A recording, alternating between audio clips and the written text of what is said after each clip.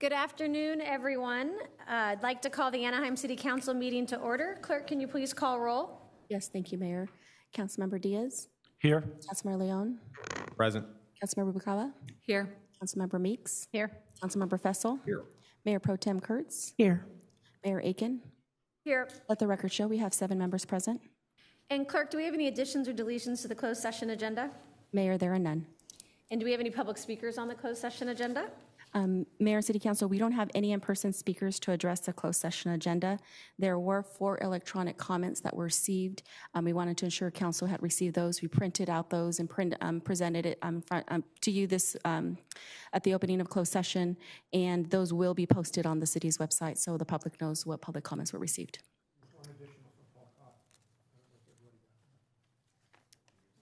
Okay. So with no in-person public comment, I'm going to close public comment on the closed session agenda, and we will recess to closed session.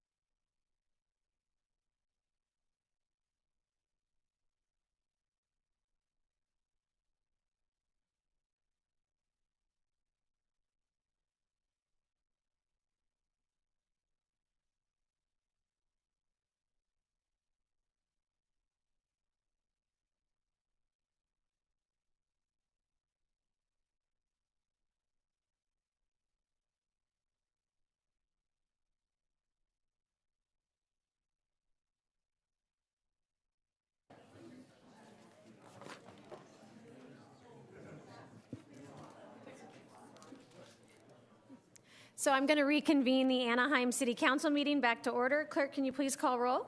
Thank you, Mayor. Councilmember Diaz. Here. Councilmember Leon. Present. Councilmember Cava. Here. Councilmember Meeks. Here. Councilmember Fessel. Here. Mayor Pro Tem Kurtz. Here. Mayor Aiken. Here. Let the record show we have 7 members present. Thank you. So the first item on the agenda is the second workshop on the proposed fiscal year 2024-2025 budget. Mr. City Manager, will you please introduce the workshop? Actually, I'm just going to kick it over to Mr. Dooku Lee, the head of our public utilities. Would you like to go first, sir? Yes, thank you, Mayor and members of the City Council. On behalf of our employees, I'm pleased to provide an overview of the Anaheim Public Utilities fiscal year 25 budget.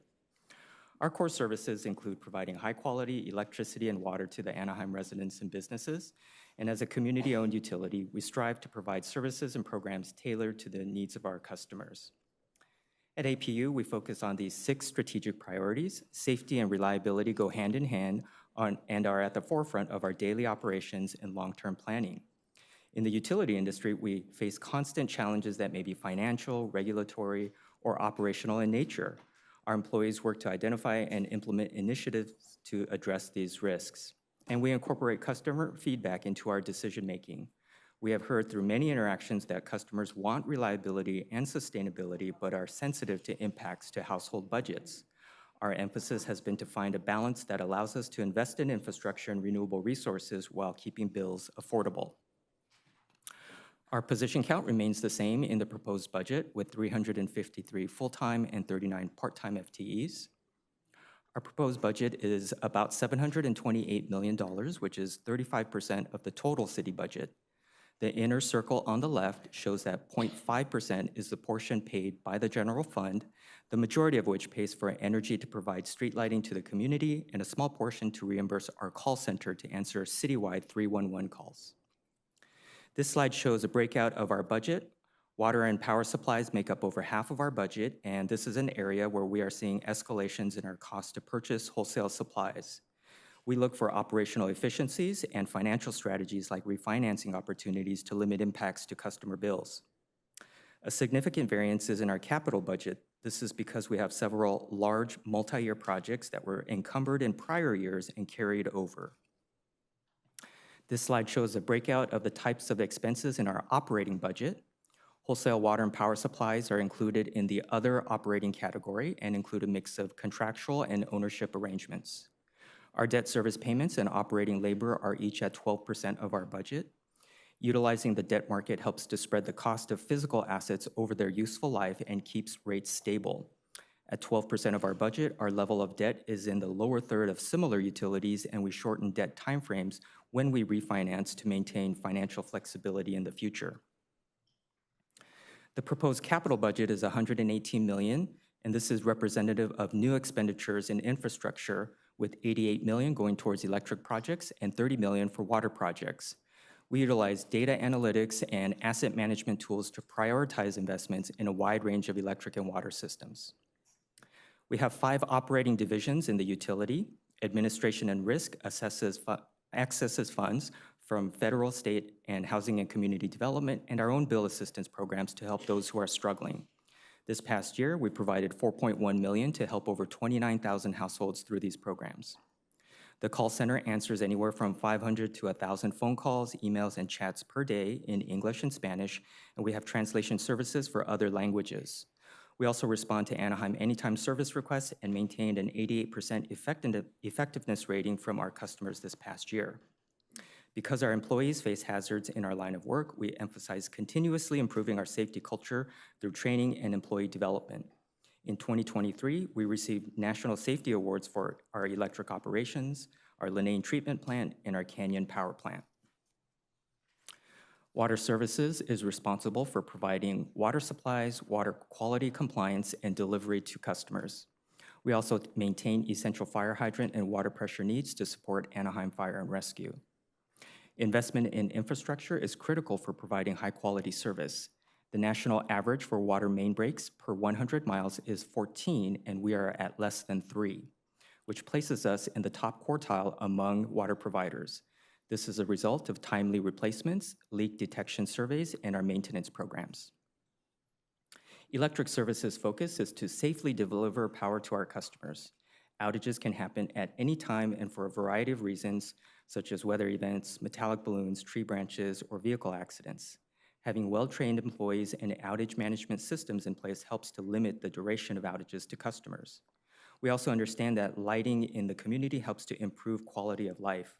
We used to average a week to make repairs, and we've gradually improved over the years and are currently averaging 1.5 days.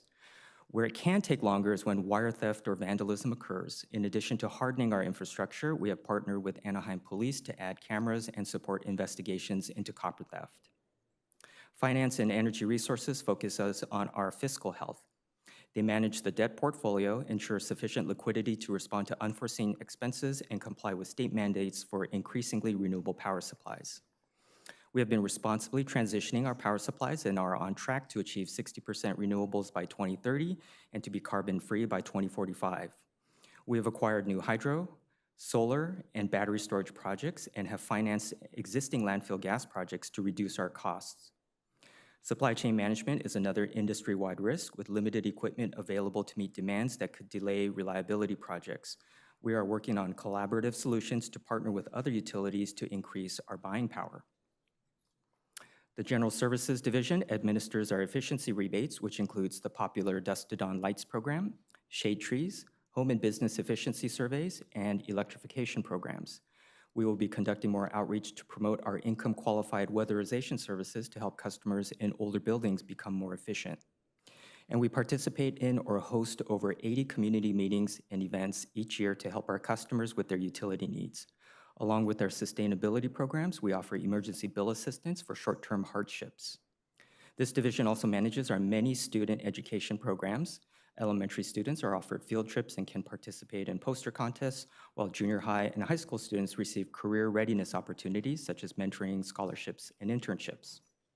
This year's highlights include enhancing our wildfire mitigation efforts with the addition of new cameras and weather stations to improve situational awareness for both Anaheim Fire and Rescue and our own grid operators.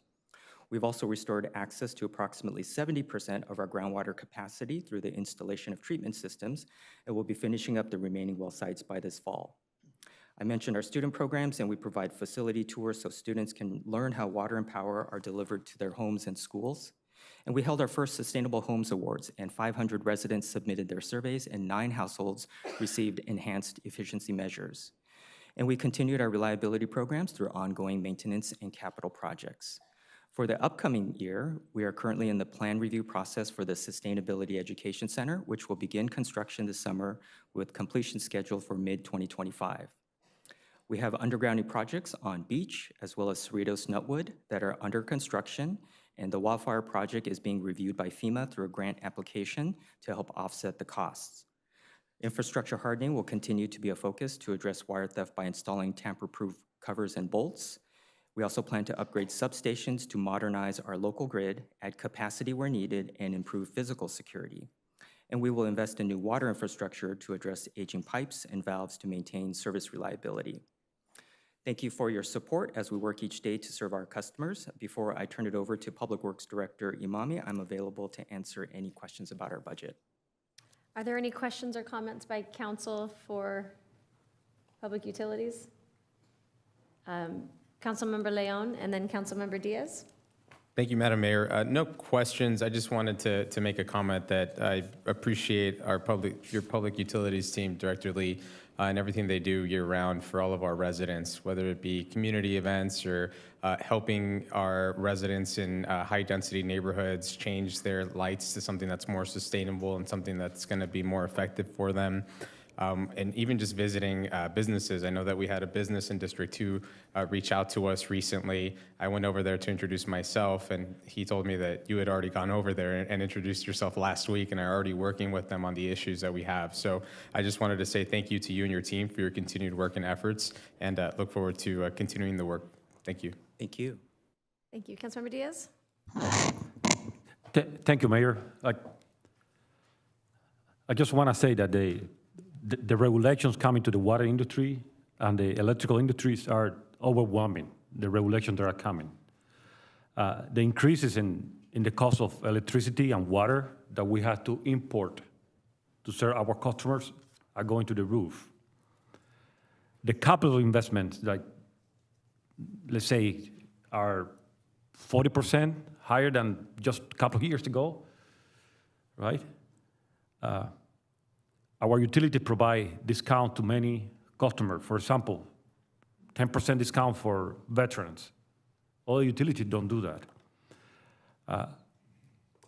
We are doing a lot of undergrounding. For example, Beach Boulevard, that's expensive, very expensive, and time-consuming.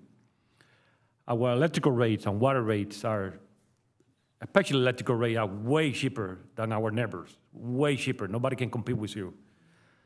So what are you doing is basically a miracle here. Everything is going up, but your rates are very stable. So I want to thank you. And for me, it's a miracle what you're doing. Thank you very much. Thank you, Mayor. Thank you. Councilmember Rubalcaba, and then Mayor Pro Tem. I also just have a comment. I want to just mention that I know everybody says the Angel Stadium is Anaheim's greatest asset. However, I do believe it's our public utilities. It is what sets us apart from every other city in not only the county of Orange, but probably the state, that we have our own water and electricity. And the fact that you have done a great job investing in the infrastructure, and I mean in digital, making everything digital. You can identify when there's an outage, and not even LA County can do that. So thank you for your leadership and making sure that the people of Anaheim are taken care of in our city. Thank you. Thank you. Also want to extend my thanks for the tremendous work that our public utilities does.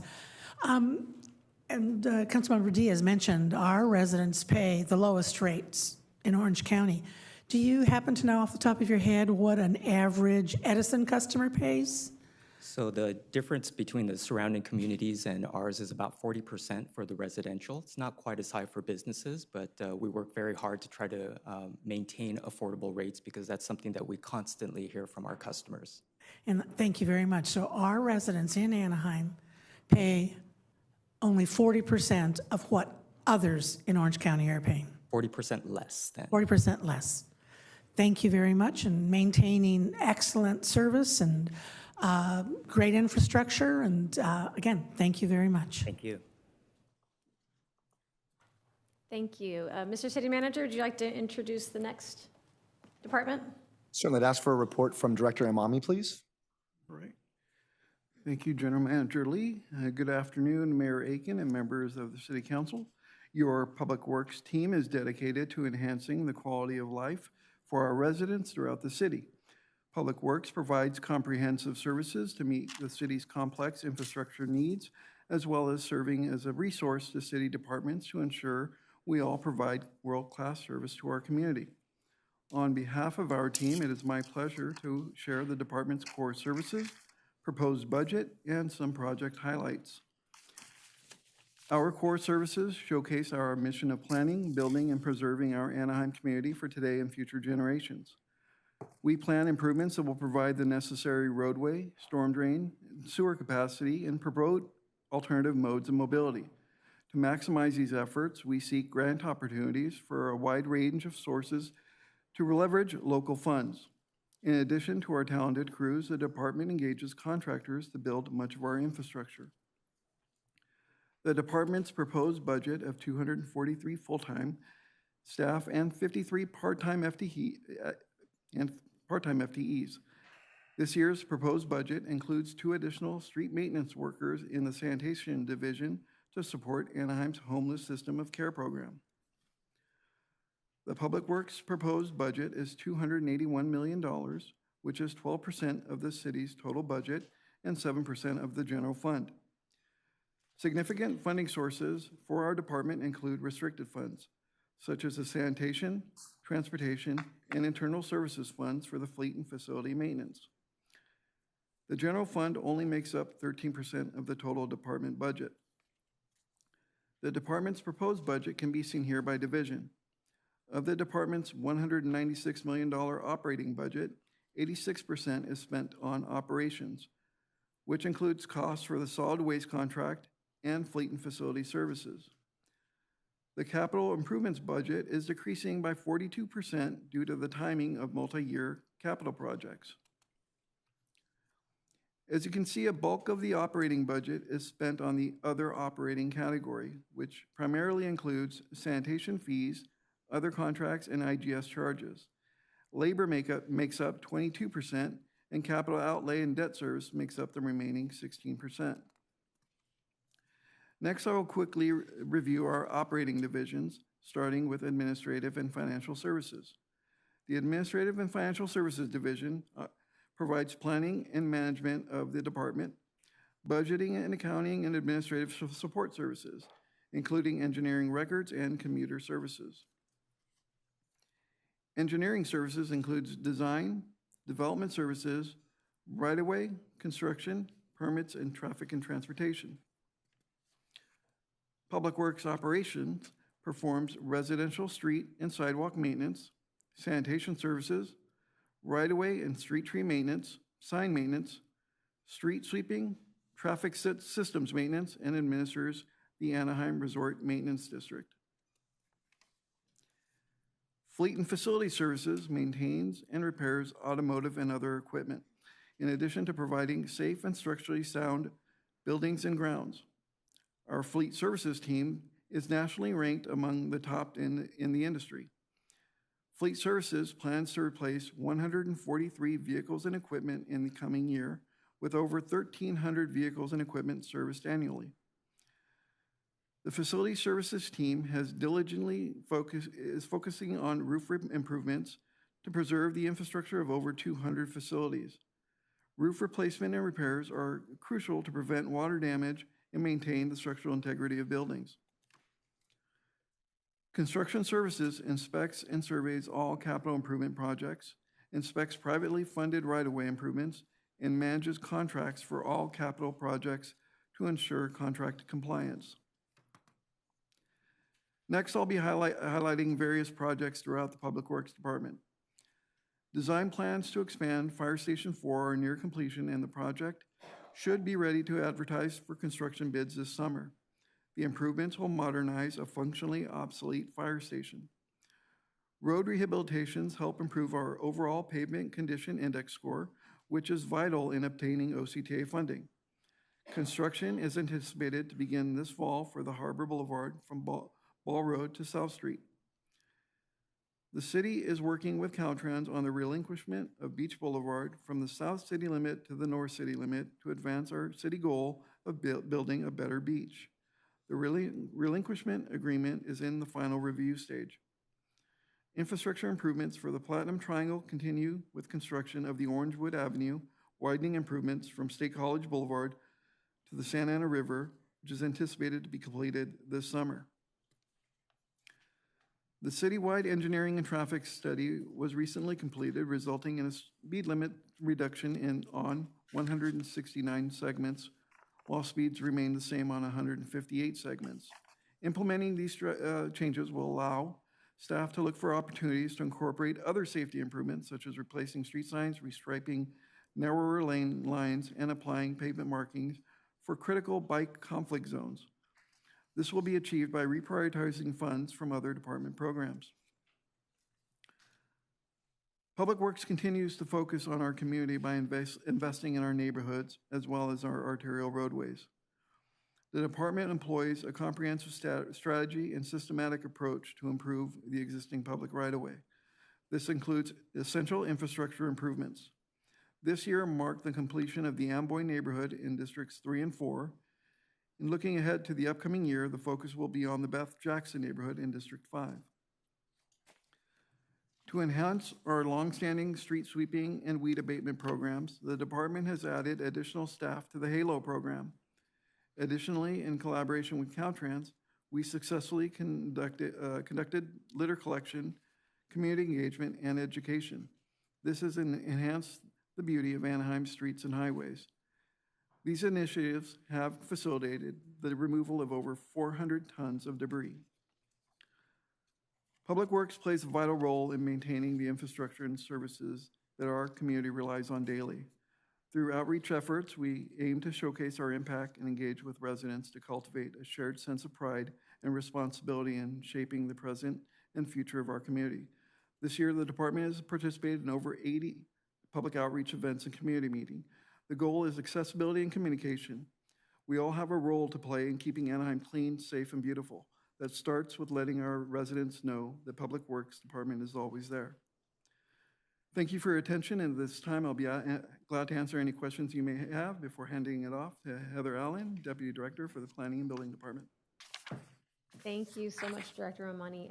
Councilmember Fussell, and then Councilmember Leon. Oops, thank you, Madam Mayor. Rudy, I just want to say thank you to you and your team. You know, I know a lot of them, which I've met over the years. Our roadways are looking better, our sidewalks are improving. I know you guys are working real hard. You push that nickel till it's about that big. I know you're very, very careful about expenditures, and when asphalt got really expensive, you had to make other plans, but you've made all of that up yet. So thanks for all the work. Our neighborhoods are looking better. Thank you. Thank you. Councilmember Leon? Thank you, Madam Mayor. I also echo my colleague in saying thank you to the Public Works team, whether it be dealing with issues with Republic or any other trash pickup, or just making sure that we're making sure that our streets are safe for our residents. As the team says, you're always there, and you really are, so we really appreciate it. I did have a question in regards to the Clean California program. Do we have a contingency plan for that? I know that funding is, state funding may be going away for that. Are we planning, at least here municipally, to continue that? Yes, we're looking through supplemental funding this year to continue that program, and we are looking to continue that in the future as well. Okay, thank you. I know that that was something that was really important in District 2. Brokers on La Palma, I think that was one of the areas that was really getting hit hard with some complaints, and I know that we were able to go in there and clean that up, so I really appreciate it. And again, just want to echo, you and your team are responsive. You're there, and we really appreciate it, so thank you. Thank you. Thank you. Councilmember Diaz? Thank you, Mayor. So I want to challenge anybody in this room. Think about when you stop at the traffic light. You stop at the traffic light, right? Look around. You're going to see trees. Well, those are maintained by Public Works. You're going to see traffic lights. That's maintained by Public Works. You're going to see cameras. Well, those are to manipulate the traffic camera, the traffic lights. So when there's nobody in one lane, the other people have priority, right? It's called traffic management. That's Public Works. You're going to see storm drains. So when it rains, well, that's Public Works. You're going to see some valves in the street. Well, manholes. Well, that's the sewer. I'm glad the sewer works. When I flush, I don't want to know where that goes, but that goes. That's Public Works. But not yet. So imagine all that, right? You stop at the traffic light. Imagine every street in the city is managed and maintained by Public Works. Every sidewalk, hundreds of miles, Public Works. Building maintenance, that includes every fire station, the police station, every community center, everything maintained by Public Works. Vehicle maintenance. Police doesn't maintain the vehicles. Fire doesn't maintain the vehicles. Public Works does that. Sewer maintenance. It's nasty, but those lines have to be clean and very often. Otherwise, they get plugged, and when you flush, that won't go anywhere. That's Public Works. Trash management. That's Public Works, and that's a nightmare with the new regulations constantly coming from Sacramento. And on top of that, is the tax dollars from gas taxes that provide the money for all of this is shrinking. So, Public Works, thank you. You're also doing a miracle here. Thank you so much. Thank you. Councilmember Rubalcaba? Thanks, Rudy. I agree. You guys are doing a great job. But I do have some questions. So recently, I've been out in my district more often, walking the neighborhoods, and a lot of residents are concerned about our tree trimming schedule. So I know that's a very costly thing for our city, but are we on a 5-year rotation for tree trimming? That's correct. Right now, we're on a 5-year cycle. What would the investment, what type of investment would we need to make to increase that from 5 to 3? Because we do have a lot of really upset residents, and thank you so much, because when I first got elected, we worked on a tree transparency website so that residents can see. It's still an issue for many people who live in District 3. Many of them feel that the trees are over onto the street and obstructing the street sweeper, and I'm not talking about private associated responsibilities, but neighborhoods that are older in the community. Yeah, if any of the trees are blocking the street sweepers, we have a separate program that'll do street sweeper clearance. Those don't wait for the cycle. It's the trees that are just for tree health. 5 years is an industry standard, so those are meeting it. If we want to do a 3-year cycle, that's certainly a policy decision where would be well above any sort of city standard. I could come up with a cost for that, and I'm not sure if, I'm sorry. How much per year? Yeah, it would be an additional $1.5 million a year if we want to increase that to a 3-year cycle. For the whole city? Yes. And then, so I'll talk to you about that offline.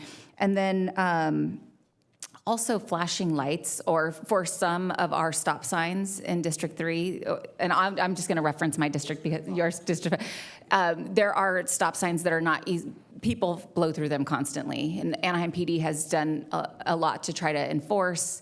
But are there ways for us to invest in some of the flashing lights or stop signs with flashing lights on them instead? Yes, again, we are limited in our funds. We just have to prioritize and where we want to invest those funds. So we're trying to, again, whether we want to invest more in bike lanes, narrowing lanes, flashing lights, traffic calming in neighborhoods. We just have to keep managing where we want to prioritize or invest more in those programs. So those are all things we can consider where we want to prioritize our investments. Okay, because a lot of these are things that are long-term, right? So like the widening of Lincoln, for example, that is something that was determined by which council years ago? Because the widening now is to add bike lanes, is that correct? No, so the widening on Lincoln is part of the build out of the master plan of arterials. So that's something that we get grants through OCTA, because that's something that was decided way back in the 50s, of what the configuration of all the streets in the counties would be. So we can apply through a grant program to pay for that. So Lincoln was a 4-lane highway, so we're building out to the master plan to add those additional 2 lanes. It's not for bike lanes, it was for those additional 2 lanes. Okay. Okay, so then just from a policy perspective, so you're saying the tree trimming schedule standard is 5 years, but if the council wanted to look at something that was more frequent, that would be a policy decision and a budget. And then for the stop signs, what would that cost if we were to look at? We could analyze that. Again, it would depend on the number of stop signs we would want to do that, where we want to do that, and we would have to be careful where we want to do that, because a lot of stop signs are in neighborhoods, and where those have been put in the past, the neighbors that live near those stop signs tend to not want those, because they see flashing red lights in their homes all night long, and that's not a great condition to live in. So, we're limited on where we could put them in. Yeah. And so. Well, I want to thank you, because I know that your team successfully put in 3 stop signs in my district off of Sycamore and Vine, which has been extremely helpful. And they have the little flags on them, but because they're new, people are not aware of them. So in that case, it would have been nice to have flashing lights, even if we're putting in new stop signs. Maybe that's something that we can consider from a policy perspective. Yeah, I mean, for like a limited time, those flags are intended to be for 6 months, just to bring awareness to a new stop sign. Flashing lights for a limited time is something we could do too. Just, again, those wouldn't be a high cost. Those are something we could absorb. But if we want to look at doing flashing lights citywide, then that would be Yeah. budgetary. I mean, I think it would be, I'd love to look at it for new stop signs now and then maybe explore some stop signs that need the flashing lights. But for example, driving through Tustin and Orange, they use a lot of the flashing lights for the stop signs, and that does make a big difference in terms of awareness, at least from, a driver's perspective. Right. So, but thank you. Thank you. Councilmember Meeks, and then Mayor Pro Tem Kurtz. Well, I'll just give a shout out to Public Works and Utilities. You guys are the core services. I mean, that you change people's lives every day, make a difference. Police and fire, absolutely important to the city, but as I used to say, they're not getting there without you guys. So, yes, thank you for the great work that you do. I know there's a lot of different priorities within the city, and I think that doing a good job making sure that the highest priorities and the safety issues get addressed. I think we need to continue to focus on our Republic Services contract over the next year and make sure that they are continuing to improve their services and meet the needs of our residents. And as unfortunate as that is, I want that contract to work so bad because it makes a difference to all of us. And if it falls apart, we still have to live with it for 7 years. So making it successful is certainly beneficial for everybody, but it sounds like you're going to have your work cut out for you, and keep pushing on that. So thanks. Thank you. Actually, I was disappointed when I saw the capital outlay budget decreasing because that means that you're either wrapping up some already paid for projects, but maybe not have as many new ones coming.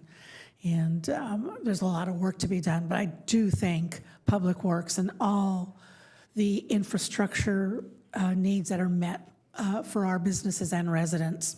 I know for the times that I've met with residents, whether it be on a walk or at mobile MFRC, Public Works has been there. And Public Works has responded to those small things that make a difference in people's lives. And I really thank you for that. I know people have complained about darkened streets. So Utilities goes out and says, well, the trees need a little trimming. Public Works is out there the next day, trimming those trees back so that our neighborhoods have more light. As we take walks, the Public Works person that's with us notices a broken sidewalk. It's fixed almost immediately. And again, you're making a difference in people's lives. I thank you for that because you're paying attention to those little things also, in addition to all the major projects. Certainly responding to and trying to explain to residents how the traffic signals work and how the stop signs should be working. Not that we can't make improvements, but your staff does take the time to talk to individual residents or to residents in neighborhoods when we have meetings. And I thank you for that because that is going above and beyond what people would expect from Public Works. So again, thank you. Thank you. I think that concludes our council comments and questions for Public Works. Thank you so much.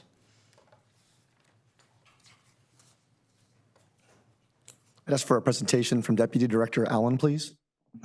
Great, thank you. And good afternoon, Mayor, City Council. Heather Allen, Deputy Director of the Planning and Building Department. It's my pleasure to present our proposed budget. So the Planning and Building Department has 3 core services: planning services, building services, and community preservation and licensing.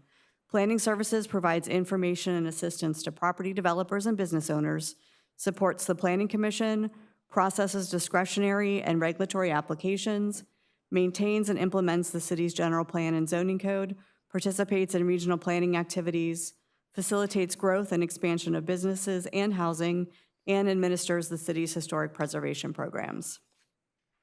Building services ensures high standards of safety and service by reviewing plans, issuing permits, and conducting inspections for both new construction and improvements to residential, commercial, and industrial structures.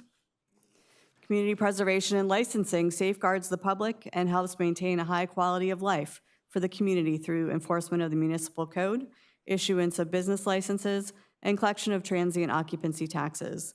The division also includes the quality rental housing program and the city's graffiti removal and animal care contracts. These services are currently provided by a team of 86 full-time positions in addition to 38 part-time employees, comprising almost 27 FTEs. The proposed budget includes 6 new full-time staff, 3 each for building services and community preservation.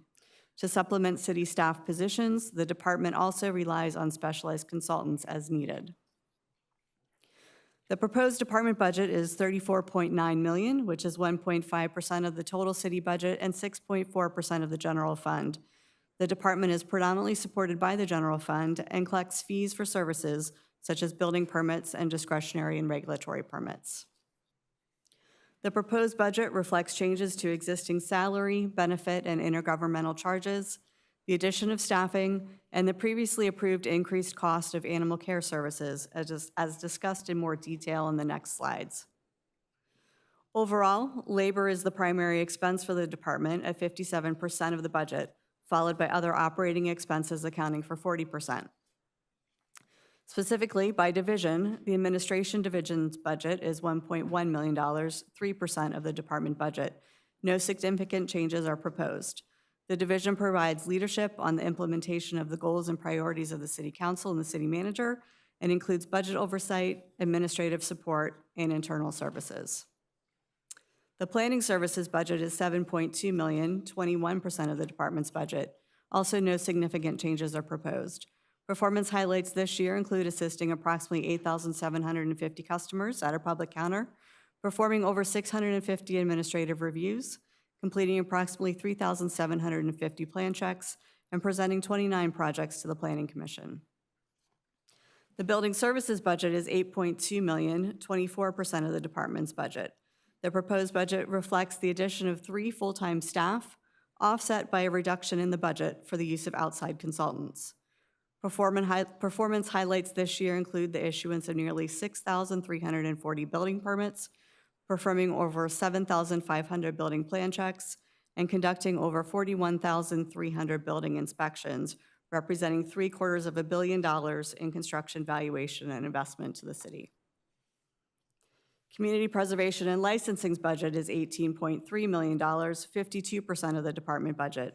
The proposed budget reflects the addition of 3 full-time code enforcement officers, as well as an increase in the contractual animal care service costs previously approved by this council.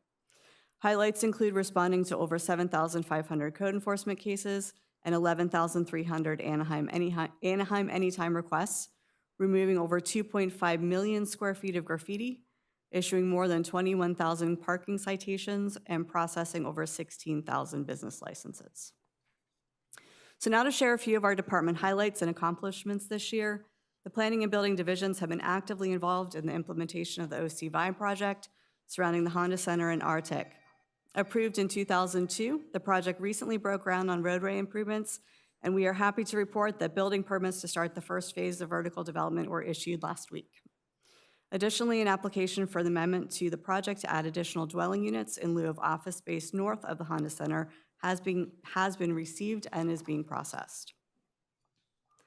The Planning Division led the city's technical review and processing of the Disneyland Forward project.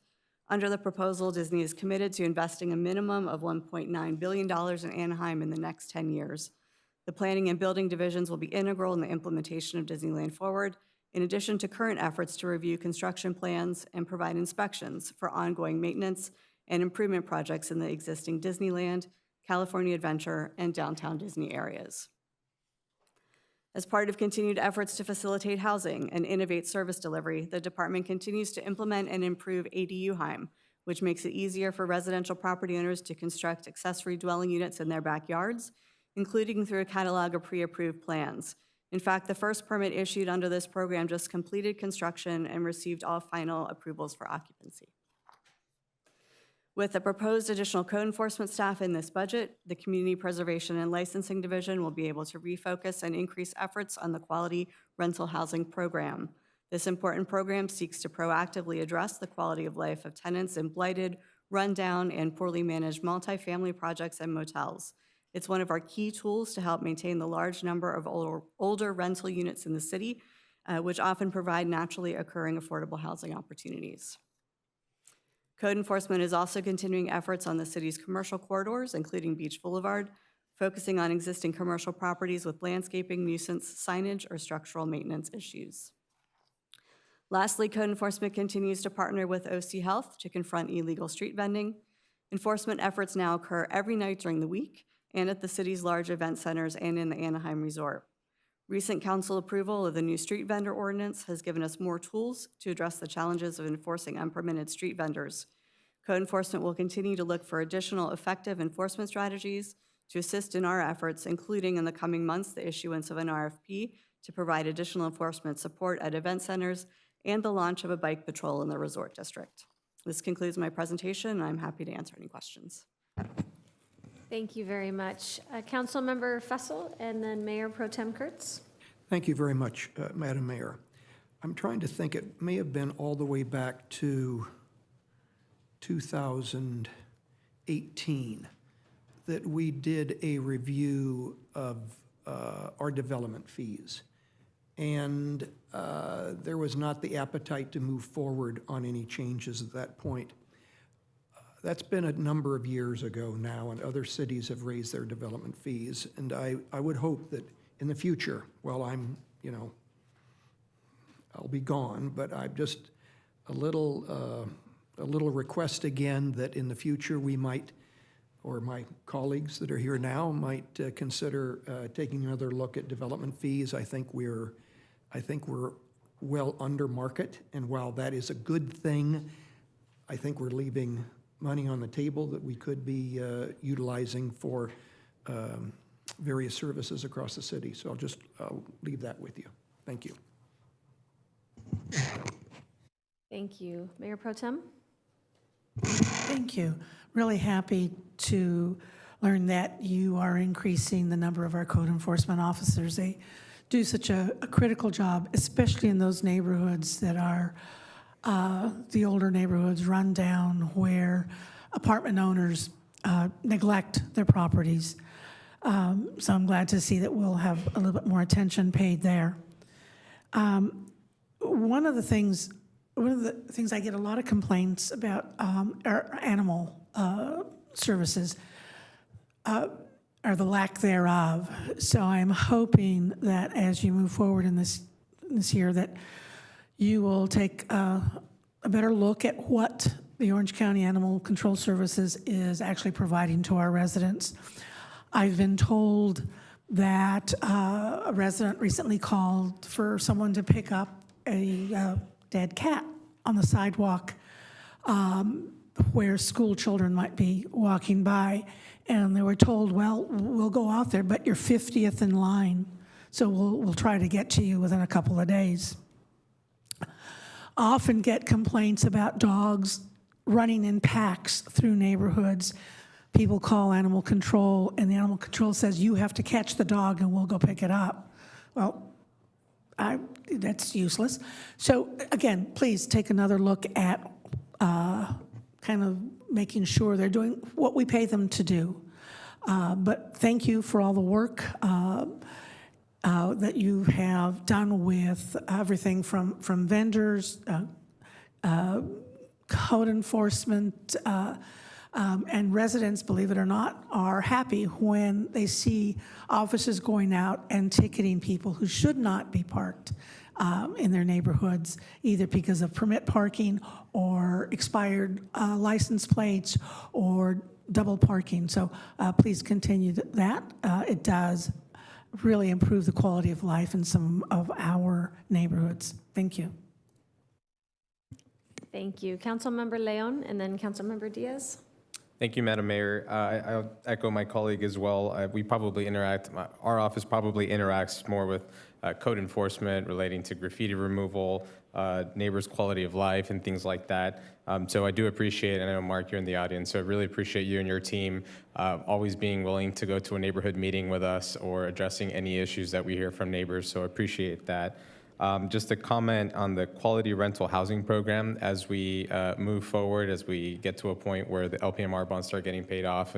I would like to see us increase funding for that so that we can be more proactive throughout the city. I think my understanding is, and maybe you can correct me if I'm wrong, that it's similar to the tree trimming, that it's kind of, we cycle across the city because, yes, mindful that it's a lot of ground to cover. But if there's in the future, if there's a way that we can get to a point where it's more proactive and we could cover more ground quicker rather than just every few years, I think that's something that we should really look into. So thank you again. Thank you, Mayor. Building. So building does the review plans, issue permits, and do inspections. And I know, talking to the department, that it's an effort to expedite and make things simple for the applicants. And this is another place where the regulations coming from Sacramento are overwhelming. But on top of that, the department is working on expediting the review process and the issue of permits and the inspections, improve the quality and the timing. Echoing my colleague from District 2, the quality rental housing program, I have seen landlords changing their behavior because this program. This is an amazing program. I have seen them changing the plumbing, the heating, improving the quality of life. So I would see this program continue and improving too. Code enforcement. Code enforcement is essential for the city and for the residents. I want to continue making these code enforcements better every day. It's important.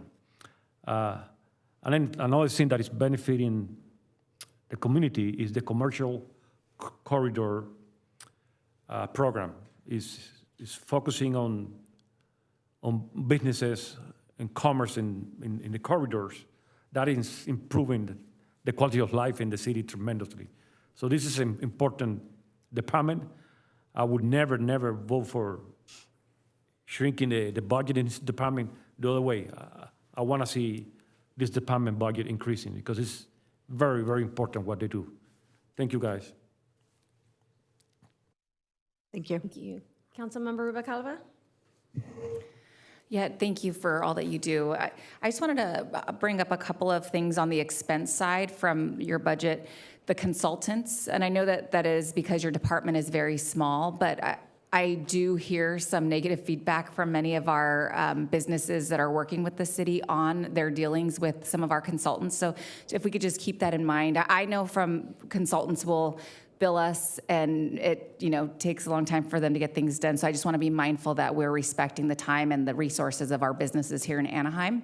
So if that's something that you can kind of keep a watch on, I'll be looking at it when it comes through on the consent calendar for approval.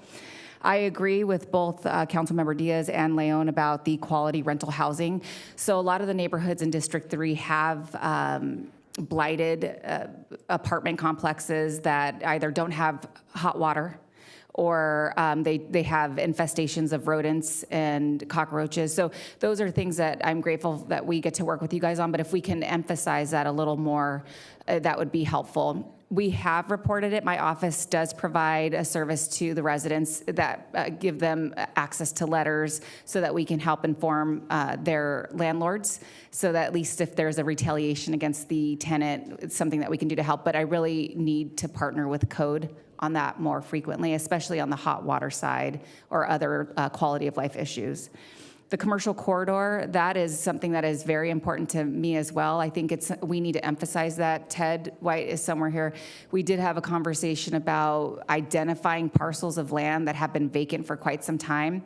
We do fine our residents when they don't have their house painted, and I think we need to look closer at some of our parcels that are not being used for commercial use. And one of them is not in my district, is either in Councilmember Fessel or Councilmember Kurtz, but the old Luigi's that's right across the street from Albertsons is a prime example of underutilized properties that we should probably stay on top of and find these property owners if that is the case. So that's something I want to put on your radar from a budget perspective. And then the street vendors. So I want to thank you guys for not only doing more enforcement, but also working with council, because the only way that we can help on the policy side is if we know what you need. So earlier this year, when we were able to help provide more resources on the enforcement side, but if we can just stay on top of that, it looks like things are getting better. I haven't seen as many pop-up taco stands and stuff like that, but just I think we want to make sure that that is an emphasis for the budget and code. So that concludes my comments. Thank you, council member. Thank you to the three of you, and please extend our thanks and gratitude to your staff and employees for all their hard work. Mr. City Manager, can I turn it over to you to continue the workshop? I'd ask for our next presentation from Director Ramirez, please.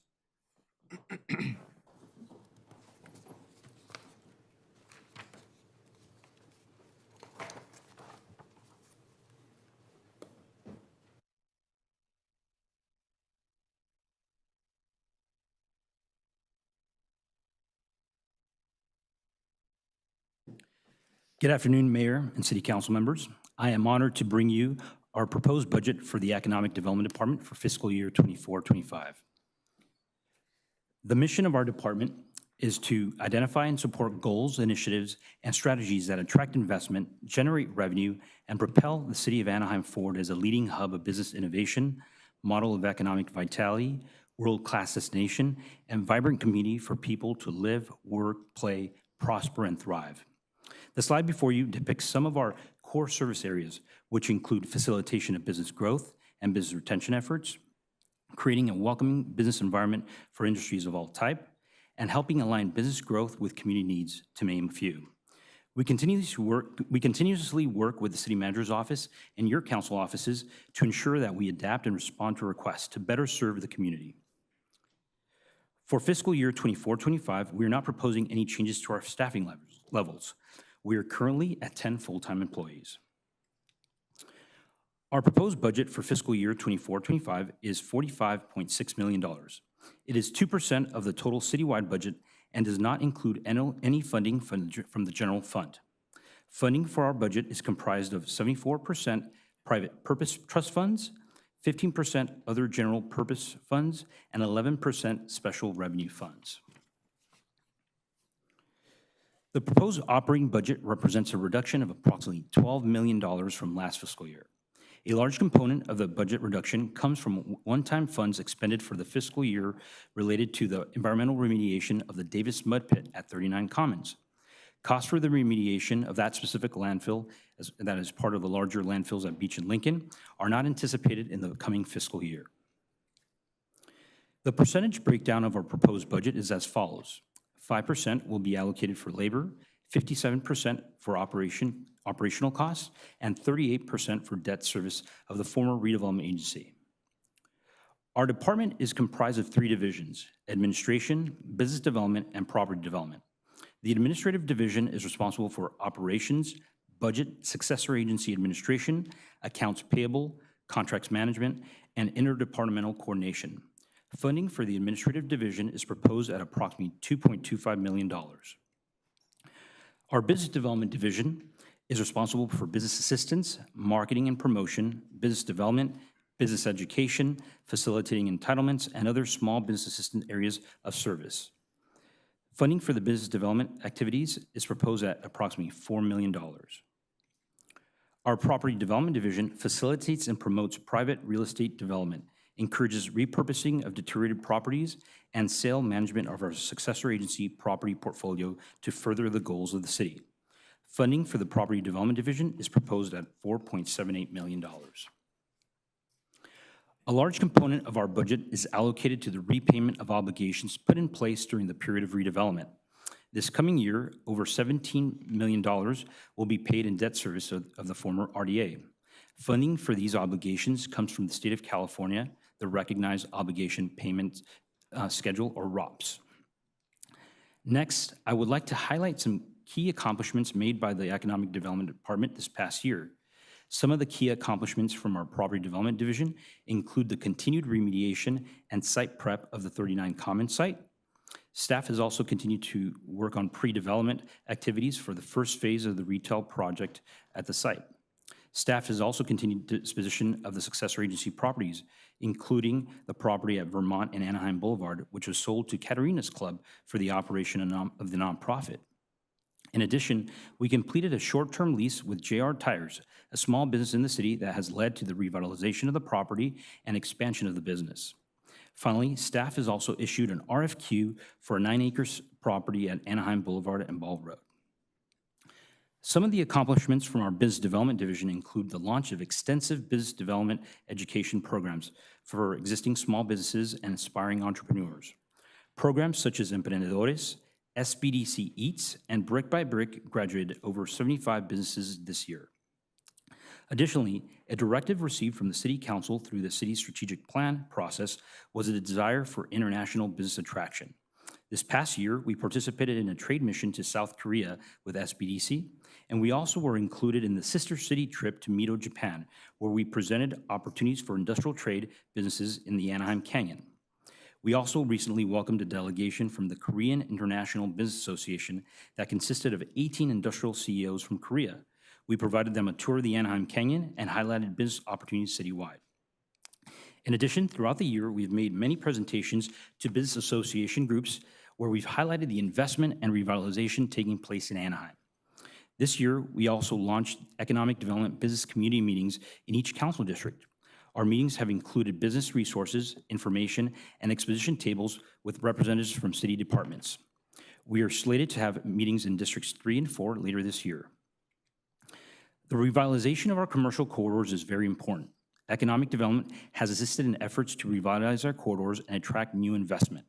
We have spearheaded the Rebuild Beach City team meetings. Along with all city departments, we're working to bring transformative change to Beach Boulevard. We've assisted with establishment of the Little Arabia District and Corridor Study that engage public input to identify both near-term and long-term objectives. We are currently implementing a signage program and banner program for the district. We're working with the city manager's office to help secure federal funding for public works for landscape medians in the corridor. Another of our important corridors is the Anaheim Canyon. It's a major job center. This year, we've focused on stakeholder engagement and promotion of the area. In the Center City corridor here in downtown, we've implemented a new parking guidance system to help alleviate parking impacts to adjacent residential neighborhoods.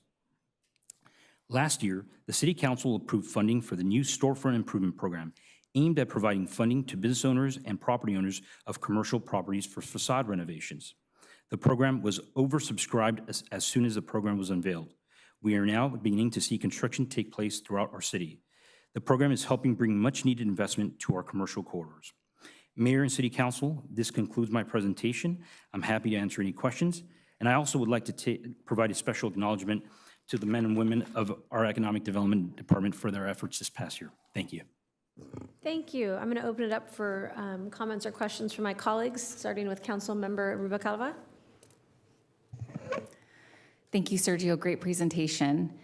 I just want to also mention a couple of things. So thank you for the facade improvements. I saw that you did include Pollo Fino, but that is a project that is in my district, and I'm grateful that they were able to take advantage of that program. I was not a supporter of the program initially, but it has grown on me, so thank you. Glad to hear that.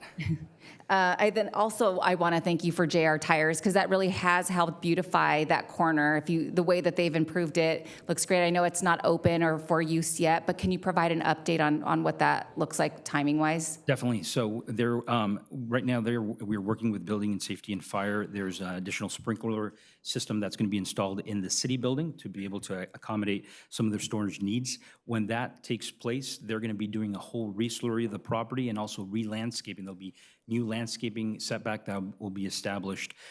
So it's actually, we're working with Fire and Building Safety, and I think we're close. But I think as you mentioned, it actually looks a lot better. Mr. Rivera has painted the buildings, and they actually looks really good. Like yourself, I had some thoughts about JR Tires, the renovation of that property. But he actually, you know what? it's actually a great humbling experience that where, you know what, it's actually his expansion of what's happening with that business is actually a lesson learned. So that one, Thank you. definitely, yes. And thank you for being open-minded about it, because I know it was a long road for us to get there, but it is on a major corner, and we do have a lot of new housing going up in the area, so it has helped beautify. And the fact that we had a small business owner who wanted to stay and scale in Anaheim instead of leaving, thank you for working with him on that. And then I also just wanted to highlight the parking solutions that you've been trying to help us with in the Center Street area in downtown, with businesses that are continuing to grow, which is good for District 3, but it does have a negative impact on the neighborhoods because parking is a quality of life issue. But thank you for looking at solutions, not only the signage, but also potentially looking to acquire areas where we might be able to have additional parking for some of these businesses so that it doesn't go into the neighborhoods. One question I do have, though, on the business development, page 60, the retention and attraction. Can you share some additional detail on what is included in your market and promote businesses in the city of Anaheim? How are you doing that? Definitely. So we have established advertising.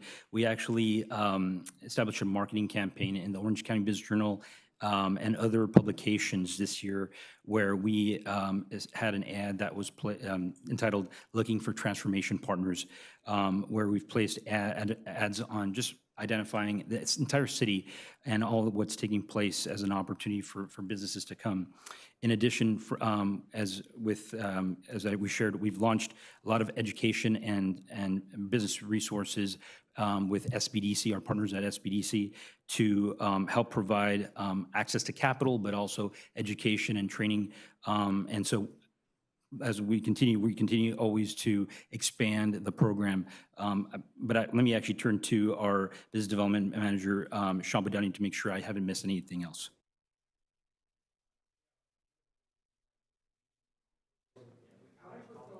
No, so I think we also have actually launched the district meetings, which we're taking, going out and making sure that we're providing all the different resources to businesses. Anything else, Sean? Yeah, good afternoon. Yeah, doing all the business outreach meetings to all the different districts. In addition, we've been utilizing our business license database to do outreach to all the emails there, doing the programs. As Sergio mentioned, when we did the storefront improvement program, we sent out over 7,000 emails to all the businesses, and within 2 days, we were oversubscribed.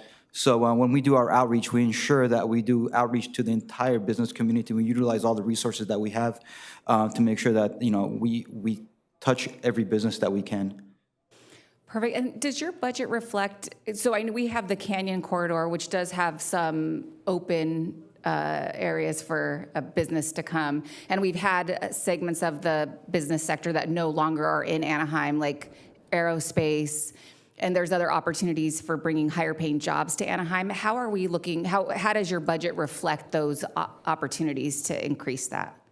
Again, with marketing and promotion, ultimately what we're doing, as I mentioned in the Canyon, a lot of stakeholder engagement. We're working with the brokerage community to make sure that whenever there are vacancies, sometimes what the real estate community will try to do is put in kind of the easiest transaction that can be put together, which is sometimes, especially in this current market, logistics, where it's trucks and movement of goods. We are trying to push to make sure that property owners, business owners bring jobs and employment centers to Anaheim. And so I think it's just developing those relationships by being able just to market the Canyon as a destination, as a place. The biggest thing, as we've talked to folks in the industry, they don't really know about the Canyon. And actually that's, I think, what in this current budget, we're placing some money to be able to market the Canyon, but also and the entire city of Anaheim. But I think the Canyon presents the biggest opportunity. As you mentioned, there's a lot of vacancies there that we want to make sure that get filled with job centers and manufacturing, high-paying jobs. Yeah, because manufacturing brings revenue through utility as well, so that would be great. And then last question. So you mentioned SBDC and some of the the programs that you have. Have you looked into, I know we talked about this last year, but looked into capital for small businesses from a retention perspective?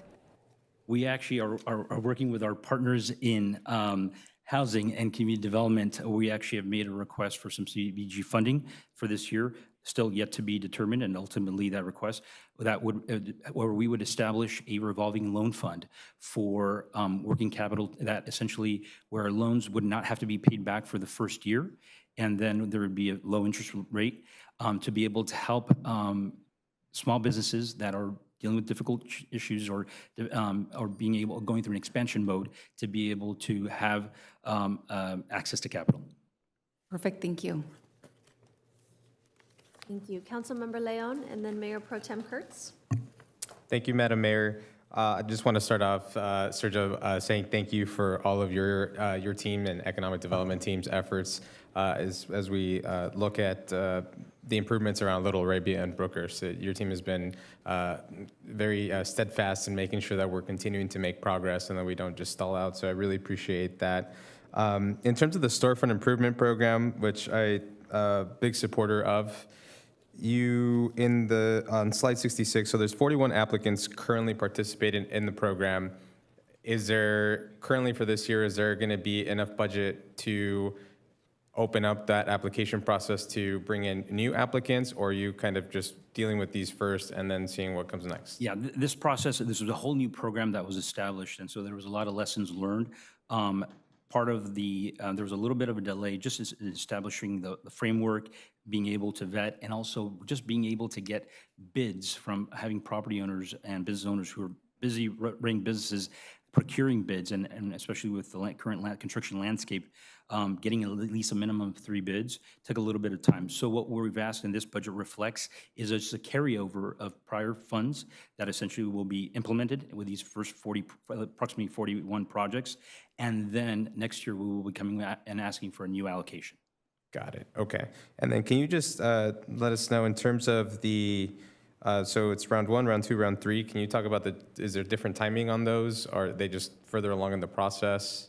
No, just further along in the process based on the phasing. The phase 3 essentially were some of the applicants that were actually identified as standby, and as people fell off or did not follow up and were disqualified through that process, a new round of applicants were brought in from the waiting list into, and there was funds made available to them. Do you know how many folks are on the wait list right now? Oh, yeah. It's, I think we had over 200 applicants, and we're working with about 40. So quite a bit. And it ranges from everything from shopping centers that we are, working with property owners to completely renovate all of maybe the 10 tenants to a single storefront. I think Portofino was mentioned, which is there's 4 storefronts that are being renovated. So everything ranges from $10,000 allocation to up to $100,000. Got it. Okay. Thank you. Mayor Pro Tem. Thank you. I too am a huge supporter of the storefront improvement program. In some of our neighborhoods, it really makes a huge, or will make a huge improvement, and I look forward to you having some projects in District 4. I also want to thank you for being creative in reaching out to other agencies, SBDC as an example, to provide our residents and those interested in potentially starting a business in Anaheim, to bring training to them so that they know how to get started. And I know you've had great success for people attending those sessions. Some of us thought that you'd offer it and nobody would show up, and the one I thought no one would show up at, 60 people showed up. So I thank you for having the courage, for you and the rest of your team for having the courage to move forward with that. And also want to say thank you for your department not doing one thing at a time. You're working Beach Boulevard, you're working Brookhurst, you're already starting to work on for state college improvements, all the while working in the canyon. You've only got a team of 10. You're working hard, and I really appreciate that because you are continuing to move. Thank you. Thank you. Councilmember Diaz. Thank you, Mayor. Business development, this is our newest department, and this is not to make the government bigger, but this is the classic say of you need to spend money to make money. in this case is you need to spend money to generate tax dollars, which in kind gets invested in the community. Business attraction, that's essential, something that we never did before. By the way, this is the creation of our city manager. He had that idea, and we support it because it generates a tax dollar that we are benefit the city. This department promotes the city investors. It's a lot of money, even outside the United States, that are looking for places to invest their money. This department does that. It helps business to relocate here, guide them to the process. You have been essential in the 39 commons. For example, 150 tons of mud have been removed. Picture that, 150 tons of mud have been removed. Yeah, we wanted that project to move forward and faster, but there's no way around. The contamination is there, and we need to spend the money, and it's slow, but progress is made. Rebuild Beach Boulevard, and then when we learn how to deal with Beach Boulevard, now we are applying that to the rest of the corridors. The parents learning on that. That's amazing what you're doing. My favorite is the storefront improvement program. Few projects in the city benefit the community as much as this. This is amazing. The transformation that a community could have by just transforming the storefront of the shopping center. Sergio, I want to continue to look into empty buildings. Nothing is good about empty building. That's a magnet for illegal activities. So I want to keep concentrating on that. And in the future, I want to keep funding the storefront program. That's essential for the city. Thank you, Mayor. Thank you. And I think that concludes our questions and comments. Thank you very much, Mr. Ramirez, for your report. Mr. City Manager? Ask for a presentation from Director Stepter, please. Good afternoon. Thank you for the opportunity to present the budget for the Housing and Community Development Department. The primary mission of the department is to serve as a catalyst to advance equitable, vibrant neighborhoods in Anaheim. We accomplish our mission by effectively utilizing and leveraging local, state, and federal resources. Our core work involves administration of community support programs such as our workforce development and community development block grant programs, neighborhood revitalization, which includes the development of quality, affordable housing and our efforts to repurpose nuisance motel properties, and management of the Anaheim system of care to address homelessness.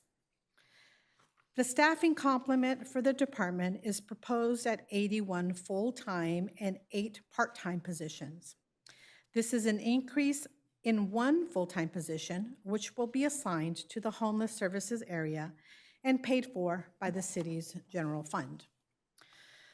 The department's budget is just shy of $216 million and is 9.3% of the city's overall budget. 11% of the department budget, or just slightly over $24 million, is coming from the general fund. The general fund allocation consists of grants awarded to the city but subsequently transferred to HCD for oversight, funds needed to support the ongoing operation of Anaheim's 325-bed shelter, and $1.2 million to support 4 positions assigned to the homeless management unit. Overall, HCD funding is down by about 6%. The 25% reduction in the administrative section is the result of a reallocation of staff time to other sections of the departments and not a reduction of personnel. The 21% change to our workforce development budget is due to reductions in state grants, and the 22% change in homeless services grants is directly related to the expiration of several COVID-19 related grants. As illustrated, as illustrated, the majority of funds available to HCD are used directly for services and programs. Our labor cost represents just 7% of the department budget, and 3%, shown here as capital outlay, is primarily construction activities related to the Store One project. Our administration section is the smallest section of the department and consists of our fiscal team, executive management, and related support staff. The workforce services team is staffed by 12 full-time employees. The total budget for this section is $5.1 million, of which $3.2 is used for services for job seekers and businesses alike. A key determinant of funding for our workforce program is the local unemployment rate, which has remained low at 4% or less. Last year, the new Californians for All Work program brought $4.8 million to Anaheim. A second round of funding, albeit much smaller at $600,000, is anticipated in the upcoming year. Combined, the low unemployment rate and the reduction of the California for All program accounts for the funding reduction in our workforce development program. The lion's share of the HCD budget is allocated to the provision of housing, inclusive of both our Section 8 rental subsidy program and our affordable housing development activities. The Housing Authority budget includes over $113 million in spending for Section 8 rental assistance payments, which go directly to private landlords, and another $35 million to support our ongoing efforts to build more affordable units in Anaheim. There is a 40% change in our capital outlay projections. The department had previously anticipated the availability of permanent local housing allocation funds. However, these funds will not be available until the city has a state-approved housing element. A budget of $45.2 million is proposed in the Homeless Services and Grants section. Our grants team manages a variety of funds, including all of our federal entitlement programs, homeless assistance grants, and special one-time funding. You may note a reduction of 21% or $11 million in this section. This change is a result of fluctuations in grants, with several expiring and other new sources coming in. Moving on to accomplishments this past year. HCD staff could be found in all parts of the city, fostering partnerships and ensuring that the community remains aware of available resources. Information about our workforce development opportunities, our homeless services, as well as housing options were provided at multiple venues throughout the entire year.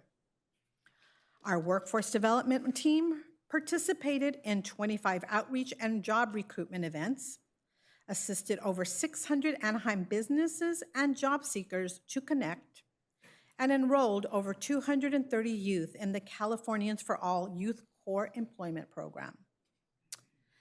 This year, one of our more flexible and reliable federal grants had a major birthday. The Community Development Block Grant turned 50. Our current allocation of CDBG funds is just over $4 million and is used to support critical city partners and projects. Combined, the city's grant resources has served over 39,000 people in Anaheim. Examples of the services that have been provided include case management, home repair assistance, short-term rental assistance, eviction prevention, and fair housing counseling. Under homeless initiatives, we continued our effective administration of over $40 million in local, state, and federal funds to support a variety of initiatives. We also secured $17 million in new grant funds. We maintained and expanded important partnerships, such as our growing relationship with Cal Optima, which has resulted in million to support programs and housing developments in Anaheim. And our homeless system of care continued to lead the way. In partnership with Love Anaheim, we assisted 74 individuals to access shelter during the most cold and rainy days of this calendar year. Our Section 8 program continues to be a significant resource in the provision of affordable housing. We've assisted over 6,200 households with rental subsidies. This includes over 100 veterans and over 3,000 seniors. This program is also an essential tool in our homeless prevention and intervention strategy. The department is particularly proud of our continued work to advance the larger city vision to revitalize Beach Boulevard. This past year, we were able to demolish one more hotel on Beach Boulevard, the Anaheim Lodge, bringing us closer to the vision of replacing defunct nuisance motels with thriving mixed-income communities. And later this evening, we are requesting your authority to enter into a purchase and sale agreement for the acquisition of the Rainbow Inn Motel. And this upcoming year, the community will likely see even more progress.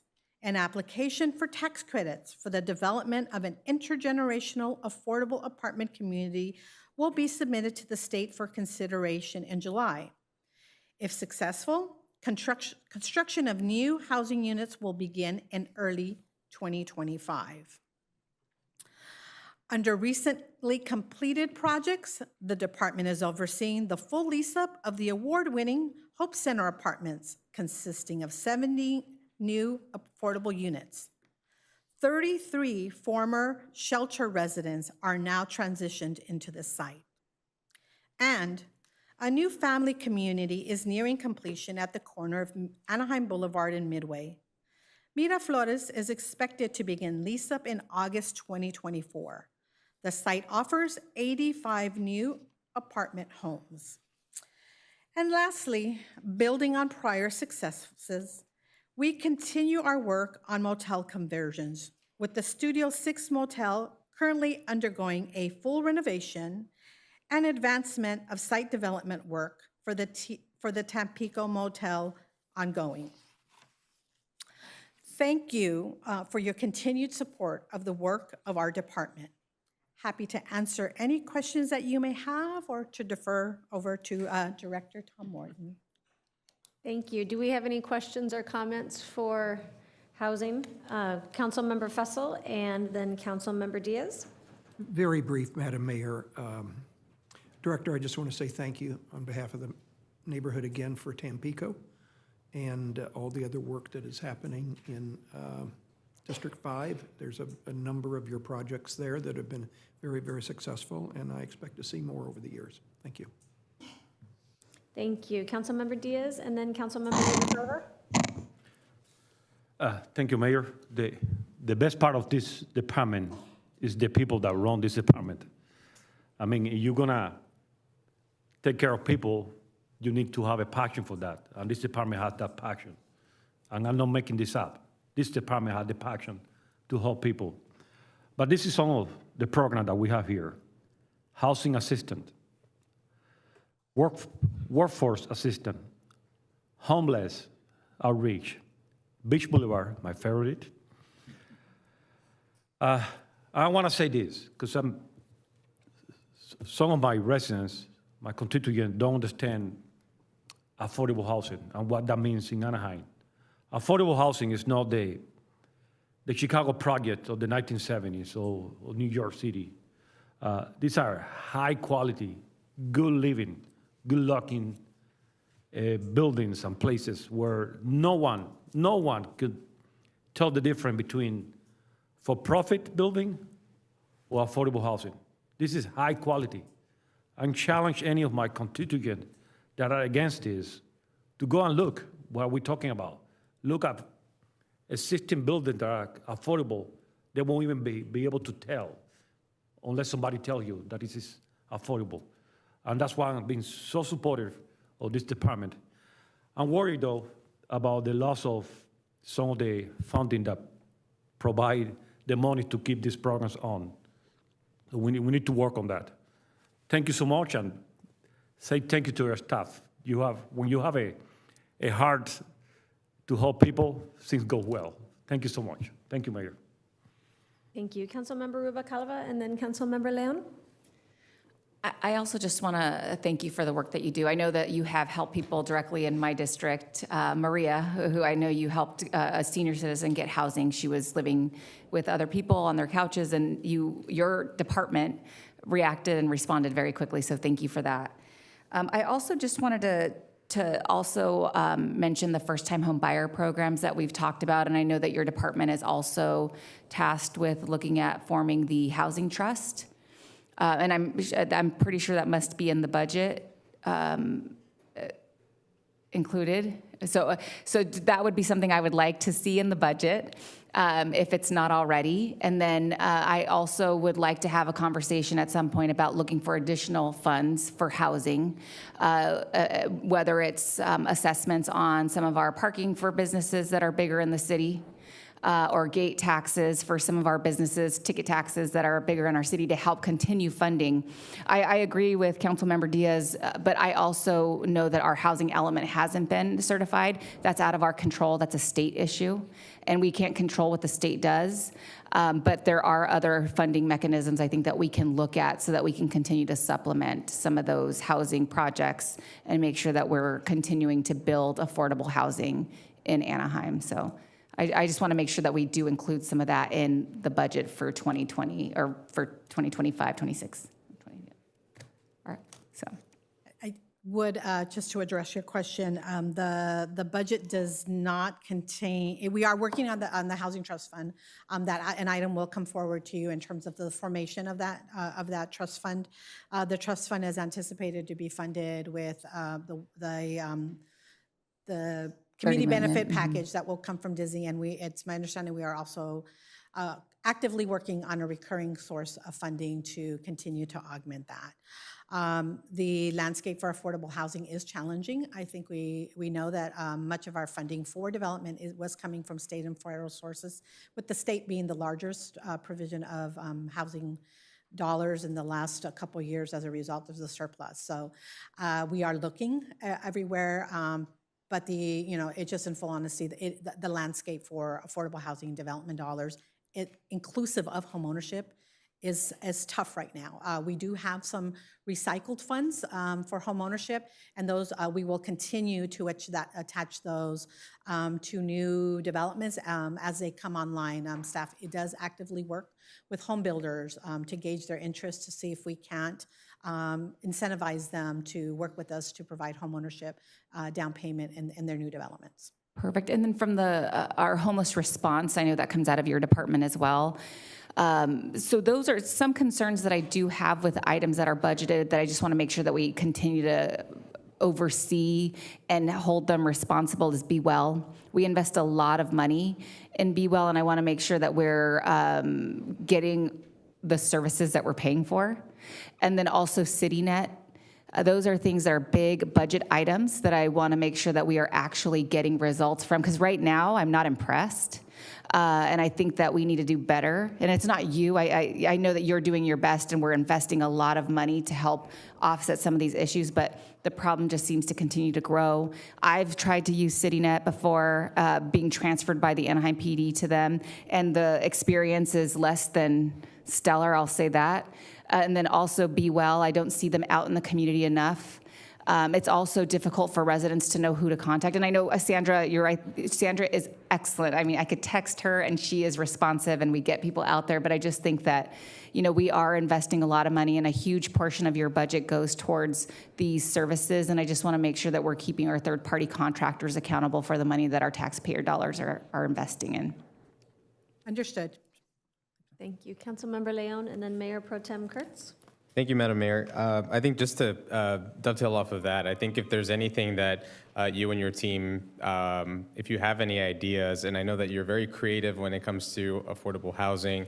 I know that the Deputy Director Lozo is very creative in working with our different partners and organizations that are responsible for a lot of areas in regards to homelessness. But if there's anything that you think we should be doing differently, I think that's something that we would like to know.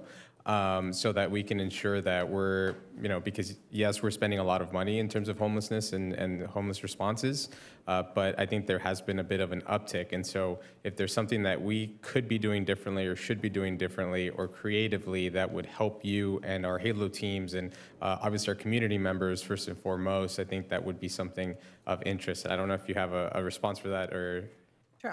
I'll take the opportunity to share with you a lot of the behind-the-scenes work. Our department has been working very actively. There is an intercity team that works on these issues extensively. I think with the advent of the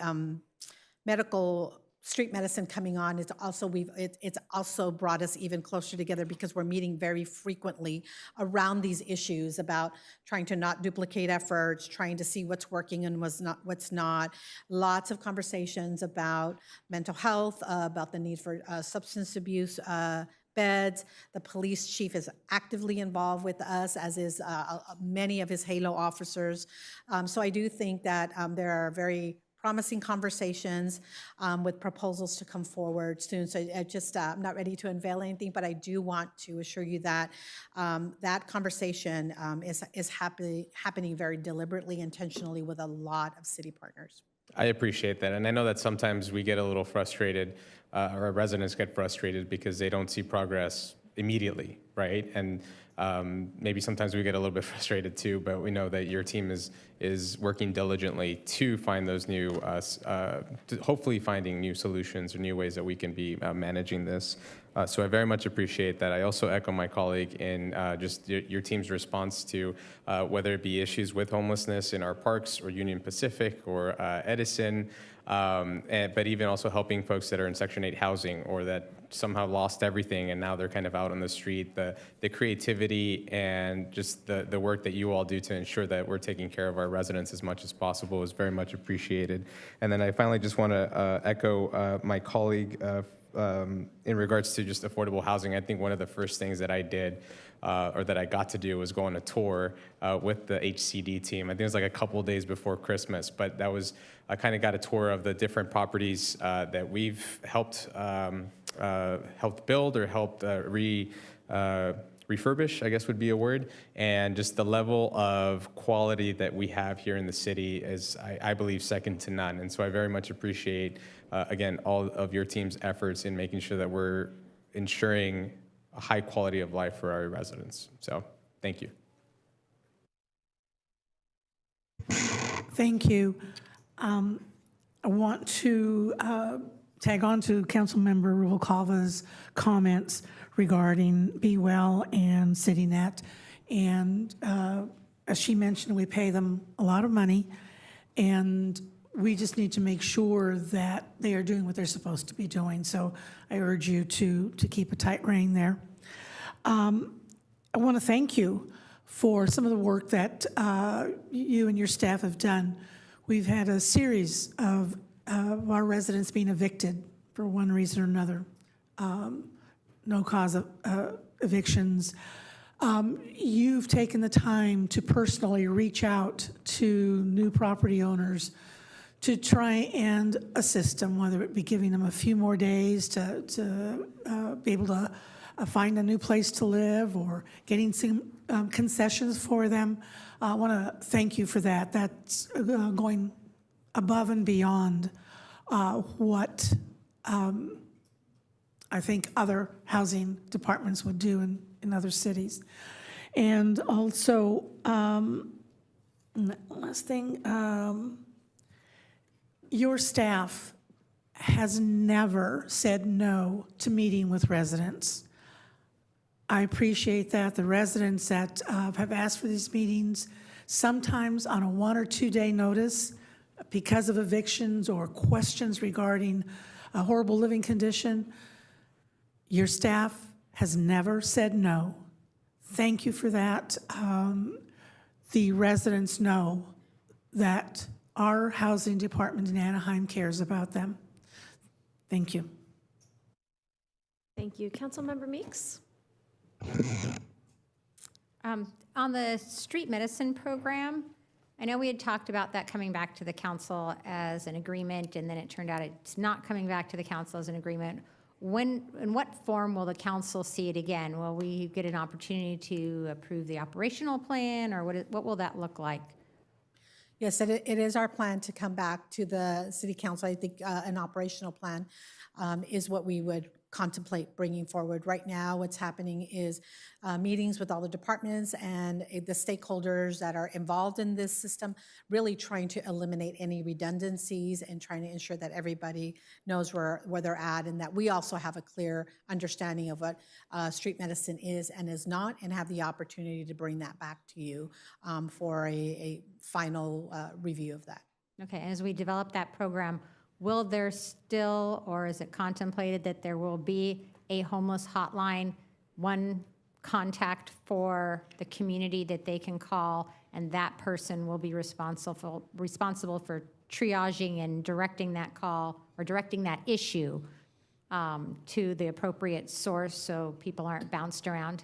Yes, we are still working on that, and I think a key distinction between street medicine and our outreach teams is street medicine is intended to be proactive. That means folks will be enrolled and they will have a primary care provider, and once they're enrolled, that serves as basically their doctor or their care team.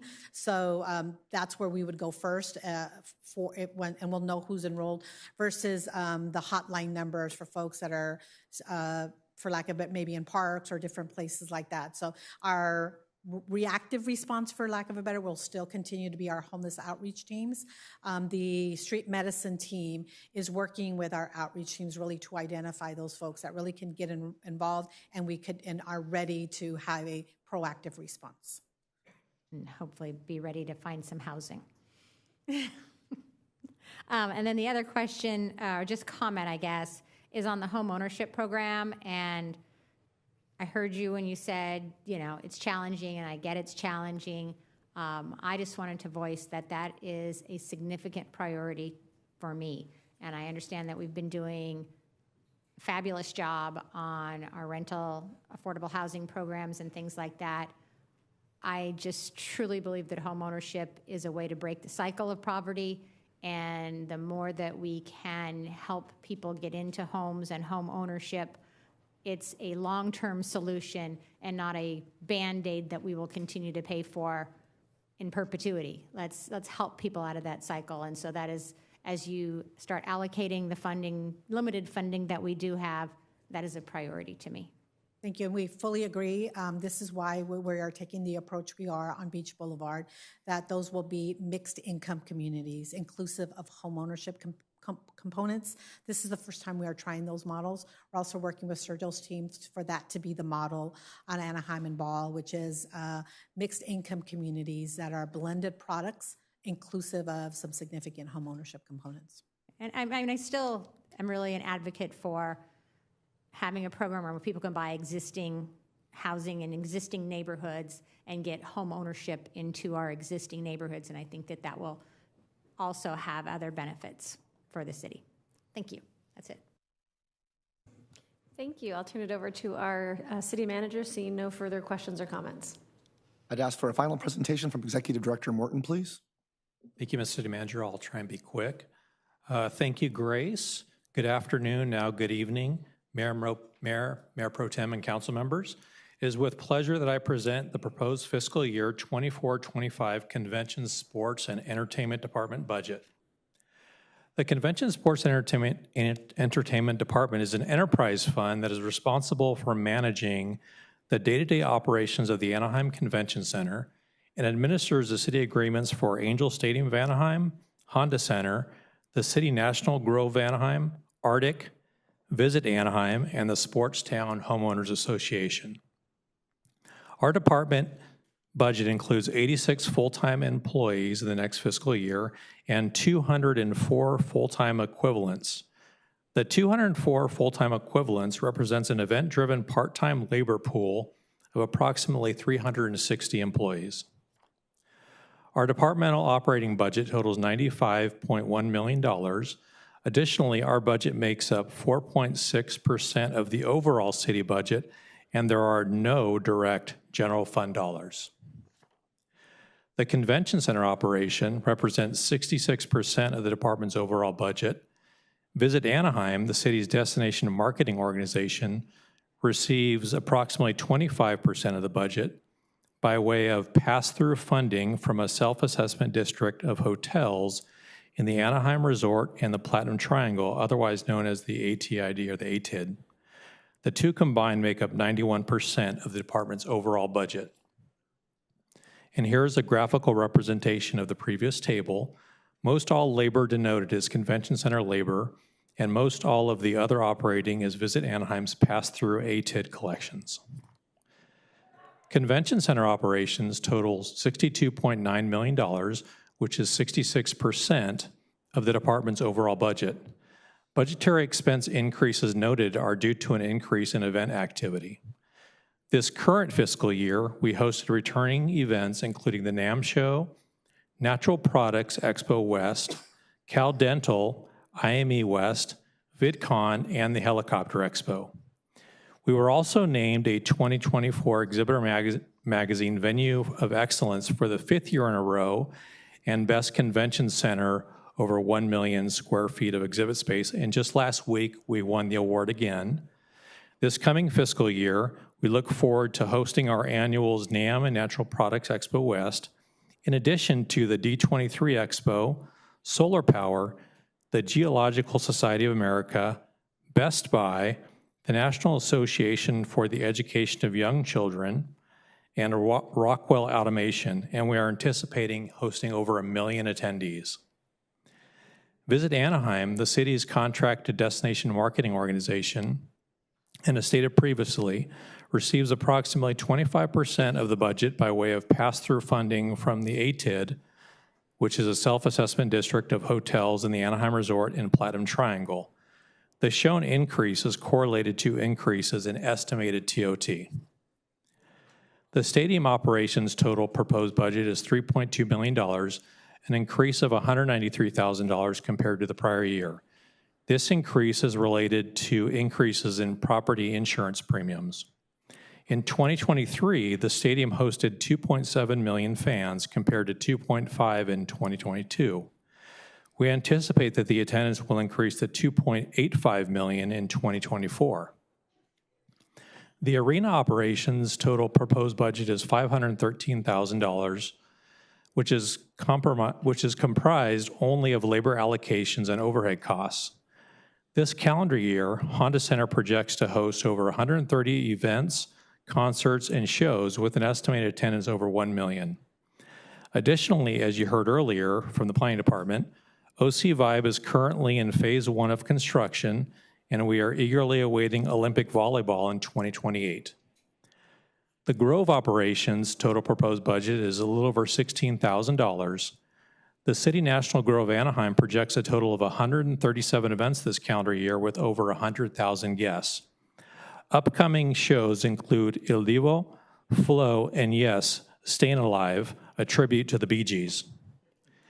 And finally, as quick background, Arctic opened in 2014. And after a few years of city management, in 2018, we partnered with ATCM, a subsidiary of H&S Ventures, to provide day-to-day management and to cover any operating loss up to $2.5 million per operating year. Additionally, if the operation is able to generate a profit, the city will receive 60% of those proceeds. One significant Arctic note in the 24-25 fiscal year will be the final year of Arctic land acquisition payments, after which Public Works will have additional M2 funds for various projects. Finally, we did include a few capital projects for this coming fiscal year. These projects are proposed for the convention center operation and focus on enhancing our efficiency, safety, and sustainability of our infrastructure. The projects include mechanical system replacements, vertical transportation improvements, elevators and escalators, lighting and door access, roofing repairs, and parking garage repairs.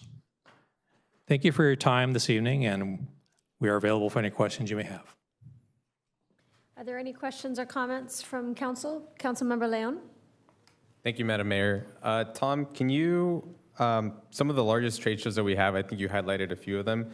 Do you have an approximate estimate on average as to how much revenue that brings to the city, hosting those kinds of shows?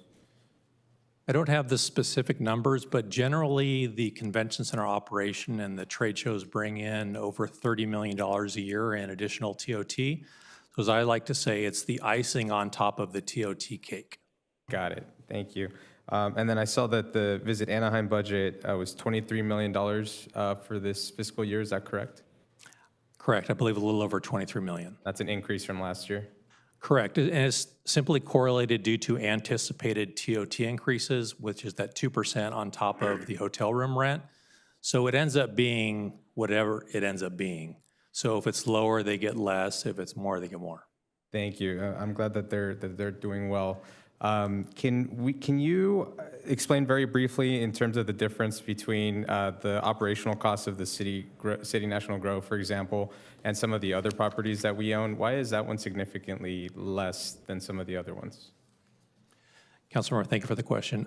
We don't have a lot of allocated costs associated with that. It's a straight percentage revenue deal, and it's just not as large as some of our other venues, lease of the stadium, or the Honda Center management. Okay, thank you. And then final question, who are the Bee Gees? I'd like to turn that question over to our city manager. I'm kidding. You don't need to answer that one. Thank you. That was a great question. Thank you. Councilmember Rubalcaba? He asked me that question too, and I fell for it. So Visit Anaheim, can you just go over, I know you mentioned the 2% of the TOT, but does that also include ATID dollars? So, Councilmember, thank you for the question. That is the ATID money. So Visit Anaheim receives 75% of the 2% ATID assessment. And so that's estimated this next fiscal year at a little over $23 million. Okay, so it'll go an anticipated increase of 3%. Correct. Okay. And then can you share what Visit Anaheim uses those funds for? Sure, I will give it a shot. Christina Dawson is here as well. But ultimately, that money goes to fund their overall operation, which includes both administration as well as marketing of the destination. So Visit Anaheim works in collaboration with your team to bring conventions and buy downs to our city. Is that correct? Councilmember, that is correct. So they are the sales arm of our operation. So they're out in the market selling Anaheim as a destination for conventions, trade shows, association shows, and oftentimes assisting them financially as a way to get their event to Anaheim to generate TOT for the city. Do we have any idea as to what we are going to do to market Anaheim more? Because we're 5 years out, right? Usually we're booking stuff 5 years out. Councilmember, that's correct. For conventions and trade shows, typically it's a 3 to 5 year. We do see a bit of in the year, for the year is what they call it, for groups if we do have space because we are such a desirable destination. But yes, correct, typically 3 to 5 years out. Are our hotels currently at capacity most of the time, or is there still opportunities for growth?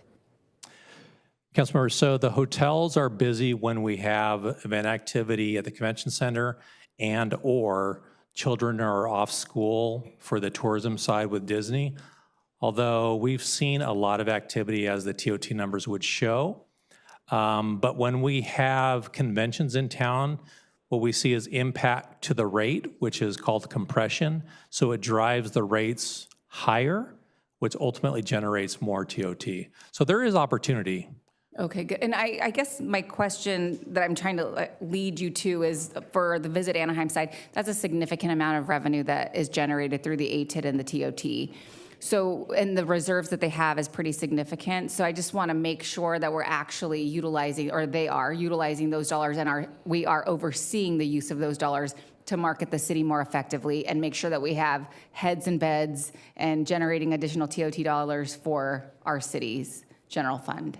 So, Councilmember, I can tell you as an ex officio member of the board, they're very focused on spending that money to make money. Okay. And I know we do get some information on how it's utilized, but it would be great from a budget perspective. It's good to see the numbers, but it would be even better if we can actually see how those dollars are used. From just line item, general information, how it's marketed, where are they going to seek new shows, are they going to trade shows? Just I'd like to see what that outreach looks like. It seems like we're leaving a lot of money in reserves that could probably go to buying down some of these conventions. Yeah, and Councilmember, I would agree with that. I would say the current reserve balance is because of some things that money wasn't moving as quickly as possible. So I would see that money being used very quickly. Okay, thank you.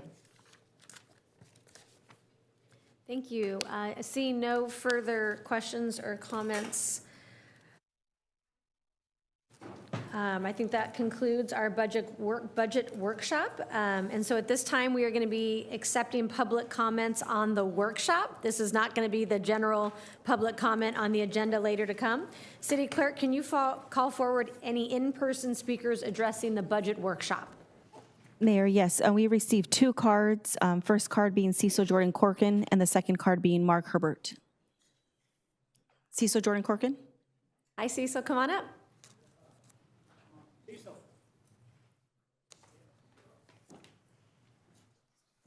Mouser. Feel so touched about the budget of Anaheim being improved in the Golden Triangle, in the tourism, and in the Honda Center, and all the budgets that's going to go improve the tax budgeting that's going on, and the improvements, what it takes to fundraising and putting this all together. I recorded the program that said all of that. And they even had a house gift to give out or some sort. And they had all the tax helps in the back to help people that needs fundraising helps on their businesses to take care of all that details. And I found out the details on Disney, what that was all about. The guy that married his daughter said, I'm not involved with Walt Disney's adult. I just know what's going on. There's a separation between that and the children. And I hope you keep that in mind, Mayor, and Stephen Thessel, and Tom Tate that's listening at this time. And I miss the reports on Star Wars I used to do. I used to do the budgets on Star Wars. Stephen Thessel knows my presentations. I'd come in with the maps and the cardboards and all that. And I made about 60, 70 pages of cardboards of that at home, like a map. You ought to see me set it up. It's like from wall to wall in this building, setting those reports up that I did at one time. I still have them in a suitcase in my apartment complex, and the budget reports and the nastiness reports on Disney that came across, and I wish it didn't turn out that way. I was embarrassed to see they put something out there like Star Wars when it came out, the stormtroopers were in films, and that was horrible. I didn't know that until I went through and found them on the porn sites and the porn films, and it just bothered me. And the porn they have, shows they have at Disney, I saw it twice, and I couldn't believe that they had that entertainment like that. Wasn't healthy. And you need to be concerned about it. The police are beginning to see about me on that matter, because they want to get into my reports that I have at home on those details. And I'm praying that this will all work out, that y'all all come fundamental and explain this budget reports from day to day, from month to month, and I'll be able to keep up with these reports like a little bulletin like this y'all put out. And I'd be able to videotape this from the television. Mr. Corkin, I'm sorry, your time is Father, up. Son, Holy Spirit, I just thank you that y'all believe in who I am in Jesus Christ. God bless you for that. I'm just ready for you to get this all taken care of, because I'm really happy to be in Anaheim, to know I'm associated with Disney. Thank you. God Can we call bless our you. next speaker, please? Our next speaker, Mark Herbert. Mayor, for your support, what you're doing, Thank you. Mr. Herbert, can you please? all this Anaheim comment? details. God Okay, bless you. Thank you. Thank you, Stephen Thessel. Our next speaker, Mark Herbert. I got Mark Glessinger helping me too on the camera work. God bless you, Master, Master, Master, Father, Son, Holy Spirit.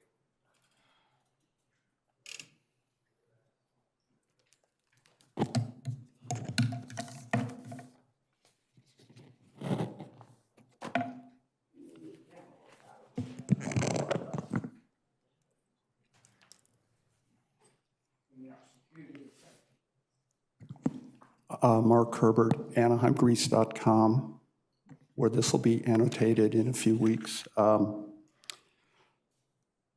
budget workshop. Let's, a couple points. One is Councilmember Meeks liked the idea of having affordable units throughout the city and all the neighborhoods. That has a problem with your specific district, Councilmember Meeks, as noted in the housing element,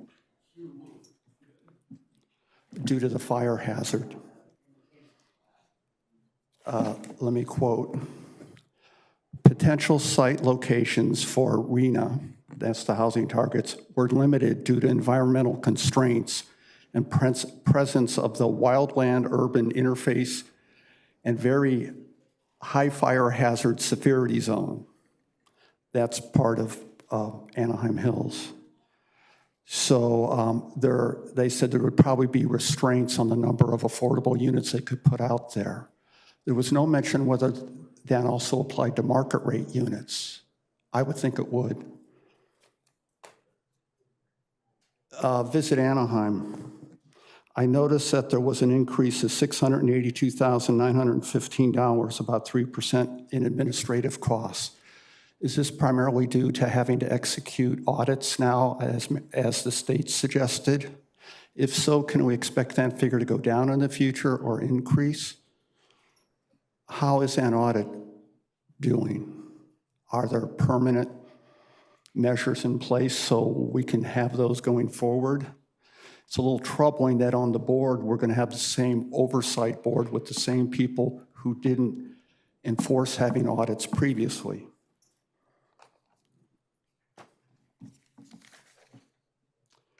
Some notes. The state's affordable housing targets from the 5th to 6th cycle, I compared the two. Very low income has doubled our needs. Low incomes have increased 2.6 times, and moderate has increased 2.8 times. That's from the 5th cycle to the 6th cycle. The state's target number for affordable units in the 5th cycle was 3,829. The projects they put in the pipeline was 500 in the 5th cycle. I'll continue my comments on this on the next hearing on the budget. Thank you. Our next speaker, Mark Richard Daniels. Here I am.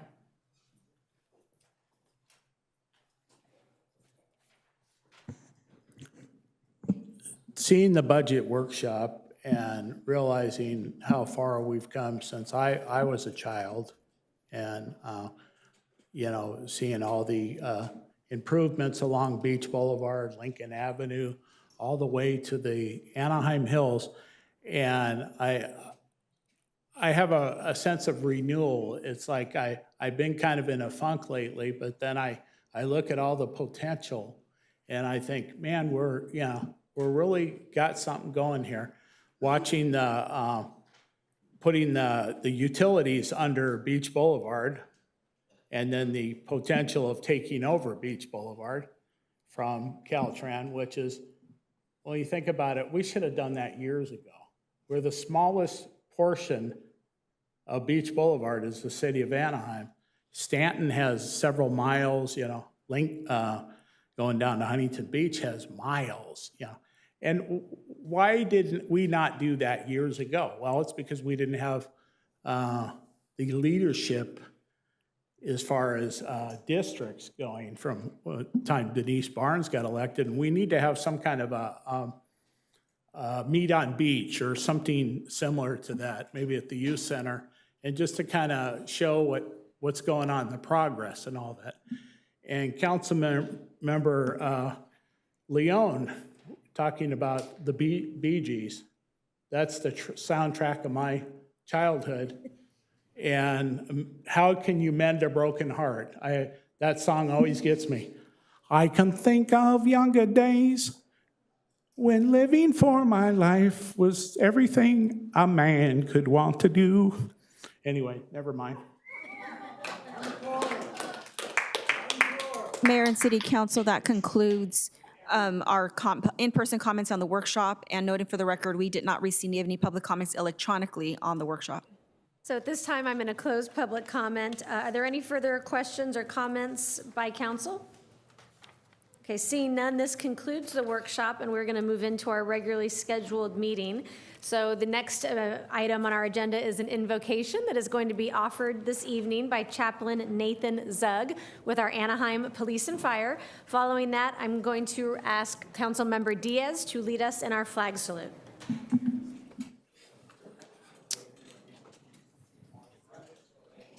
Good evening. Let's pray. Holy Father, I come to you tonight asking for wisdom, guidance, favor, and grace for each of our beloved council members, our mayor, and our beloved city staff. Each of our department leaders, each staff member that works for the city of Anaheim. Would you give each of them what they need to do the best job to take care of all of us in Anaheim? As you know, Father, it's a detailed and complex agenda. Thank you for all those who have worked hard on each item. Bless the conversation, discussion, decisions tonight, and actions in the future relating to each item.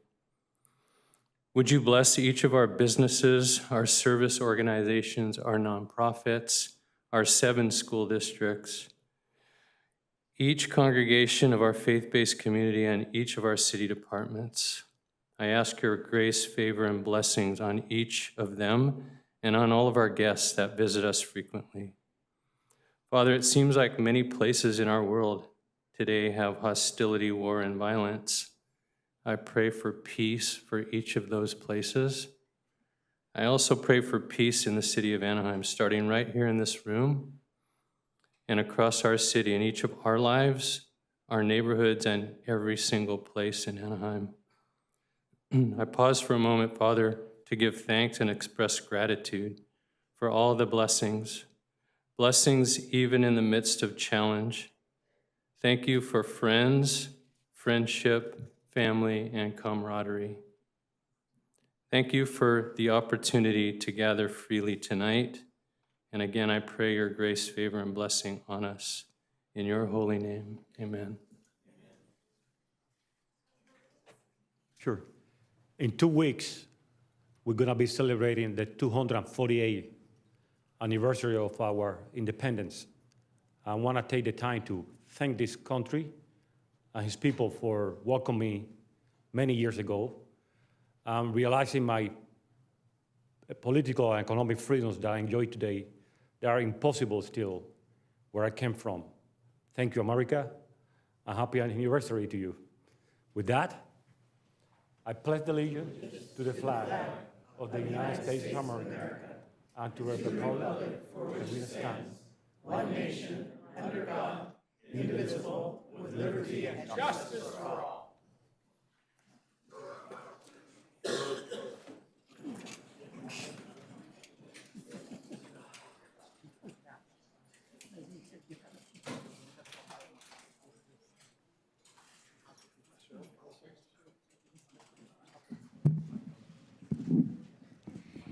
Thank you.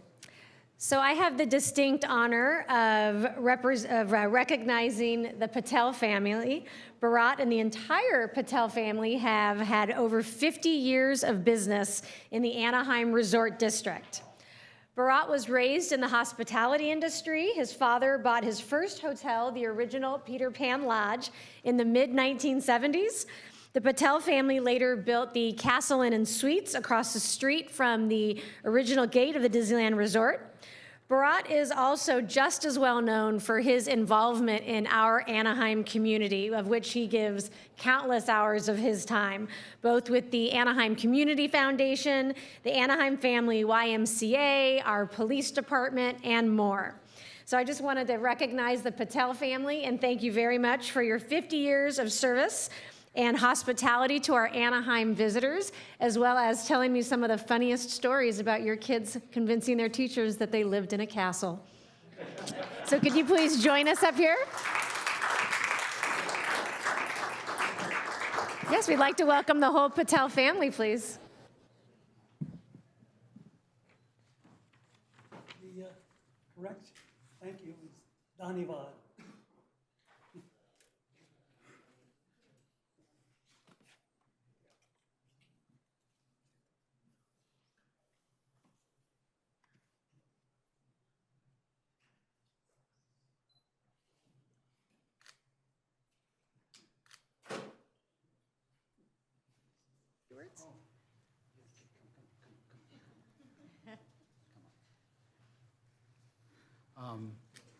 For those of you that know my father, you're missing out. This is my dad, Peru Shitamdas Ranchabai Patel, and he goes by Peru, P-U-R-U. He had the foresight to come in Anaheim 50 years ago, and everybody asked him, why are you buying a 39-unit motel on 2.5 acres of land?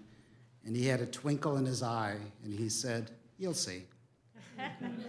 And he tripled the size of that property, and he's grown it. And we were discussing Disneyland's growth and everything, and everybody was questioning it. He had that same twinkle in his eye. He said, you'll see. He's been so right his entire life. I'm very fortunate to have him as his dad. The city of Anaheim is very fortunate that he came here 50 years ago. And I've got to introduce everybody else if I can, if you don't mind. This is Melody. My mom passed away 10 years ago, and Melody came into our lives.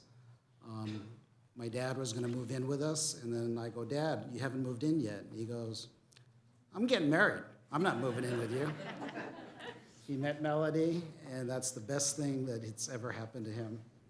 It's my brother, Vince, Melody's son. He's not my stepbrother, he's my brother. Our son, Rakesh, grew up in Anaheim, and the rock to me, my wife, Regini. So thank you very much, and thank you, Mayor Pro Tem, City Council. This means the world to us. Thank you. Welcome. Can you take a picture? Yeah. Congratulations.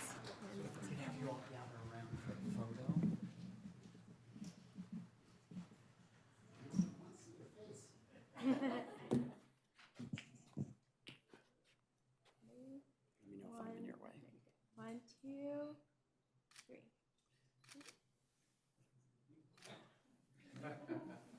You keep going, and just a couple more. Perfect. Got it. Thank you. Thank you.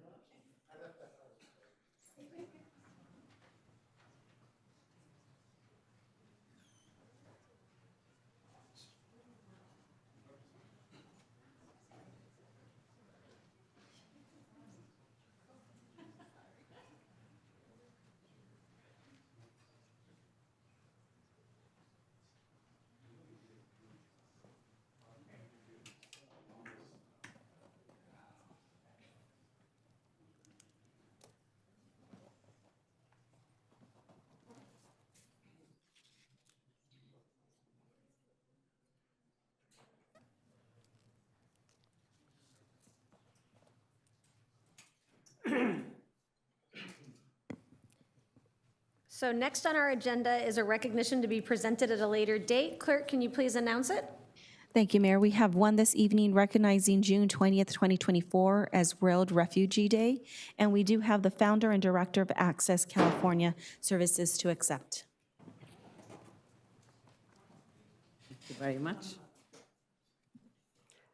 Good evening, Mayor, Mayor Pro Tem, City Council members, City Manager, and all the staff of the City of Anaheim. On behalf of Access California Services, as we are a nonprofit organization serving the refugee, and I am the honor to be the chair of the Refugee Forum in Orange County, been chairing the forum for almost 15 years. So on behalf of every refugees arrived to Orange County and the City of Anaheim, thank you very much for recognizing the well-being of the refugees. And I can tell you, I am a refugee myself. My family were refugees from Palestine to Syria, and I lived the refugee life all my life before I came to America. And I treasure and what I learned throughout the years for refugees. And refugees, they are assets to the society. They bring a lot of resources. They bring a lot of experience, and they are eager to work and make it happen. And whenever we meet with a refugee, they don't like charity. They always ask, just give me a job. And they are really adding to the fabrics of United States. And I can tell you, as Access California Services, we've been having this contract since 2011 from County of Social Service Agency. And I can tell you, and I assure you, that none of the refugees became homeless. And they are eager to work, and you can see them sometimes after they are arriving, 1 week, they are on the job, and they are contributing citizens. So we honor the refugees here in Orange County, and on Thursday, we are celebrating the success of the refugees and at Access California Services, and I would like to distribute flyers to city council members and city staff. And we invite you to celebrate with us. We're gonna have a barbecue, dancing, and all refugees will be performing. And we are giving certificates for all the success refugees who they received jobs in the first week. So thank you very much, and thank you, Councilmember Diaz. He will be celebrating with us, and he will be sharing his story. And the best story you see, you have two stories here from Councilmember Diaz and myself. So we encourage you to come and celebrate with us on Thursday, June 20th at Access California Services. Thank you very much for the recognition. This is amazing, and we will share it with all the refugees on Thursday that they've been recognized from the City of Anaheim. Thank you very much.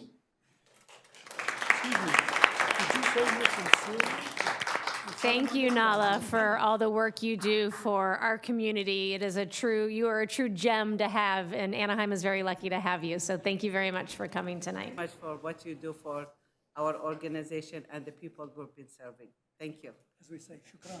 Shukran, yes. Right? So now I'm going to call to order the Housing Authority in joint session with our City Council. Clerk, are there any additions or deletions to tonight's agendas? Mayor and City Council, we do have one. Item number 21 on the consent calendar is the approval of a master agreement with 12 contractors for emergency response services for park facility improvements, maintenance, demolition, repair, and replacement. Staff has requested at this time to remove that from tonight's agenda and will bring back at a later date for council consideration. Thank you for that.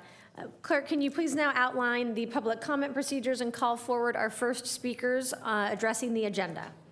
Thank you, Mayor. There'll be 2 public comment periods with speakers having 1 opportunity to address the City Council, except for the scheduled public hearings. This first public comment period is 90 minutes or until all agenda item speakers have been heard. Any time remaining of the 90 minutes will be provided to speakers who wish to speak on any non-agenda related items, but within the Council's jurisdiction.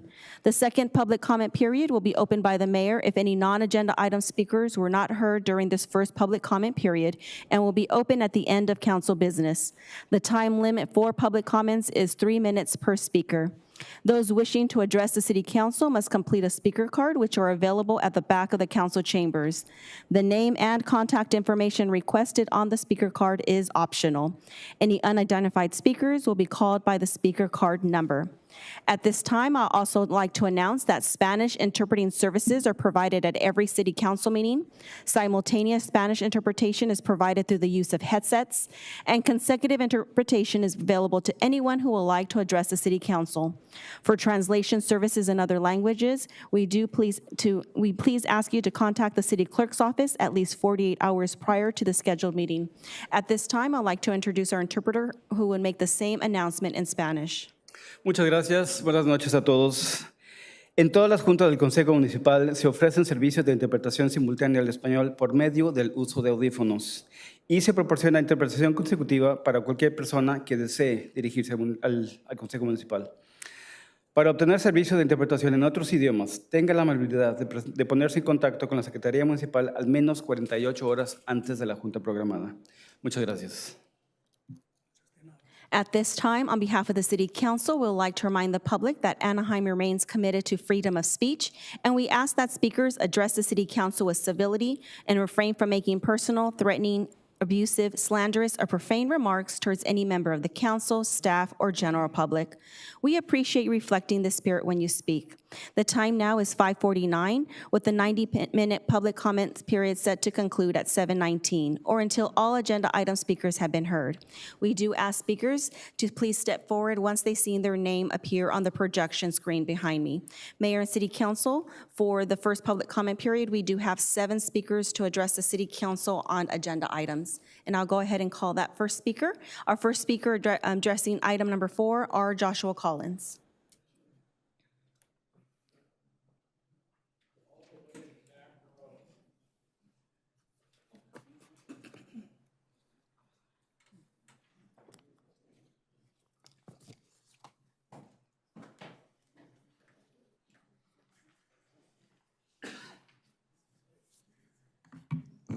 Good afternoon. My name is R. Joshua Collins. I'm founder of Homeless Advocates for Christ. And first, I'd just like to encourage everyone to give their life to Jesus Christ, who died on the cross for us, to save us from hell, from our sin, to give us everlasting life. We've all sinned. We all need salvation, and only Jesus can save us. There's not many ways to heaven. And Jesus also, of course, encouraged us to help those in need. And I was very encouraged by some of the comments today by some of the council members, Natalie Meeks, also the council member, Natalie, as well as Mr. Diaz. Thank you for fighting for affordable housing and really trying to make things happen in that area. And also, I was concerned just the same way that Councilwoman Natalie was regarding sometimes trying to get people help. I work a lot on the streets when I have the time, and trying to get people into shelter. I just actually spoke with 2 homeless ladies today, and one of them shared that she was calling CityNet and couldn't get in. They weren't, or didn't have beds, or whatever the issue was. But I've actually tried to call at times too, and haven't been effective and able to get that happening to get people off the street. But this is one solution I thought about. For years, and I've been asking for walk-in shelters in the city where we could actually, as volunteer outreach people, just drive someone into the shelter, right? Don't have to do the CityNet dance. That would be wonderful. Now, if you don't want to have one that's all the time a walk-in shelter, why not once a week, this is my ask, you could say, once a week, have maybe like whatever, Salvation Army, say, hey, once a week, we're going to let you drive in people here, and we can screen them and get them in the shelter that day. And just, that'd be one way that you can maybe make it faster to get people off the street. Now, why not do it twice a week or 3 weeks? Three times a week, I love that, but why not start at least with a once a week if you can't do it 3 or 4 times a week? And also, of course, the tragedy regarding Brandon Lopez, very tragic situation.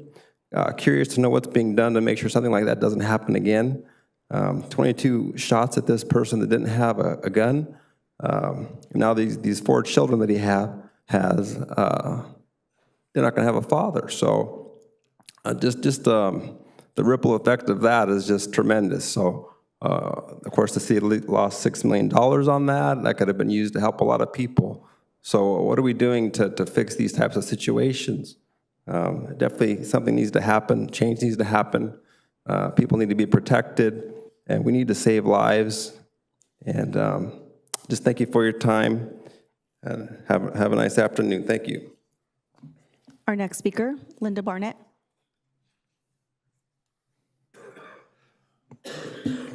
Good evening. I am the chair of the Community Service Board. A few months ago, you invited me here to share with you the process we go on selecting applicants to receive the block grants for nonprofits. And tonight, you have on your agenda item 8, which will ask to approve those, along with a lot of other things. I am here tonight simply to answer any questions. If when you get to that, you don't understand something or whatever. I would also like to say that I totally agree with many of what you have said about how great this city is. The Community Service Department does so many wonderful things that I have learned about since being on the board. My only sadness is that it's never reported in the paper. The only thing I read in the register is always negative. I read great things about Irvine or whatever, but I wish that we could get more positive things in the paper. Thank you. Our next speaker, Mike Robbins.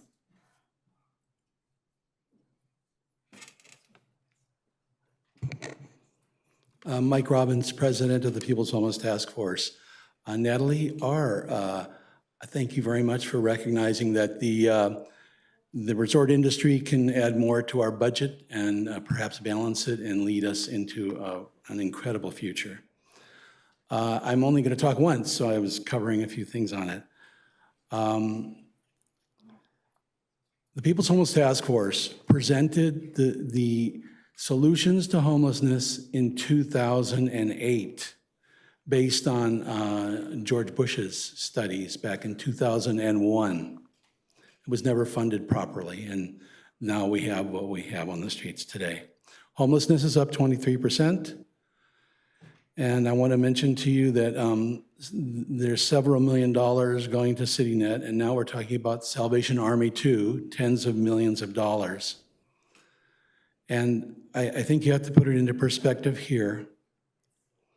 500 apartments for the homeless, if we took 500 people off the streets today, at $2,000 per apartment, is $12 million a year. That's 500 people off the streets, $2,000 per apartment. That's something they can do today. Where is the money going? Why is this not happening? What's wrong in the system? And I think, and Judge Carter said it. He said giving money to the providers with no oversight and accounting is unrealistic. So figure that out, 500 apartments, $2,000 per apartment, because 500 is probably the number you can get off the street fairly quickly. We're out there all the time, we work with them. So we know if there's 1,200 people, maybe 500 we could move off if we had the money and we had the right people and we had the right accounting, and they put them in apartments even, and then of course had some backup systems for that. The amount of money is so small comparatively to what we're spending now for whatever reason I don't understand. Hopefully we can all work forward on that. Thank you so much.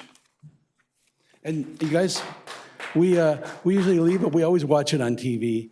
So it's not like we just can't stay here for 12 hours like we used to, or 4, or 6, or 8, or 10, or 12. We're just older now, and we can't sit here for that period of time in these seats. Thank you very much. Our next speaker, Paul Sanford.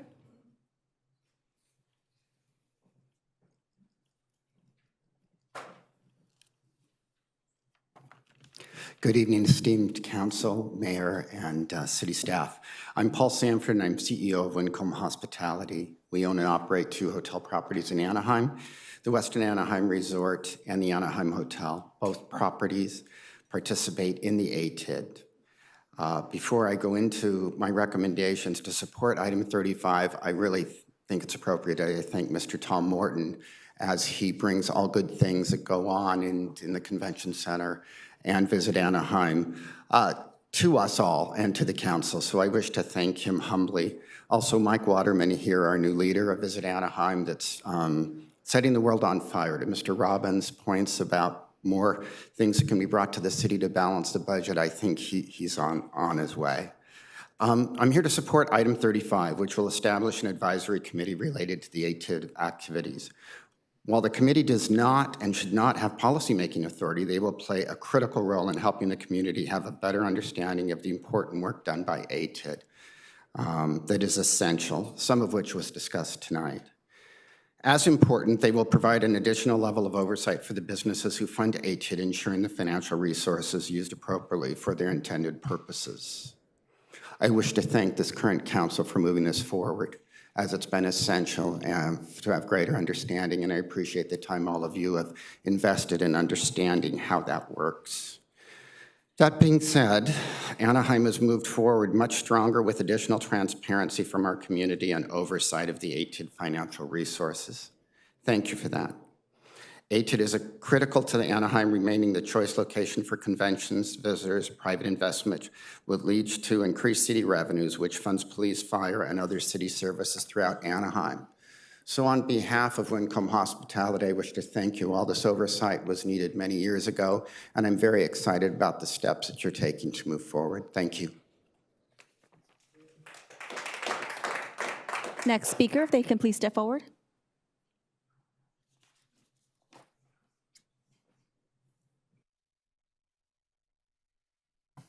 Good afternoon. My name is Madam Mayor and members of the council. My name is Alejandro Lupercio. I'm the Vice President of Social Services for Meals on Wheels here in Orange County. On behalf of our entire organization and the seniors that we serve, we want to thank you for supporting at-risk older adults in the city of Anaheim. We have partnered with the city for decades through our lunch cafe program at the Brookhurst Community Center, where we provide socialization and meals and also deliver 3 meals a day to homebound older adults. Something you may not know, that we are headquartered here, right here in Anaheim, and in fact, we are the largest nonprofit headquartered here, where we make all our meals, and we serve across our county at our 22,000 square foot commercial kitchen off of Norwood Circle, close to Magnolia and La Palma. We also operate 3 adult day services programs in Orange County, and one of them is right here in Anaheim, right down our street, and by where our commercial kitchen is at. We provide medically supervised daycare to 60 extremely failed older adults who otherwise would be at risk for institutional living. So we also partner with affordable living communities to provide on-site case management support, and that includes the supportive housing at Tyrell Plaza and the El Verano Center that has innovative housing opportunities. The senior population is growing, and Anaheim has the largest number of older adults in Orange County. And we appreciate your support, and we'd be remiss if we were to fail to let you know that the needs for the older adults are only going to get higher, especially with the looming potential cutbacks in Washington, D.C. We are your partners, and we stand ready to assist in your city's plans for meeting the needs for older adults in the city, and would be happy to serve as advisors to your Anaheim Senior Commission if needed. We want to thank you, Mayor Aitken, for your recent visit to the Adult Daycare Center, so thank you very much for that as well, and Councilmember Leon as well for your recent visit and distribution for home-delivered meals to some of our seniors out in the city of Anaheim. So in closing, we would like to invite each and every one of you to visit our amazing commercial kitchen and Adult Daycare Center right here in Anaheim if you haven't seen them previously, and we can coordinate that. Thank you very much. Will the next speaker please step forward?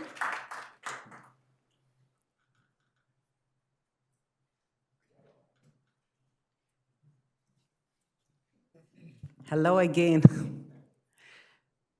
Hello, Mayor Aitken, City Council members, City Manager, staff. I'm here to support item number 8, CDBG funding for nonprofit and this is a crucial funding for nonprofit to support the work we do. And we can't thank you enough of supporting all the nonprofit and especially Access California Services. We've been receiving that funding for almost 20 years. So thank you very much for the continuous support. On behalf of every community members that they received services at Access California Services, thank you.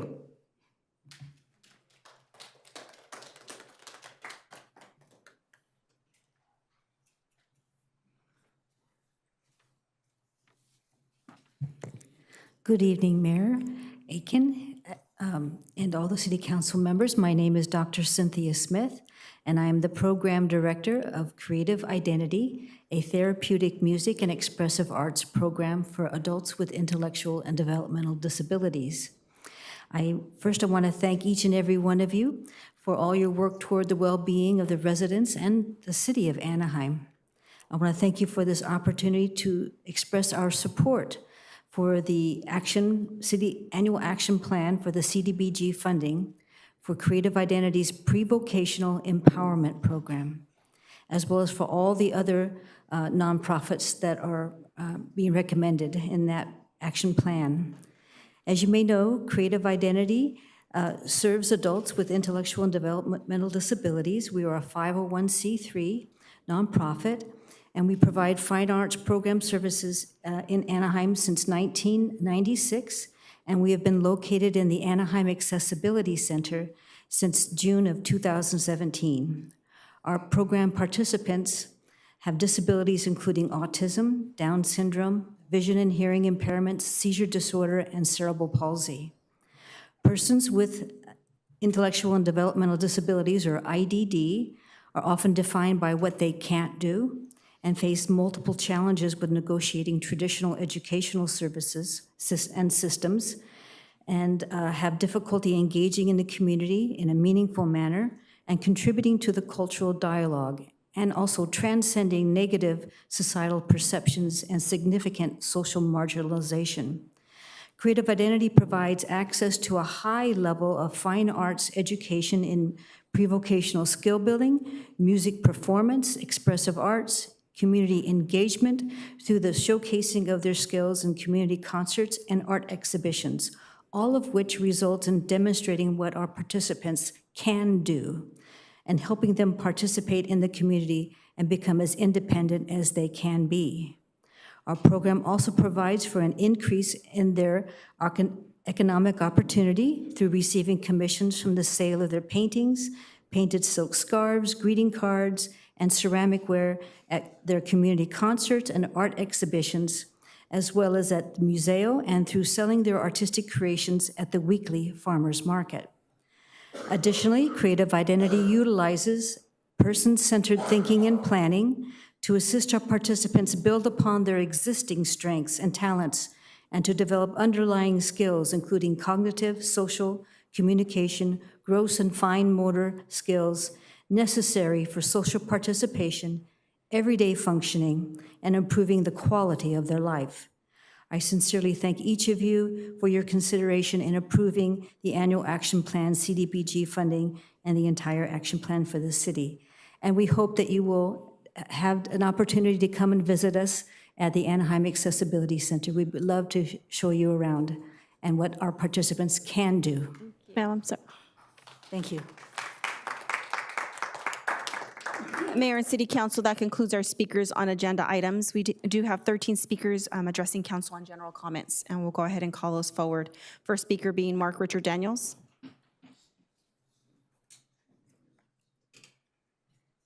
Hello, it's me again. I promise I won't sing this time. I just think about how far this city has come from its founding in 1857 and the individuals that started the original colony. Many of them didn't even know about growing grapes and vineyards, and we became the largest producer, if I'm not mistaken, Councilman Fessel. We were like the largest producer in the United States outside of Europe, as it's been written many times by those smarter than I am. But there again, it goes back to its people.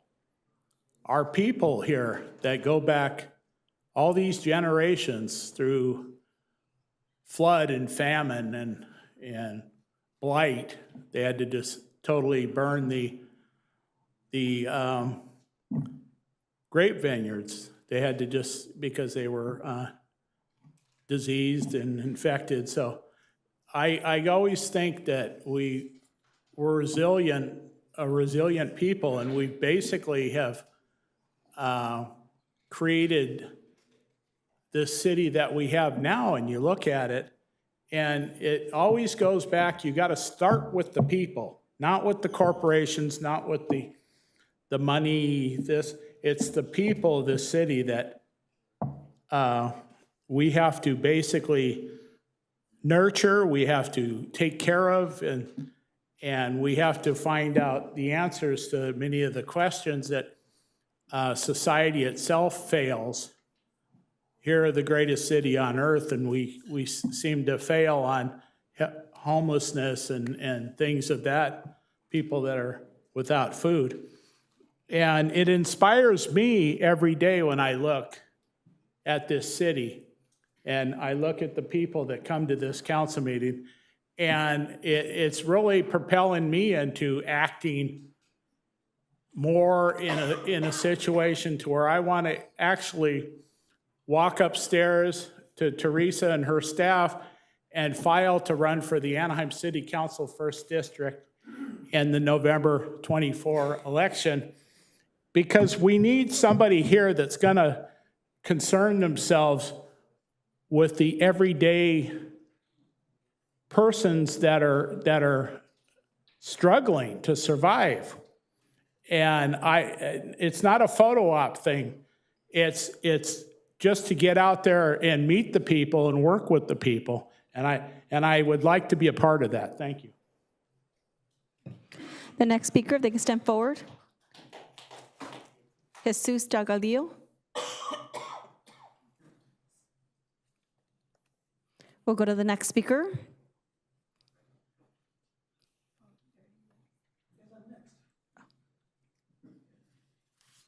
Excuse me. Good evening. My name is Gerald Dankner. I'm a retired systems engineer. Madam Mayor, distinguished council members, ladies, gentlemen, and undecideds.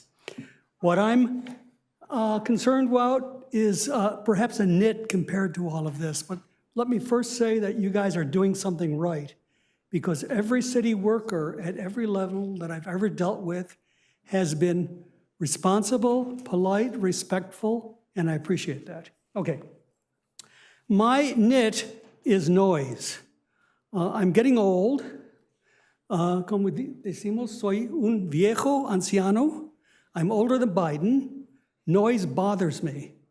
And one of the major causes of irreversible hearing loss is loud noise. And we have a lot of loud noise in the street.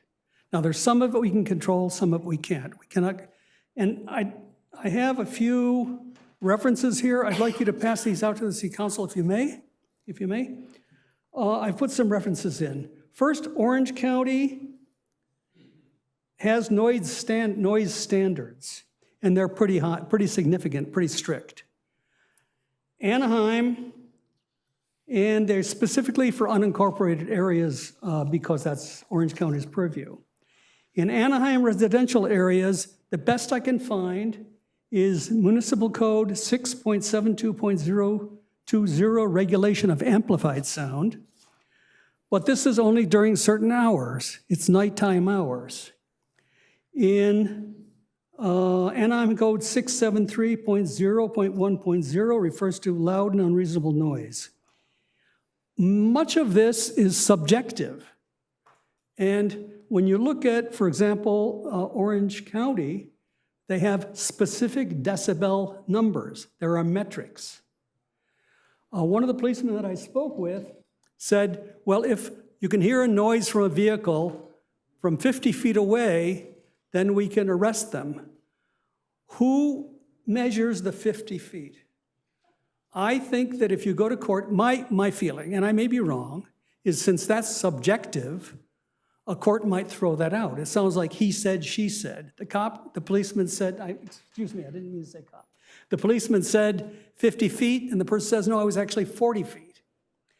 So I'm kind of concerned. There is a residential codes within 200 feet of any boundary thereof, no sound amplifying equipment shall be operated or used for non-commercial purposes between the hours of 8 p.m. and 8 a.m. So does this apply to loud amplified music from private vehicles? Where I live, they drive by, and the noise sometimes is so loud that my house shakes. And it comes, they say, no puedo aguantar. Este viejo no puede aguantar ruidos tan fuerte.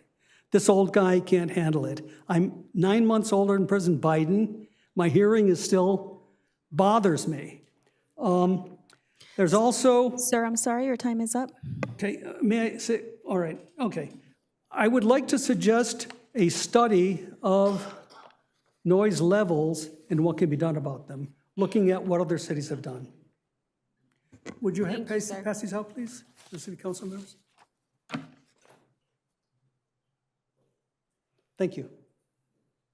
And Mayor and City Council, I believe Mr. Jesus Delgadillo is in the audience now.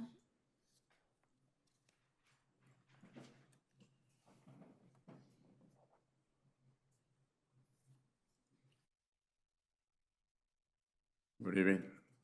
My name is Jesus Delgadillo, and I come to see Mr. Rubalcaba or Leon or Diaz. And I keep it calm, but he was outside, she never coming back. Because I moved to Anaheim 25 years ago, because my daughter is married with one of the people, who was a man over here in Anaheim.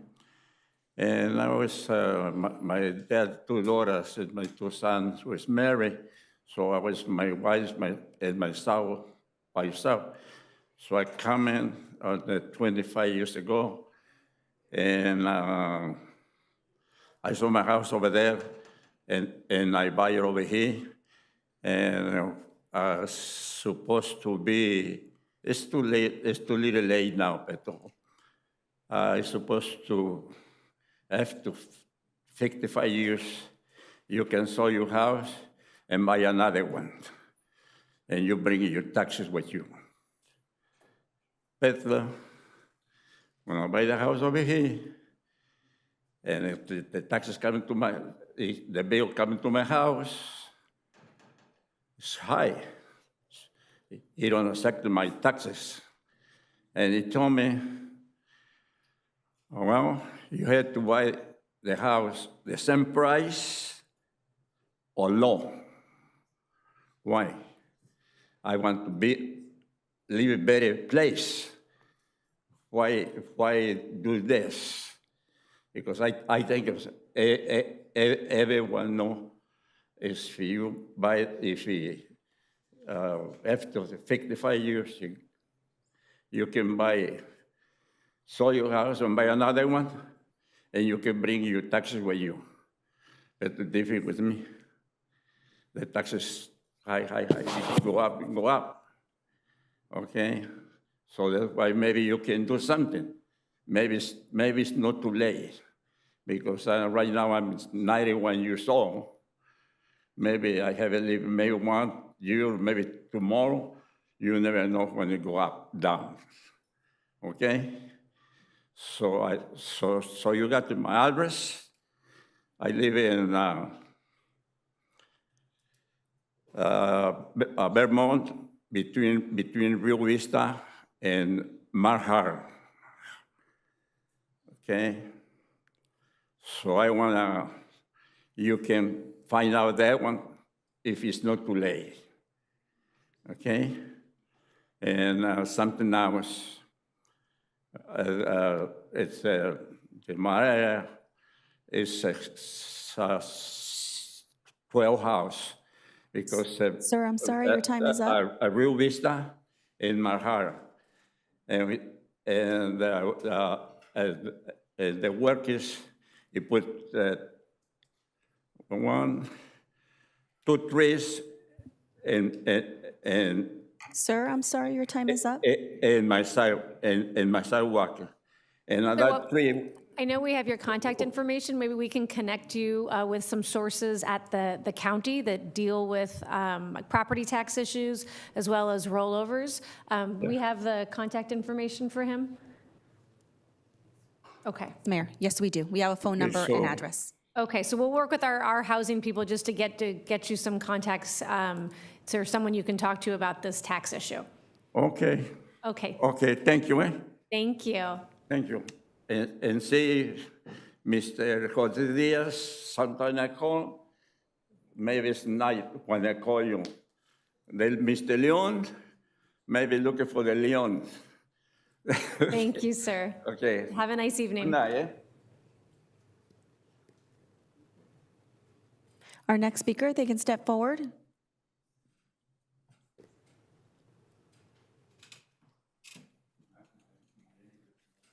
Buenas tardes, mi nombre es María Flores y mi nieto va a hablar por mí, Mikey Flores. Good evening, esteemed council members. My name is Michael Flores. I would like to thank Mr. Leon for taking action with the issue we've had recently with our landlord who were cutting corners and repairs that needed to happen because recently my grandmother main line pipe had burst inside her household and leaked a bunch of harmless and hazardous waste into her house, and our landlord was doing absolutely nothing to help my elderly grandmother who's living alone currently because my grandfather's in Mexico. And we had contacted a person who helped connect us with Mr. Leon, and he helped us fasten a situation where we have a person from the Code Enforcement Department coming in tomorrow morning at 10 to get this checked out and help us further along this process to help my grandmother get help with this. And I just want to say again, thank you, and hope you all have a great evening. Gracias. Thank you. Our next speaker, Ruben Grigg Soto.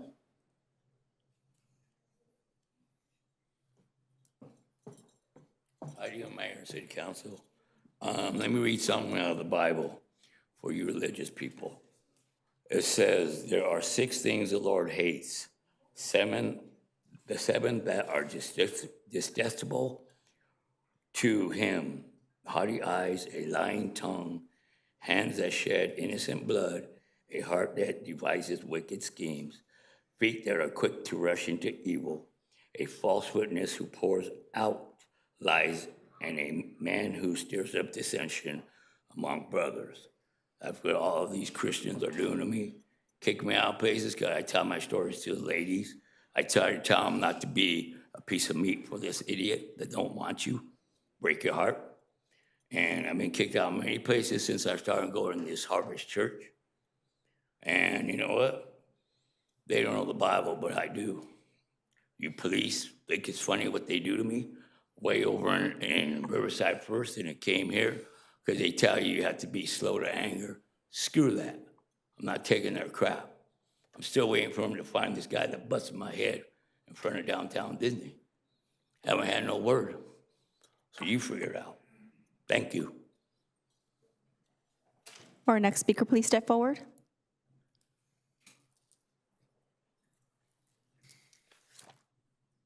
Hello, everyone. Good afternoon, City Council members. So I'm here today to address a recent hate crime that occurred in our community. A person used a knife to slash a gay pride flag on my neighbor's property and yanked it down. This ugly incident could have easily instilled fear and prompted our neighbors to hide away, afraid from displaying their pride and support. However, what happened next was truly remarkable. How I want to spin this is really the fact that our neighborhood really came together to make something negative into a very positive. And instead of cowering in fear, our small, close-knit neighborhood of Dickel Street came together in a show of unity and support. I, along with my husband, we purchased 10 pride flags and shared them on our neighborhood Facebook page. Yes, we have a Facebook page, sorry. I know you're probably into TikTok. No, just kidding. And I do know who the Bee Gees are. But anyways, yes, we have a Facebook page. So for the guy that did this, you chose the wrong neighborhood. We're all a very close-knit community. So So many of our neighbors came by and took a flag. And for me, one of the best feelings was to see how everybody came up to our home and took a flag and then hung it in their house. I get emotional, sorry. But by joining together and displaying our own pride flags, we offered hope and solidarity to our neighbors and who are our dear friends and neighbors as well. And the intent of this individual, if the intent of this individual was to silence and intimidate, all they accomplished was making us stronger and more united against hate. The sight of pride flags waving proudly up and down our street was so beautiful and powerful that it spread beyond Dickel Street, spilling over to Elena, Clementine, Lemon, Zane, and even Strugel. I hope I said that right. What makes living here so special in the community is the support and the system that we have built. John and Jake felt this from day one, and they are not victims in this story. They're definitely our friends and our neighbors. This incident caught the attention of every major news channel, 4, 5, 7, 9, and even the LA Times. I think the reason why it caught the attention of everyone is because it just goes to show how Anaheim, as big of a city it is, we still have things that happen that make it a city to be proud to live in.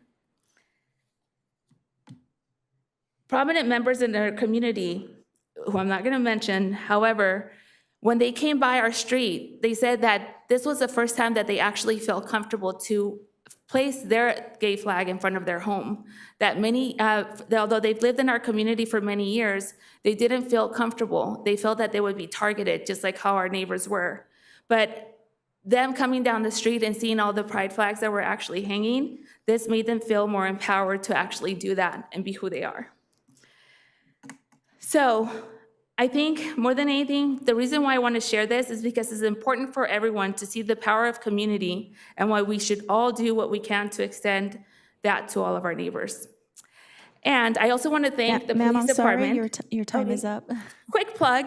I want to thank the police department because right away they took action, and actually we're going to be doing a neighborhood walk tomorrow to just let our neighbors know what are the things that we're doing proactively to work together to continue to increase safety and make our neighbors feel safe. So thank you. Thank you. And thank you for organizing such a beautiful effort. I have 2 more gay flags or pride flags if you guys want.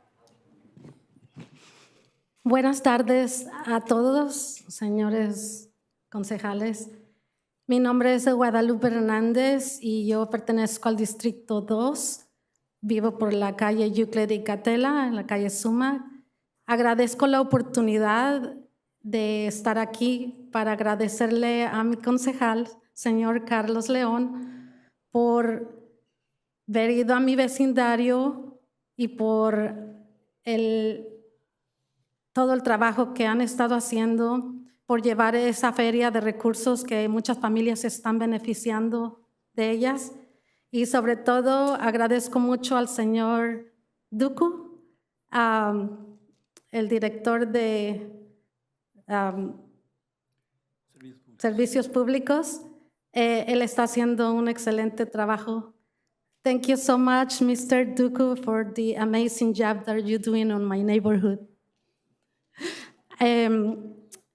Así como vine un día a pedirle a mi concejal que fuera a visitar mi vecindario, vengo ahora a agradecerle porque inmediatamente hemos visto el trabajo y ahorita el proyecto que va a comenzar, todo el alumbrado, y eso va a ayudar mucho a la delincuencia, y es todo. Muchas gracias.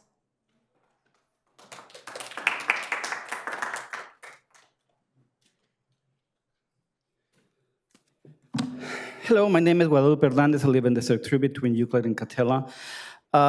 Thank you very much. I am here. I want to thank Mr. Leon because he went to my neighborhood and for the work that he's been doing in our neighborhood, and for the resource fair that he helped us in our street. Also, thank you to Mr. Duku for all the help that he's done for us. The same way I came here and asked you to come to my neighborhood, now I'm here to thank you for coming to my neighborhood and for helping with the lighting, which is going to help with felonies, drugs, and other delinquencies. Thank you so much for your time.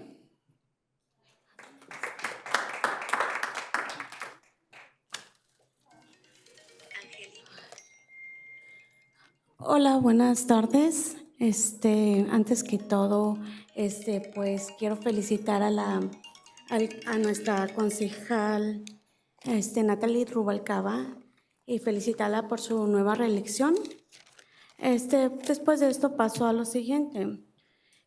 Soy líder de la calle Pauline Street. Mi nombre es Susana Galán. Tengo un problema con unos apartamentos del 619 North Street de Pauline Street. Son 2 unidades multifamiliares construidos en los años 60. Todo el complejo de departamentos de Pauline Street, desde Sycamore a Wilhelmina Street, son apartamentos muy pequeños, estilo low-rise. El dueño de estos apartamentos está construyendo en estos lugares tan pequeños que son de una habitación, están construyendo 2 habitaciones, reduciendo los espacios y cobrando más renta. Esto yo lo vengo reportando desde el año pasado, porque se hizo 1, se hicieron 2 y ahorita van más. Este señor, aparte de que no creo que esté cumpliendo las normas de la ciudad, que no tiene permisos, porque no creo que la ciudad dé permisos de hacer esto, porque todo el material es reciclado de otros lugares. Yo tuve la oportunidad de meterme a un apartamento y mirarlo. En especial este señor que también es dueño del 619 ha tenido a sus inquilinos sin agua caliente por semanas, cuando hay gente mayor viviendo ahí, y es algo que está violando de los códigos de ley de inquilinos estatales, porque en la ley se dice que tenemos derecho de tener agua caliente. Entonces, tuvimos la oportunidad de darle a conocer a nuestra concejal por medio de OCOR, y yo sé que estaba en su trabajo de hablar con la gente y estaba muy ocupada por su reelección. Mandé mensaje a su representante y no. En otro lugar hablé con un empleado de Código Force y me dijo que ellos tenían que reportarlo porque yo no vivo ahí. Pero esta gente tiene miedo de hacerlo porque son mayores y el dueño les dice que si no les gusta se vayan. Él dice que trabaja para la ciudad y aún esta persona trabaja para la ciudad, Señora, pero que la ley está primero.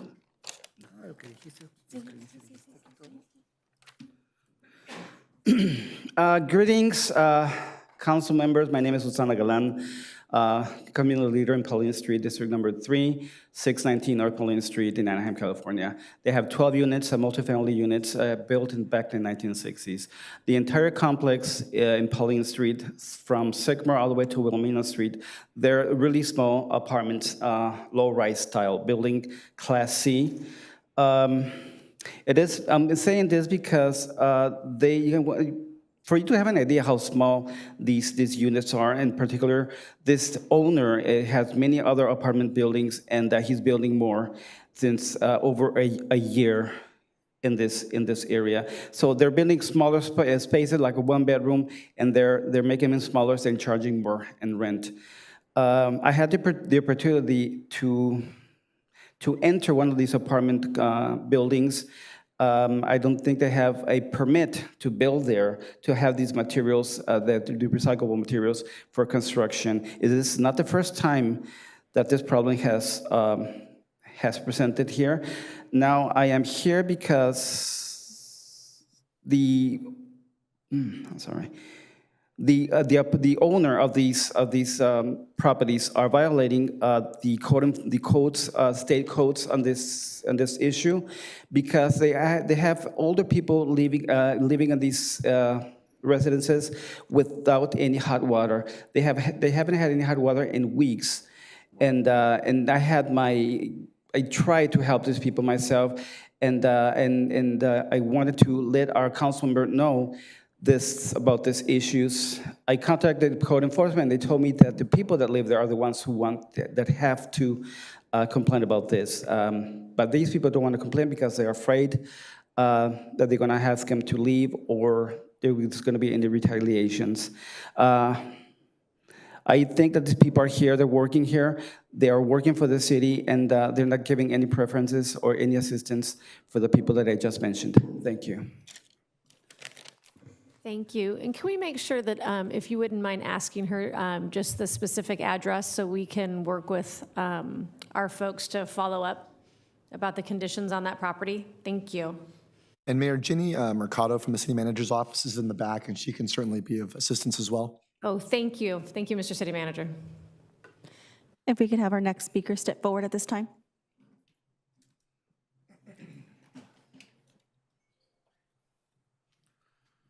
Yes, council members, I was even debating whether to come this week. The one thing I will do is apologize and thank you for your patience that you've had with Cecil for many years. I don't even want to talk about Mickey Mouse-itis, but Disney has a film which talks about this a little bit, Darby O'Gill and the Little People. There's only one person who's been happy all the time, the village idiot. That's an exact quote from the movie. Please don't rate me that way. A lot of people want to question, could I say father and reverend? My first ordination was in the 1980s. Anointing, holy orders, the whole 9 yards, the real thing, in Glendale. The second one was in 1990, and it was in Rome. Right now, I'm having Cardinal Dolan of New York help me resolve some matters regarding that. So please don't think I'm a joke. I'm kind of tired of hearing it. Most recently for the assistant from Captain Young when I was trying to arrange a meeting regarding the police misconduct. The last time I was battered, I was blocked from medically necessary treatment by the fire department because dispatch wouldn't allow them to come until the police had time to arrive. When I finally got transported to hospital, CT scans, major pain meds, and muscle relaxants.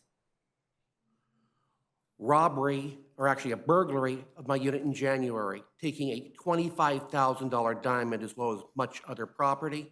I still haven't seen a police report. Second burglary in March, the person on film, no police report.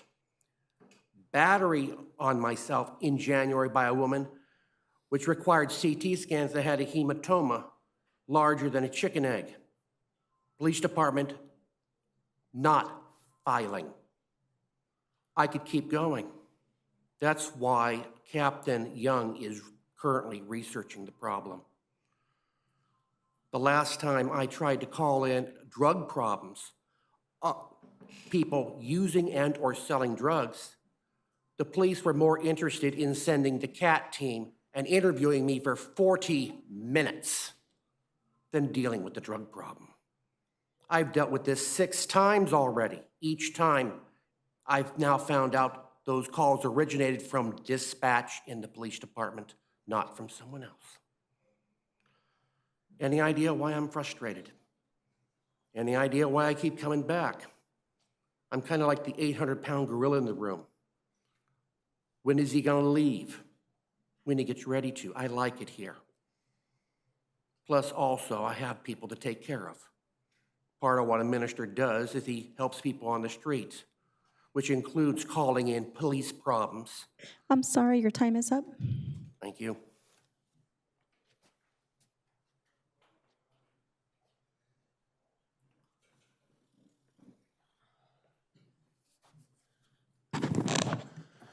Matthew Duncan. I just wanted to quickly address a comment made last week about coyotes in Anaheim with rabies biting the unhoused. According to the California Department of Public Health, the number of coyotes in Orange County with rabies over the past 12 years is 0. statewide, the number of coyotes with rabies in California over the past 12 years is 1. That 1 coyote was in Calaveras County, and that was in 2015, so it was 9 years ago. So the odds of encountering a coyote with rabies are very, very small. So I would just remind you, kind of a theme here, that we can avoid demonizing coyotes, our song dogs. Let's be real about them. I do have one other kind of a related story, and that was in 2021. 4 one-month-old coyote pups were removed from their den here in Anaheim by a resident who just decided to pull them out. And again, they were very small. Again, they were only 4 weeks old. Well, in the act of removing them from the den, one or more of the coyotes left some saliva on this guy's hand and forearm. Again, he wasn't wearing gloves. Didn't bite him, but they still had to be tested since they left saliva. So they had to be killed. So all 4 of the puppies were killed by the Orange County Department, Orange County Animal Care, and they did not have rabies. But again, it just kind of highlights the fact that our wildlife suffers due to the reckless and irresponsible behavior of some humans who, I don't know, we never found out what his motivation was, if it was for a photo op or whatever.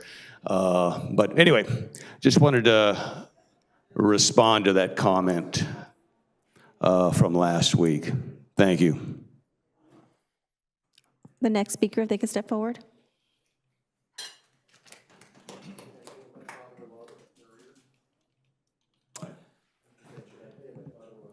My name is Andrew Abrantes. I am the Director of Social Services for the Salvation Army Orange County. I am very grateful to be here today to share some stories about people that have come through our shelter or are at our shelter right now. I would like to invite Ray Hernandez to stand as I read his story. Ray is here to express gratitude for the holistic approach he found at the Anaheim Emergency Shelter. He's thankful that the shelter provided pastoral care and also allowed him to play an active role in ministry. He was able to participate in events such as Beautification Days, which means cleaning parts of the shelter, and also monthly barbecues sponsored by one of our partners. Ray is celebrating 6 months of sobriety, received housing, and is looking to start his own Bible study in his new apartment. Thank you, Ray. I would like to invite as well Ruben and Maria Calleros to stand. Ruben and Maria experienced numerous hardships, trials, and difficulties. As a mother and son who faced homelessness, their time at the shelter has been transformational. At the Anaheim Emergency Shelter, they found faith, hope, and a pathway to move forward. Ruben recently graduated from high school with honors and received a full scholarship to go to Biola University in the fall. He is currently working as shift lead at Taco Bell, and both him and his mom are close to obtain housing. I just want to remind all of us that we need to continue to believe that we together can transform lives. And these are examples that this is happening right now in the city of Anaheim. Thank you so much.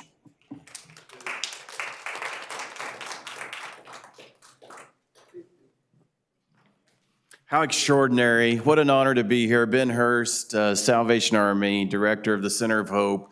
We're here tonight for a fantastic celebration because we just recently got word that just within the last few weeks, we served our 1,500th Anaheim resident at the Anaheim Emergency Shelter. And what a tremendous honor it's been to serve the community in that regard. And you know, at the Center of Hope, one of our favorite things to do is to give tours to community leaders because your efforts in the homeless space are renowned, even nationwide and now internationally. Just last week, we had a delegation of 40 from South Korea come, and they were visiting Los Angeles, and someone told them, if you're going to be in the LA metro area, you've got to go see Anaheim Center of Hope. So they came, and while we go through the Anaheim Emergency Shelter tour, one of the favorite stops is the Housing Navigation Command Center. Because when we started the shelter, we were so concerned that the average homeless shelter placement rate out of the shelter was about 7% a year. And we put our heads together and we got with Grace's team and with Sandy and said, we can do better. There's got to be a better way. We've blown the lid off that thing and are recently housing 23.2% out of your shelter, tripling the national average. But what happens is on the wall is a captain's shipping bell. And whenever someone is housed out of the Anaheim Emergency Shelter, that bell rings. And part of the celebration tonight, I just thought it'd be fun if we could ring that kind of bell. We brought an example. So with your permission, I'd like to ask my associate Alex to stand up and ring the ship's bell tonight real quick, real fast. Yes. Yes. The reason that is so inspirational to us is since the shelter started on January 31st, 2019, that bell has run 346 times. 346 times. Now, I don't know where you were when we were looking at the homeless on the riverbank by Angel Stadium, wondering if there's anything that could be done. But we rolled up our sleeves in the Anaheim way. We built that shelter in 79 days, and that bell has rung 346 times. Now, we're approaching July 4th. And in the spirit of the Liberty Bell, let me say tonight, maybe that sound can be the sound of new hope for the homeless across Anaheim. So perhaps from Anaheim Hills to Beach Boulevard, maybe from Disney Way to the 91 freeway, the sound of freedom for the homeless can ring again. Let freedom ring. God bless Anaheim. God bless the Center of Hope. Thank you. Thank you, Mr. Hurst, and thank you for all you do. Congratulations on your full ride to Biola. That's so exciting.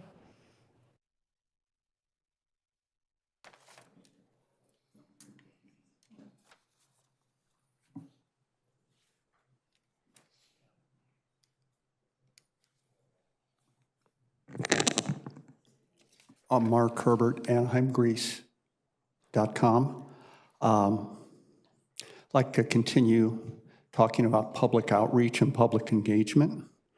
The Wi-Fi password is still restricted here. It's upon request. There's no notice posted on the bulletin board who to request it from or where. 2, still awaiting an apology for Trong Dai Glossi from a month or so ago. It would be helpful in terms of public outreach and engagement that people would feel more appreciated. And moving on then to an article in today's LA Times, dealt with Anaheim Stadium, Angel Stadium, and the legal issues surrounding it with the city. I sent this letter to Mr. Shaken, who wrote the article. I sent it to him instead of coming to you first because the public engagement's been lacking here. And I haven't had good traction. So I thought I'd try another angle. And so here goes, short email. There has never been an appraisal in Anaheim/Angel Stadium. One was requested a year and a half ago at a city council meeting. At that time, the council voted unanimously for the city staff to prepare a, quote, full property condition assessment report. It is yet to be released to the public. There has been no report on whether it has been started or completed. Now here is the link if you'd like to go to that. It can be found on AnaheimGreece.com or the city's site. The link is from the 11/15/22 council meeting at the 4-hour, 1 minute, and 51 second mark. It is 8 minutes and 23 seconds long. Again, continuing on past themes, funny numbers. Last meeting, I listed several sources of numbers in the housing element draft for May. I didn't get any feedback on which ones are considered valid. So I thought I'd bring an example of some funny numbers. This comes from the council meeting in 2022 when it was discussed the OC vibe. And the meeting was on 9/27/22. And the staff reported 27 million at that time could be, it was a city staff report, could be leveraged into 1,000 units. That's not the number we're hearing today. Thank you. That's at the 6-minute, 10-second. Mr. Herbert, I'm sorry, your time is up. It's at the 6-hour, 10-minute, and 27-second mark. Thank you. Will the next speaker please step forward?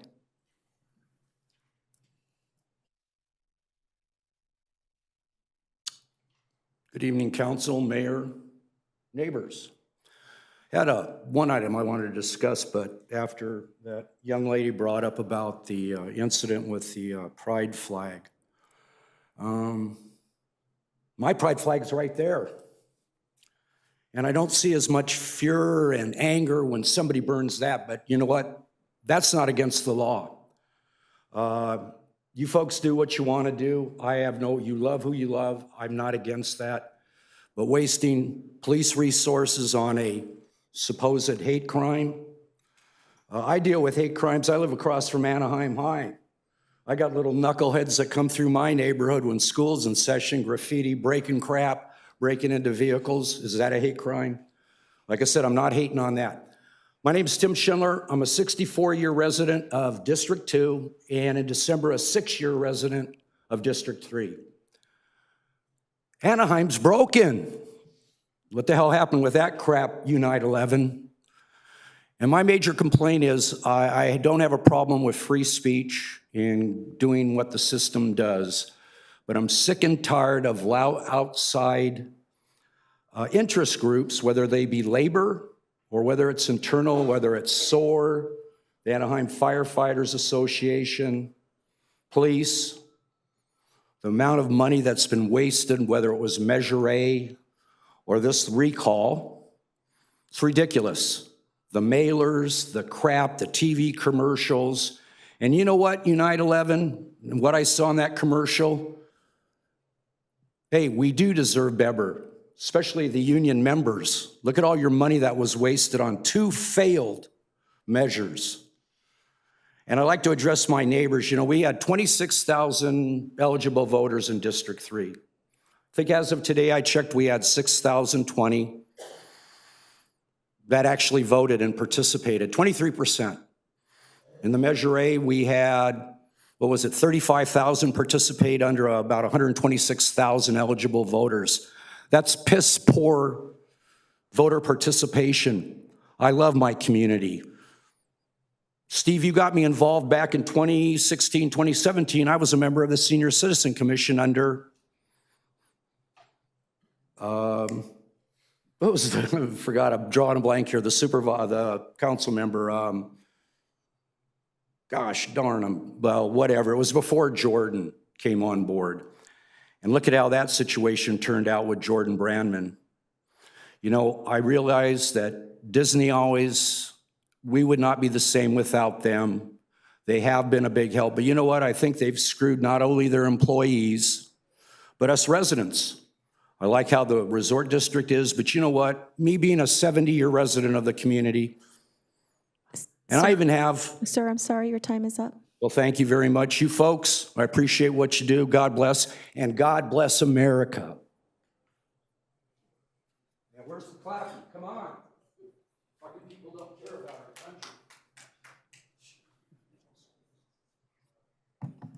country. Hi, good evening, Madam Mayor, City Councilman, and City team here. My name is Olivia Hurtado, and I have lived at Rancho La Paz Mobile Home Park for 13 years. It was originally a senior park. Lupe Ramirez might be a name that some of you recognize. She has now moved on to Colorado, and I have to try and fill her big shoes. So anyway, I wanted to let you know that when I first moved into the park, my space rent was about $605 a month. It is now $1,200 a month. At first, the yearly increase was about $10 to $15. However, since John Saunders has bought the mobile home park, which is about 5.5 years ago, the rent is going up about $120 per month every year. I do understand that Mr. Saunders is entitled to have a little profit from his purchase. I completely understand that. But there should also be some protection for the residents of Rancho La Paz. What I'm asking for is for help. If you could point me to the right direction. Again, Lupe Ramirez has left. If anyone could help me, point me in the right direction. She has my contact information. I sure would appreciate it. Thank you very much. Mayor and City Council, that concludes all our in-person speakers on agenda and non-agenda related items. I'm noting for the record for electronic comments, we did receive 3 comments related to item number 4, as well as the related item number 25. Agenda item number 34, we received 1 public comment and 24 public electronic comments on general comments. Thank you. So we'll now close the public comment portion of the meeting and move to council communications. Do any council members have information to share? Start with Councilmember Leon and then Councilmember Diaz. Thank you, Madam Mayor.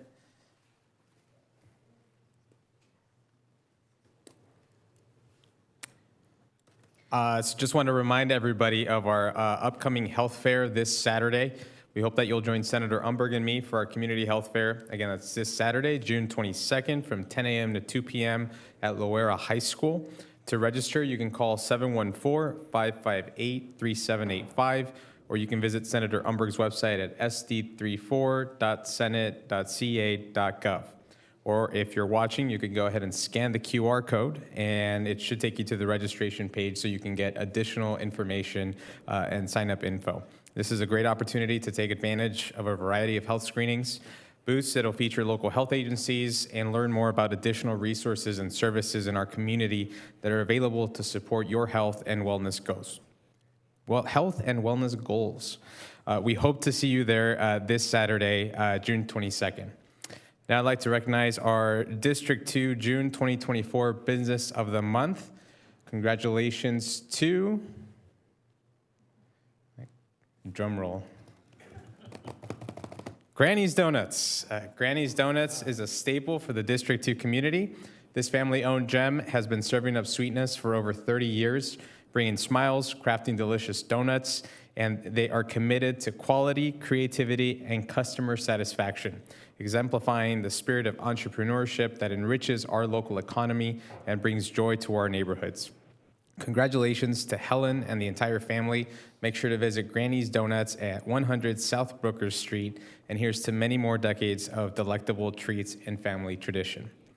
And for our Restaurant of the Month, we didn't do the drum roll for this one. For our Restaurant of the Month, proud to recognize Forn Al Hara, that is located in Little Arabia. Forn Al Hara is another staple in West Anaheim, having been a part of our community for decades. They're known for daily prepared dough, the freshest ingredients, and top-notch exceptional service. Their commitment to serving authentic Lebanese cuisine prepared with passion and care has not only delighted the palates of our community and many of our visitors, but has also offered a cultural journey through the flavors of the Mediterranean. Each dish is a symphony of flavors, a tribute to tradition, and a testament to their commitment to excellence. So congratulations to Mohammed, Nader, and the entire team for your tireless work and amazing food. Make sure to visit Forn Al Hara at 512 South Brookers Street. Thank you, Madam Mayor. Thank you. Councilmember Diaz? Teresa, are we ready? Yeah. We have a brand new small business in District 1. This small business is owned by immigrants. It's located at 3414 West Bow Road. The name is, do we have the pictures? Yeah, there we go. Taco Mateo, brand new business, opened a few weeks ago, owned by immigrants. The portions are gigantic. You go there and you're gonna take some home because the price is amazing, the services are amazing, and it's open from 9 in the morning to 10 at night. So anytime you're hungry, stop there and support our local businesses. Please support our community. That's what we do here. Thank you, Madam Mayor. Thank you. Councilmember Fessel and then Councilmember Rubalcaba. Thank you, Madam Mayor. And if Teresa can pull up my slide.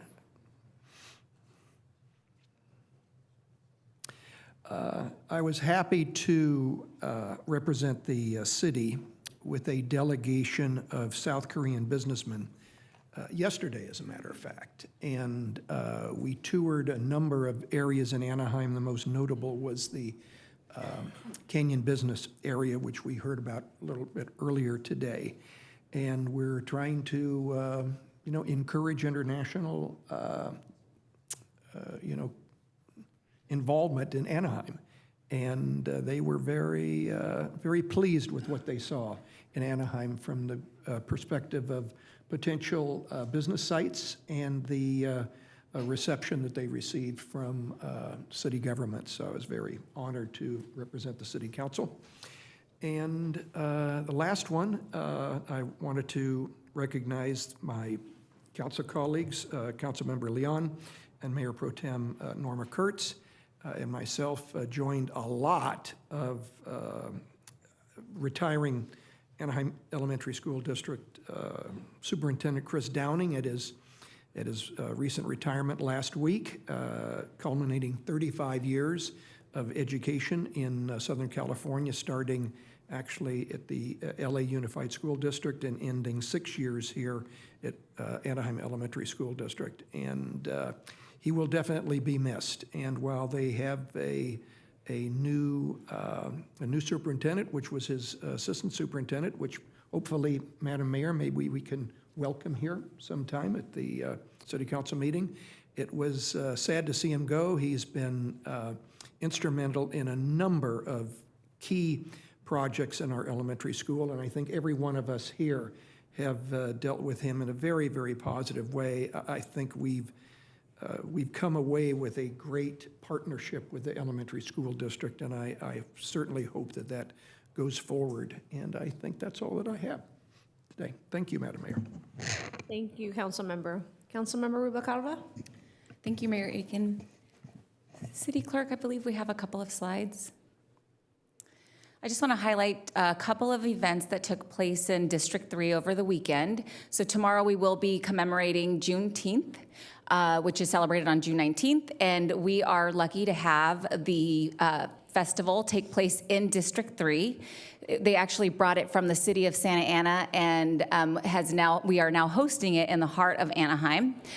In that picture to the right, we do have the Orange County Heritage Council's president and executive director, and it was a wonderful event. OCTA was also there. We had many vendors, and as you'll see, our fire chief was on hand as well, Councilmember Leon, and I'm sure many other council members were in attendance.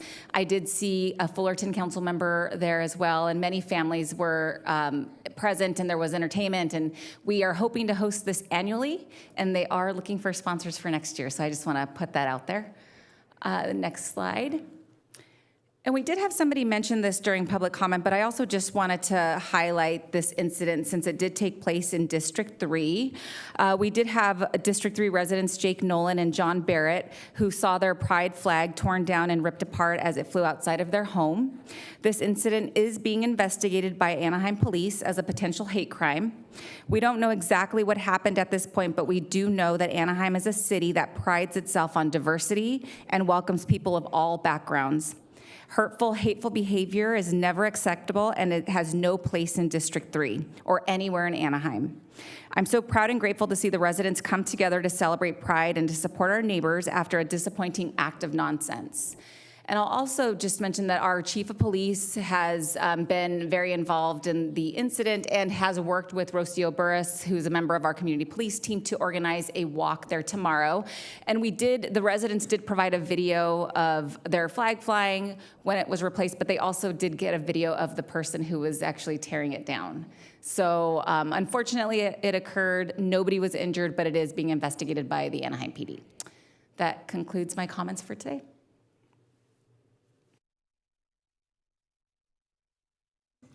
Thank you. I wanted to just briefly highlight something from OCTA. So the Orange County Transportation Authority is working on their 2024 OC Transit Vision, a transit master plan, which is a 30-year plan to enhance and expand transportation services in Orange County.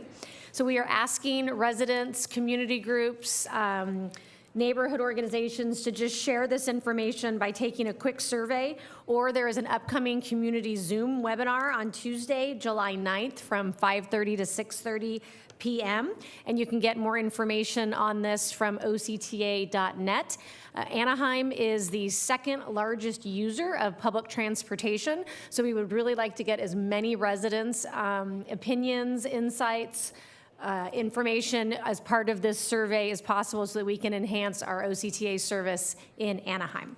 So that is it for me. It's now time for the city manager's update. Mr. City Manager, do you have anything to report? I do. Thank you, Mayor, council members of the public. A couple quick thank yous to our amazing safety people here in the city of Anaheim. On June 4th, Anaheim Fire and Rescue gave a special drowning prevention story time at Anaheim's Sunkist Branch Library Stay and Play program. Anaheim firefighters read Stewie the Duck Learns to Swim and gave out water watcher kits, water safety items, and fire hats to families in attendance. This is a great example of staff maximizing resources for our community.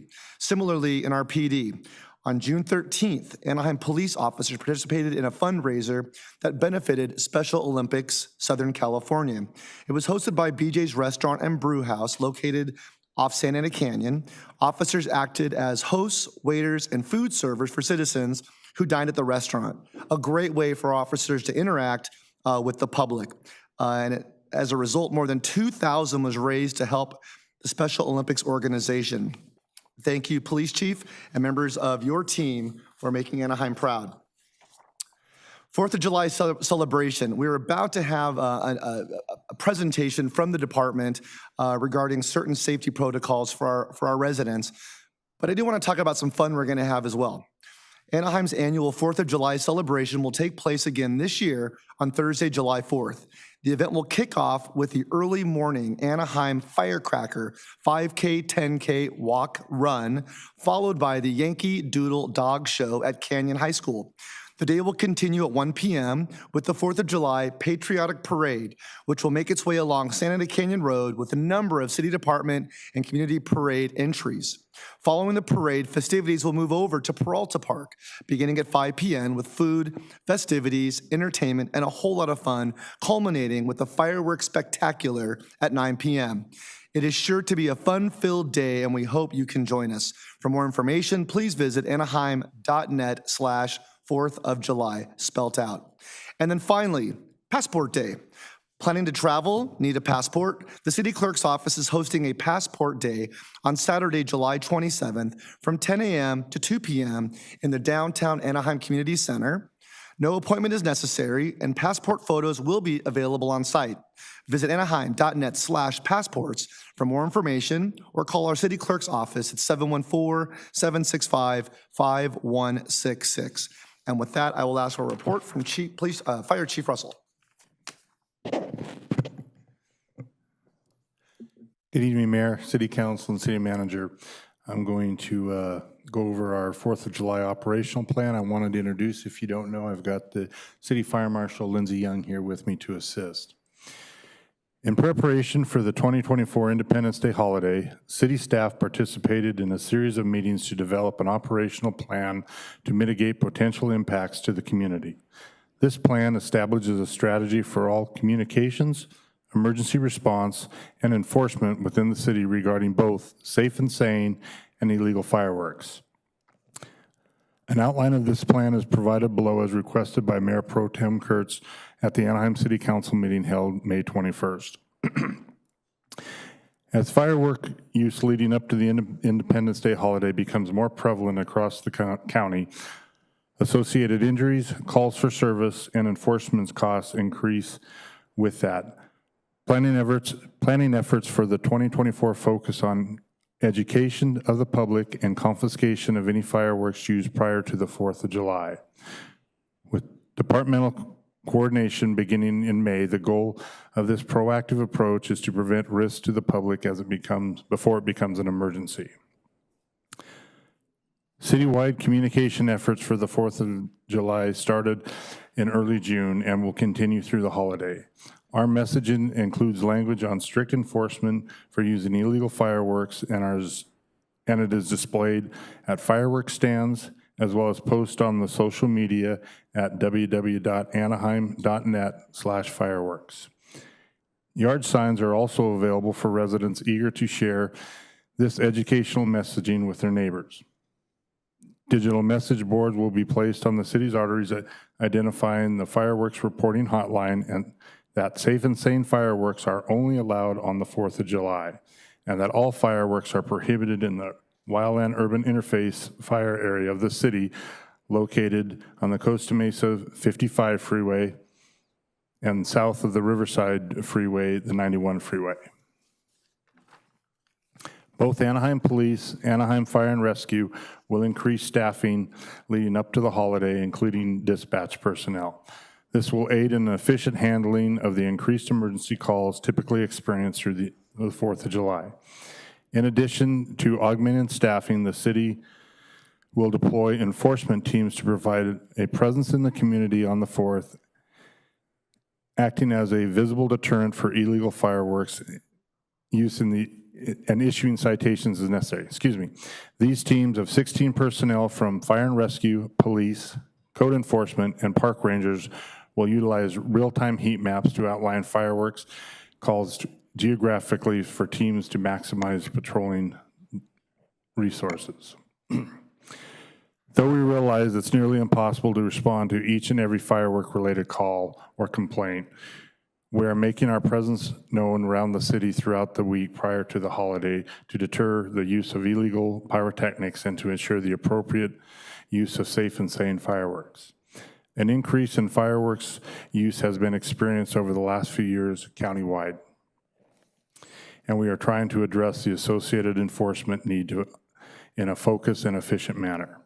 Should residents witness the use of illegal fireworks, we encourage them to call the non-emergency phone number 714-765-1900 and report the location's address so teams can respond appropriately. As in prior years, staff will provide a detailed report to the City Council after the 4th of July holiday with critical statistics and assessment of the operational plan. With that, I'll take questions. Thank you. Thank you so much, Chief. I know that we start, it's supposed to be July 4th, but it seems like a couple weeks before and sometimes even a couple weeks after, people are either, whether it's safe and sane or illegal fireworks, setting them off in our community. And we obviously all probably get phone calls from residents, pet owners, veterans on this really complex issue. Have you seen either in unincorporated county, like a county program, or in other cities, programs or enforcement measures that help address illegal fireworks, or is it something that's just we're all burdened with? Thank you for the question, Madam Mayor. It's definitely something that we're all burdened with here in Orange County and, quite frankly, across California. There are some other cities that do some degree of enforcement. We actually do more than a lot of cities here in Orange County, including the unincorporated areas.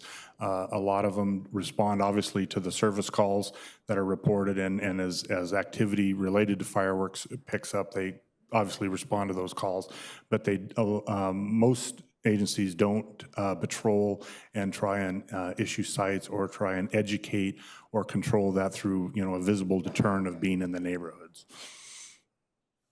Thank you. And I really appreciate the effort of putting the non-emergency phone number on signs throughout the city, and especially having signs to remind anyone in District 6 and Anaheim Hills that even the safe and sane fireworks are not allowed because of the wildfire hazard area. So thank you very much for this report and for pushing it out. And I'm sure I'll help push out the information from you guys on my office's social media, and I'm sure my other colleagues will be happy to join me. Councilmember Leon and then Councilmember Meeks. Thank you, Madam Mayor. Chief, can you repeat the phone number? Yeah, absolutely. 714-765-1900, 1900. Thank you, Chief, and thank you, Mayor Pro Tem, for agendizing this.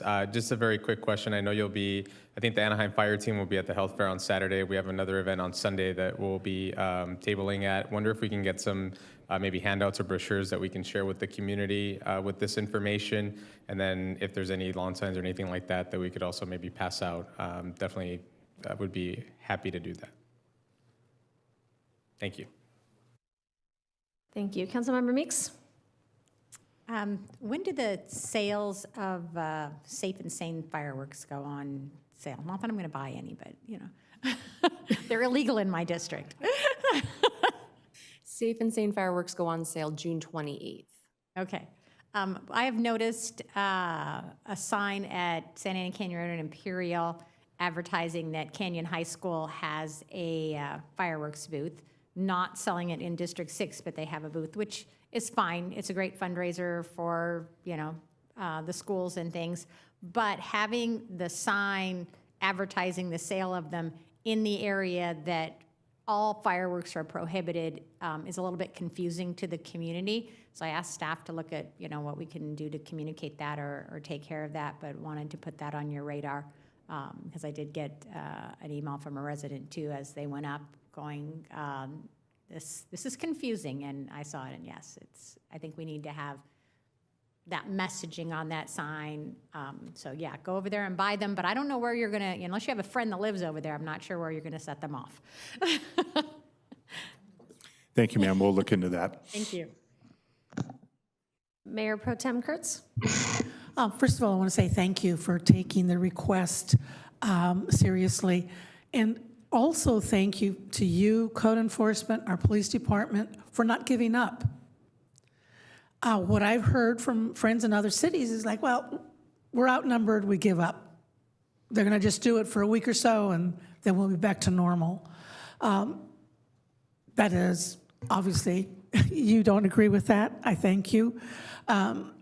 It is not something that our residents should have to expect and put up with. The more we can do, the better. So I thank you for having those extra personnel out on the 4th, driving around the city to make sure that some of our neighborhoods don't turn into what sounds like a war zone. And I think Councilmember Rubalcava and I have experienced that from residents calling where we have neighborhoods together where they've actually sent me an audio. It sounds like a war zone. So thank you for making sure that you're doing what you can to control this. Absolutely, ma'am. We'll continue to do what we can. And could you share that slide with all of us so that we can put that up on our social media and help distribute it? Yes, ma'am, certainly. Thank you. I don't think we have any other comments or questions. Mr. City Manager, do you have anything else in your update? That concludes our report. Thank you, Madam Mayor. Thank you. So we will now recess the City Council and address the Housing Authority consent calendar. We have items 1 through 4 before us. Is there a motion? Oh, yes, Councilmember Diaz. Mayor, I had to recuse myself from voting on this since the item number 4 is a property that is very close to my house. So I had to excuse myself, and if it's any debate, then I have to move out of the room. Thank you. Okay, so Mr. City Attorney, just correct me if I'm wrong. Why don't we move items 1 through, a motion to move items 1 through 3, and you can vote on that, and then when we vote on item 4, you can recuse yourself. I have a question on 2. If I may interrupt it, if item 4 is not pulled, then he's welcome to stay at the dais, and it'll be shown on the record that he's recusing himself. Okay. If it is pulled, then yes, when that item is called, then he would have to step off the dais. Okay, so, and Mayor Pro Tem, you want to pull item number 2? Correct. I'll move the balance. I'll second.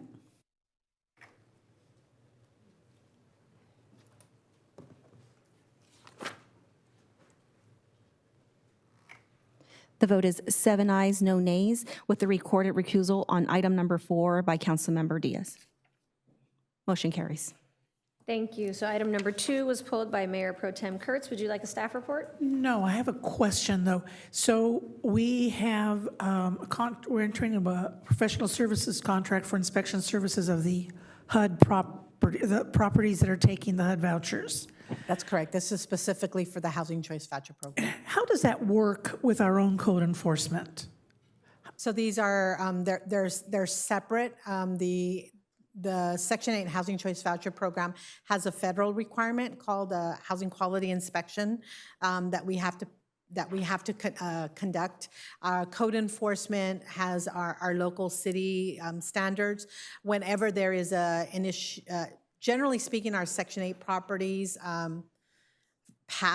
exceed code standards. So the way we do interface with code is when we get complaints from non-subsidized, then we call code enforcement and they send code inspectors. But generally speaking, these are 2 separate inspection standards. So if a resident that is on a HUD voucher calls our own code enforcement,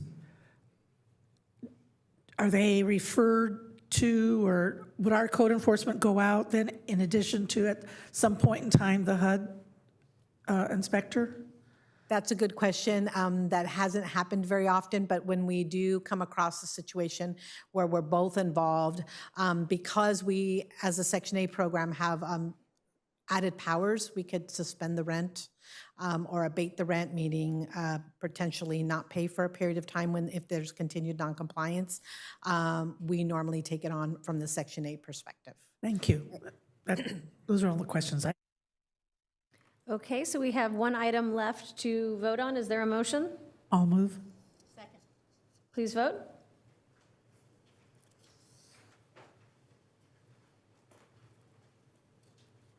The vote is 7 ayes, no nays. Motion carries. So without objection, we will adjourn the Housing Authority and address the City Council agenda. Consent calendar items 5 through 34 are before us. Are there any members of council who wish to remove an item for further discussion?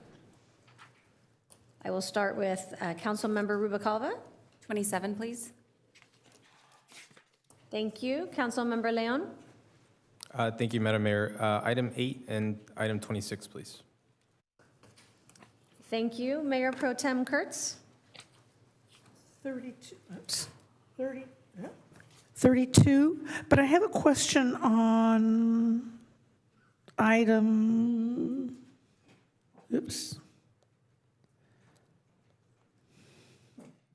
5.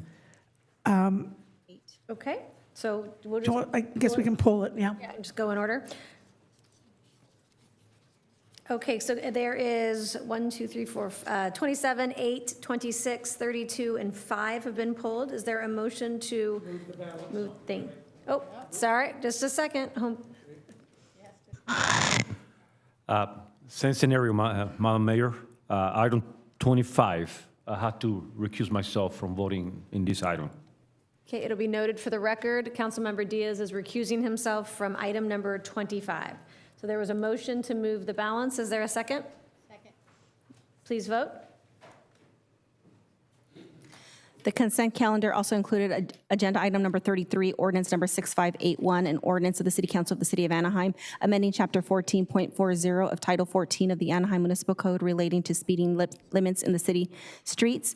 Agenda item number 34, which ordinance number 6582, an ordinance of the City Council of the City of Anaheim, repealing ordinance number 6186 with a mutual consent canceling development agreement number 2010000002 by between the City of Anaheim and the Irvine Land Company LLC and the Irvine Company LLC, and determining that this ordinance is exempt from the requirements to prepare additional environmental documentation per CEQA guideline section 15060C2 because it will not result in a direct or reasonable feasible indirect physical change in the environment.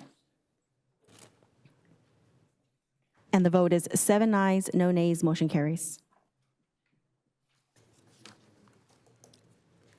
Thank you. So the first item that was pulled is item number 5 by Mayor Pro Tem Kurtz. And just as a note, I know we have a representative from the BIT Commission here who's going to be addressing us later as part of the public hearing. But if you have any specific questions now.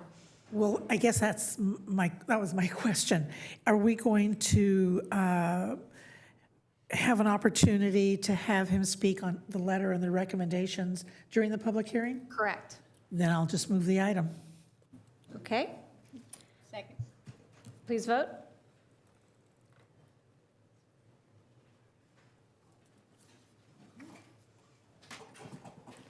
And the vote is 7 ayes, motion carries. So the next item is item number 8, pulled by Council Member Leon. I could get a staff report, please, Madam Mayor.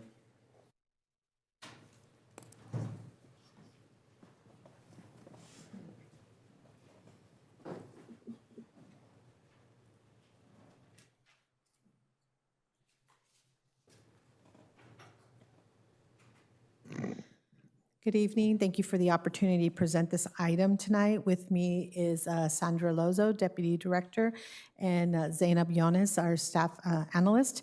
The staff report tonight will be presented by Ms. Lozo. Good evening, Mayor, Mayor Pro Tem, and City Council. Tonight's item before you is the management and implementation to approve the fiscal year 2024 and 2025 annual action plan for federal management and implementation of the Community Development Block Grant, or known as CDBG, our Home Investment Partnerships Program, known as HOME, Emergency Solutions Grant, or ESG, and our Housing Opportunities for Persons with AIDS, or our HOPWA funds, for a total of $9.4 million and some change. The U.S. Department of Housing and Urban Development awards grants to entitlement communities to carry out a wide range of community development activities directed towards revitalizing neighborhoods, addressing affordable housing needs, economic development, and providing improved community facilities and services. Entitlement communities develop their own programs and funding priorities. The City of Anaheim is an entitlement community and receives funds deriving from 4 different HUD grant programs, as I outlined. To comply with HUD requirements, the city is required to develop and adopt a 5-year consolidated plan, which is a planning tool used to identify local needs and to make data-driven, place-based investment decisions. The CON plan is carried out through our annual action plan, which provides a concise summary of the actions, activities, and specific federal and non-federal resources that will be used each year to address the priority needs and specific goals identified in our plan. This is in attachment 2 of the staff report, where it has the full annual action plan for the City of Anaheim for the fiscal year and aligns with our fiscal year starting July 1st. The grant allocation includes a little over $4.1 million of CDBG, $3.6 million of HOPWA, $1.3 million of HOME, and $376,000 of ESG funds. The CDBG and HOME program have decreased compared to the prior fiscal year, while ESG and HOPWA have slightly increased. Proposed programs and activities do include our code enforcement, fair housing services, public facility and infrastructure improvements to improve neighborhood parks and libraries, and community and public services for children, youth programs, families, disabled seniors, and disenfranchised populations. And I would like to just take an opportunity to thank Linda Barnett and their team on the Community Services Board. They do a lot of that legwork on helping us identify those service providers that you heard from today during public comments. Our home helps with preservation and expansion of our affordable housing through rehabilitation, production, and tenant-based rental assistance. We also have, through ESG, our assistance for the homeless, including our emergency shelters, housing services, case management, rapid rehousing, and homeless prevention.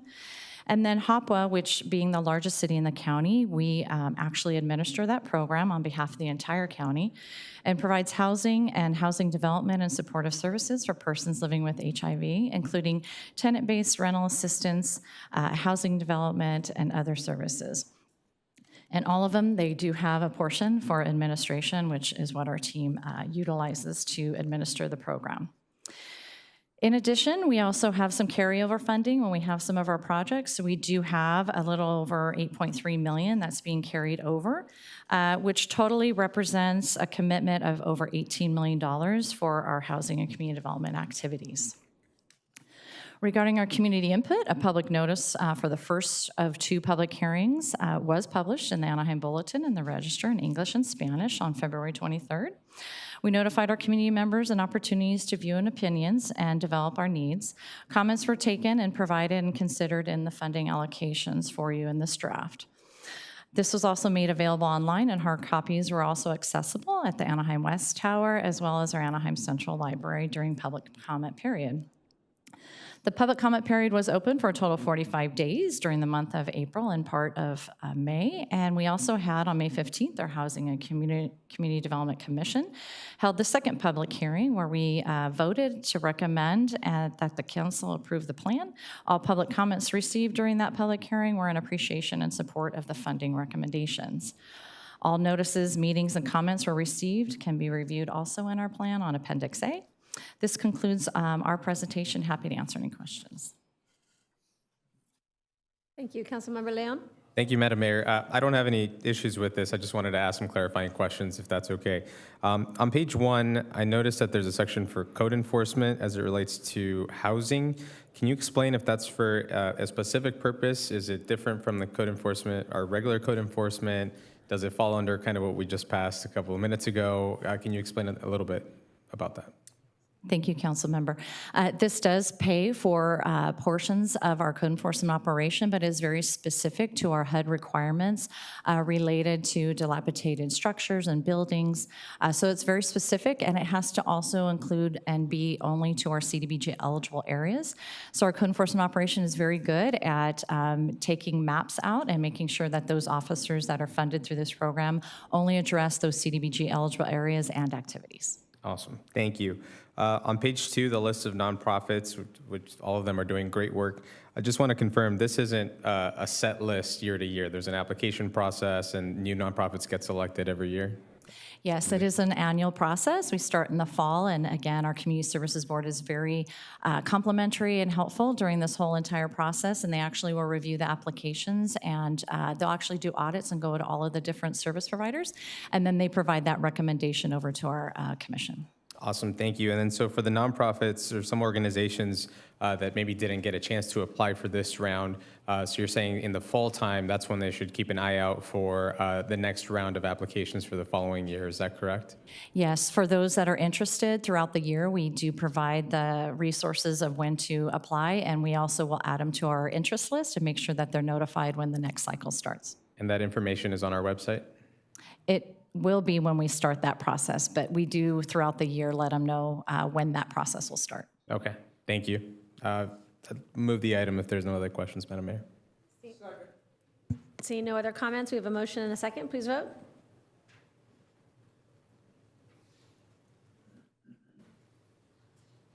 The vote is 7 ayes, no nays. Motion carries.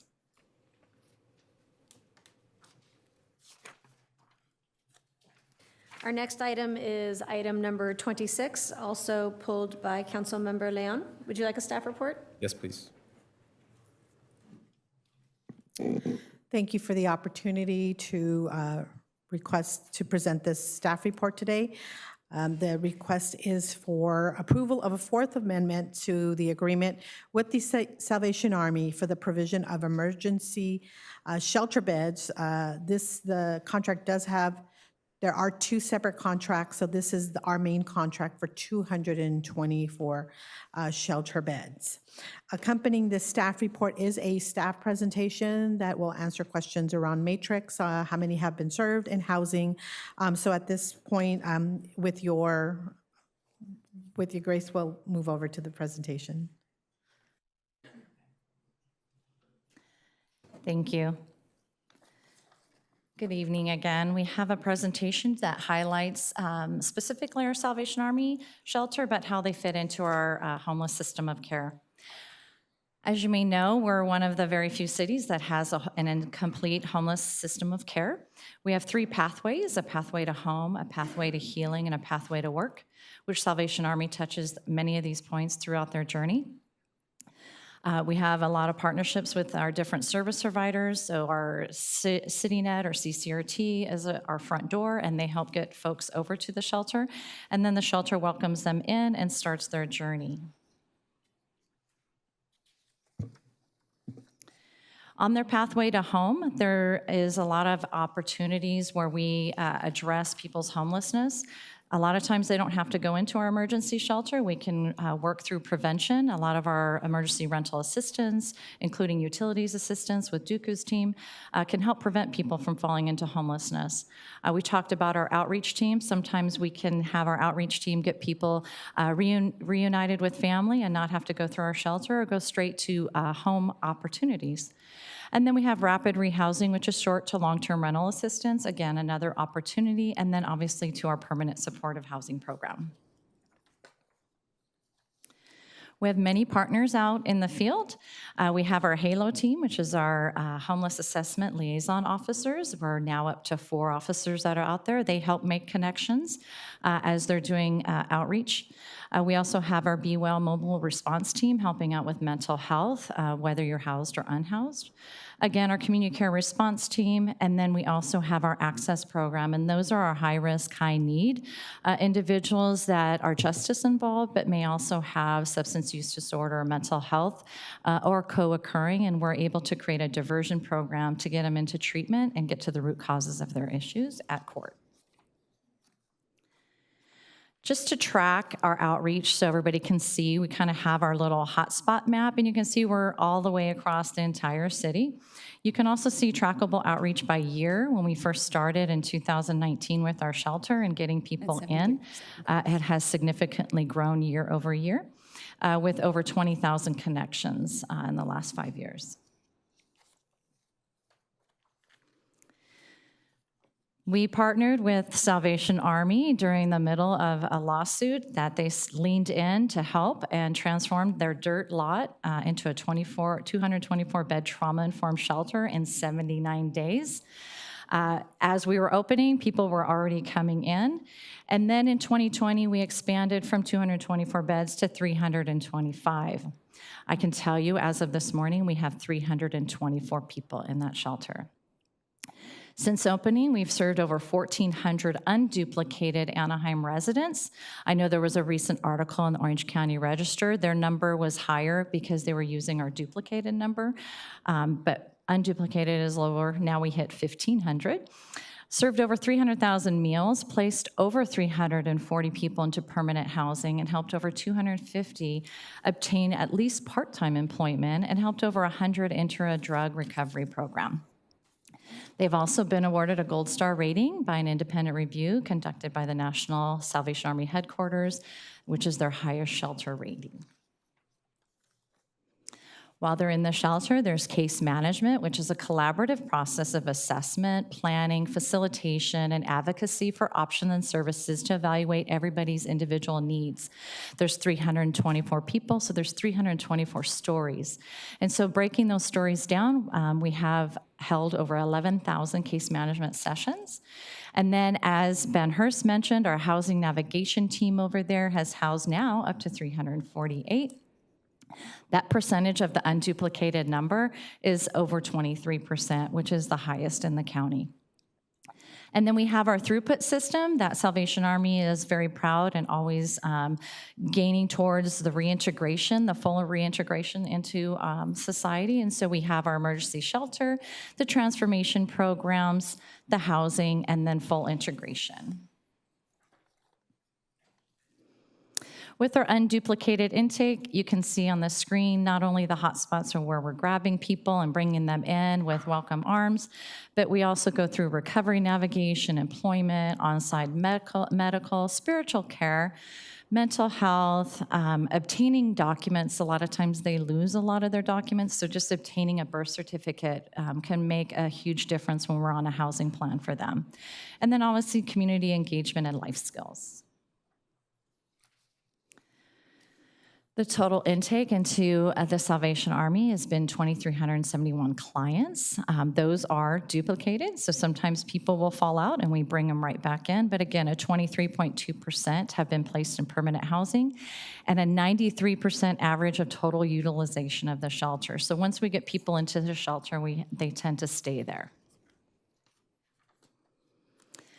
And then we're also very proud of our Center of Hope Permanent Supportive Housing Apartments. It took an initial $2 million grant from the Anaheim Housing Authority, leveraged with over $46 million in local, state, federal, and philanthropic funding to successfully open 70 units of 100% homeless housing in October 2023.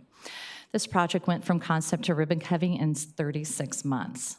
And the result is 70 beautiful units of homeless housing at a direct development cost to the city of less than $29,000 per unit. Of a special note, 33 of the apartment units are now permanent home of individuals that came directly across the way from our Anaheim Emergency Shelter. And then they were also just recently awarded the 2024 Transformative Communities Award by the Orange County Affordable Housing Association. We'd like to end with just a short video, and then we will turn it back over for any questions.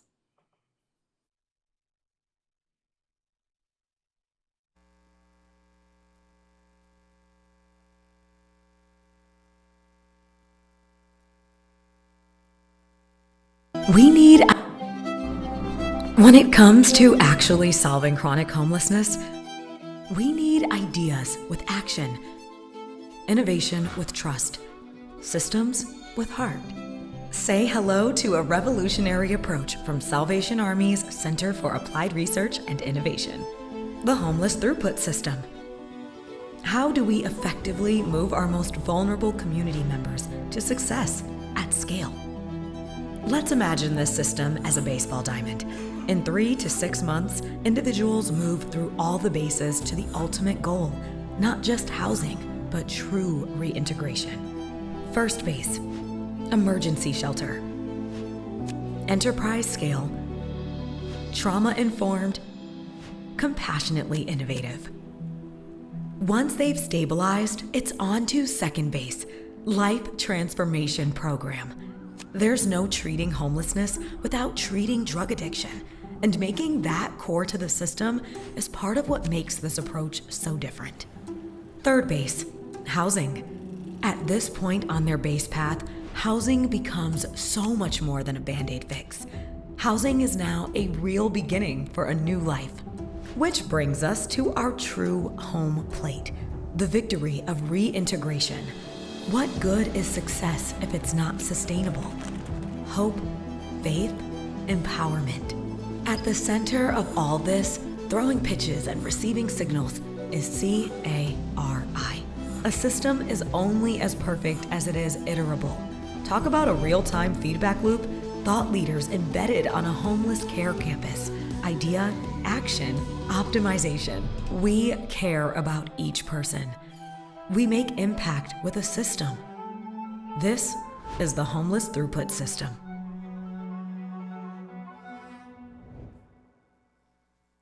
So the Carrie video that you just witnessed is what is the next phase of the shelter. So as Sandra reported, we started the shelter operations really in response to a dire emergency to house people in an emergency shelter situation. As we've continued to work with Salvation Army, there's been lots of conversations about how we move simply from a situation that was acute and it was emergency to something that is a sustainable system. And so this last video, the Carey Center, is really what will break ground, according to our partners on Salvation Army, here in the next 12 to 18 months, and really provide an elevated of care, both for those folks staying at our shelter and at the permanent supportive housing operations. On the Carey issue, Dr. Ben Hurst is here and can answer more questions about that.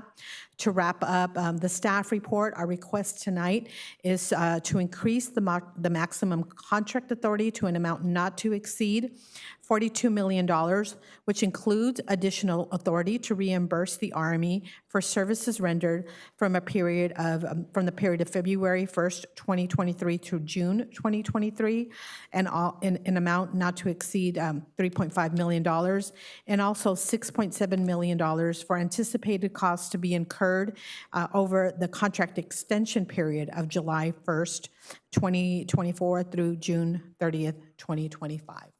And with that, we are available for questions. I'd like to turn it over to Council Member Leon, who pulled this item. Thank you, Madam Mayor. Thank you, team. I think you answered most of my questions. One question that I still have is, do we place any time limits when someone goes to the shelter, or are they able to stay there as long as they so choose? That's a great question, Councilmember. Obviously, we don't want to put stringent time limits because their option is to go back out to the street. So we work very closely with them on their housing plan. Sometimes they have housing vouchers and they're waiting for a unit and searching for one. So if they're coming up on our limits of 3 to 6 months, then we'll keep them there while we're trying to find that unit, because we're almost to that home plate, and so we want to make sure we see all the way through. So there are people that have been there longer, but our average time and moving people through our system are a lot quicker than any other shelter in the county. Okay, thank you. And then just I guess a hypothetical, because I'm looking at the impact on the budget. So the budget includes additional contract authority, 1-year extension funding, but then we're also going to be relying on the Homeless Housing Assistance and Prevention Program funds, hopefully for a 5th round. Is that correct? That's correct. The history of the shelter has really been that we budget for the shelter costs in the general fund. However, when there are any other funds that come in for this specific purpose, we use that to offset the costs. And so we have done that historically with COVID-related funding that was specifically for shelter, and with any HAP that has come from the state. So here to date, we did anticipate some questions, and we did check to see how much of other people's money, sort of speak, have offset the general fund, and it's been $16 million. So roughly 50% of the cost of the shelter here to date has come from state and federal sources, and the rest has actually been incurred by the general fund. I appreciate that. And then I have one final question, Madam Mayor. I don't know if it's okay if I can ask Mr. Hurst the question. Mr. Hurst, do you mind if I ask you a quick question? Thank you.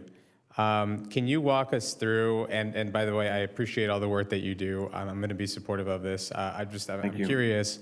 I know that we've walked through the shelter. You've kind of given me a little bit of information. Can you share with everybody, if someone's homeless and they go to your shelter, what is the process? What can they expect when they're there? Are they going to get all their stuff taken away? They're put in a room and there's no service, or what is it? What's that I'm so initial glad you concept? asked that. Yeah. No, the extraordinary thing is within 24 hours of their arrival, they are assigned a personalized case manager and a customized plan for whatever, it's adapted to whatever their specific situation is. And that could include housing placement, employment help, substance use disorder recovery help. It's a comprehensive trauma-informed approach that really touches holistically on the whole person. So we see great success and life transformation in that space. I was so glad we had several of our guests here tonight. You heard some of that. Really, what we're pushing up against is housing shortages in the community.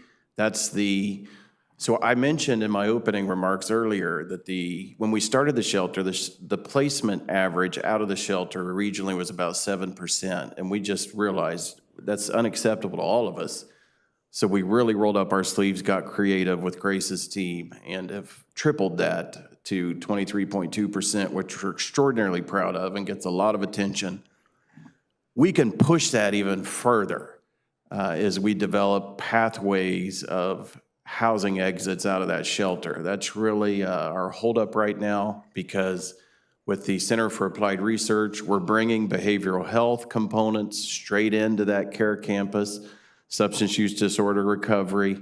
I am so excited about the near future of the Center of Hope. I've got to tell you, I've been lead on that project from day one, 6 years now, and we are on the cusp of blowing the lid off how we can really transform homeless care in our community. I think the best is really right in front of us. I'm super excited. I don't know if I answered what you asked, but I think so. Yeah, right. So essentially, when someone goes to the shelter, there are resources, information, things that are readily available to start helping them then and there. Yes. Versus they're not just put. No, they are personalized case management within 24 hours. with a customized plan of action. And then they receive follow-up with their case management team as an ongoing process. And then their length of time in the shelter really boils down to specifics of their own situation, unique to each individual. Some are able to self-resolve relatively quickly. Others have a lot more intensive difficulty, mental health issues, severe substance use disorder issues. So we, of course, minister and care to the whole spectrum. And the length of stay really is a response to the individual need we're facing. Okay. Thank you, sir. Appreciate it. And I don't know if there's any, I think there's more questions, but Yes. when the time comes, happy to move the item. Thank you. Councilmember Meeks and then Councilmember Rubacalva. So with this extension, do we expand the shelter at all, the number of beds? Because it sounded like we're getting pretty full. No, it does not include expansion. And what is the plan for that as we move forward and want to continue to, one, provide shelter services, but two, enforce our anti-camping regulations? It's continuing to push the housing navigation. The more we can get people out the back door of the shelter, the more room we have in the front door to continue to bring people in. There are times we bridge house if there are immediate needs and we may not have that appropriate bed available. We have other bridge housing that we are able to provide until a bed opens, and then we move them over. Okay. All right. So we have a process that allows us to continue the operation. Yes, and this is not the only shelter. We have several other shelters throughout the city that we utilize, whether it's for families or for transitional age youth. So there's other beds available depending on who we're encountering out in the streets. All right, thank you. Thank you, ladies. Great presentation.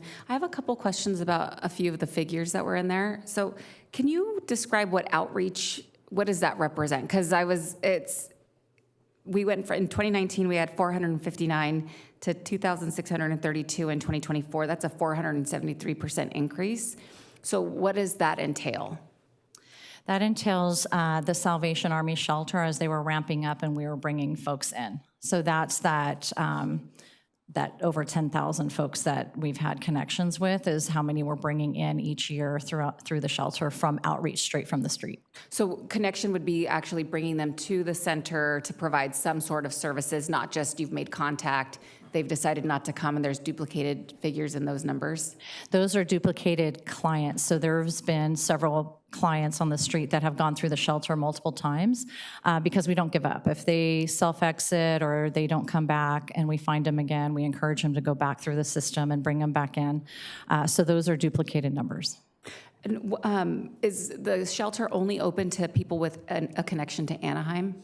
Yes, it is Anaheim shelter, so it's only Anaheim, and we do have CityNet as our front door, as well as our Anaheim PD that can come at any hour of the day and bring folks into the shelter. And the $6.7 million reimbursement, what is that for? That is for 1 year of operations for the 224-bed shelter. And then is there any other fundraising done by you, Mr. Hurst, by the Salvation Army? Because it's 15% of the funding is coming from state and local, and the majority is coming from the city of Anaheim. Does the Salvation Army do any fundraising to offset some of the expenses? We do a tremendous amount of fundraising for the Center of Hope campus. Our fundraising is focused on support structures to the shelter. For example, we just met with the city planning team last week and are preparing project plan submissions for our Center for Applied Research building, 28,000 square feet of support services, including a 5,000 square foot medical center. That'll be 100% funded philanthropically. It will not be an ask to the city of Anaheim or any government funding.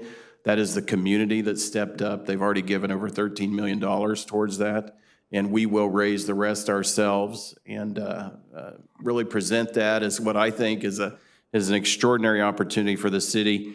I know this wasn't your question, but it's I'm so excited. It is the world's first Salvation Army Center for Applied Research and Innovation right here in the city of Anaheim. And when you're in 133 nations and over 150 years old, that's a pretty big deal. We've had our flag taken to the moon and back, but they've never had a social science research and development center anywhere in the world, and it's going to be right here, headquartered in Anaheim. This is an extraordinary situation, and all that fundraising is from the center, from Salvation Army.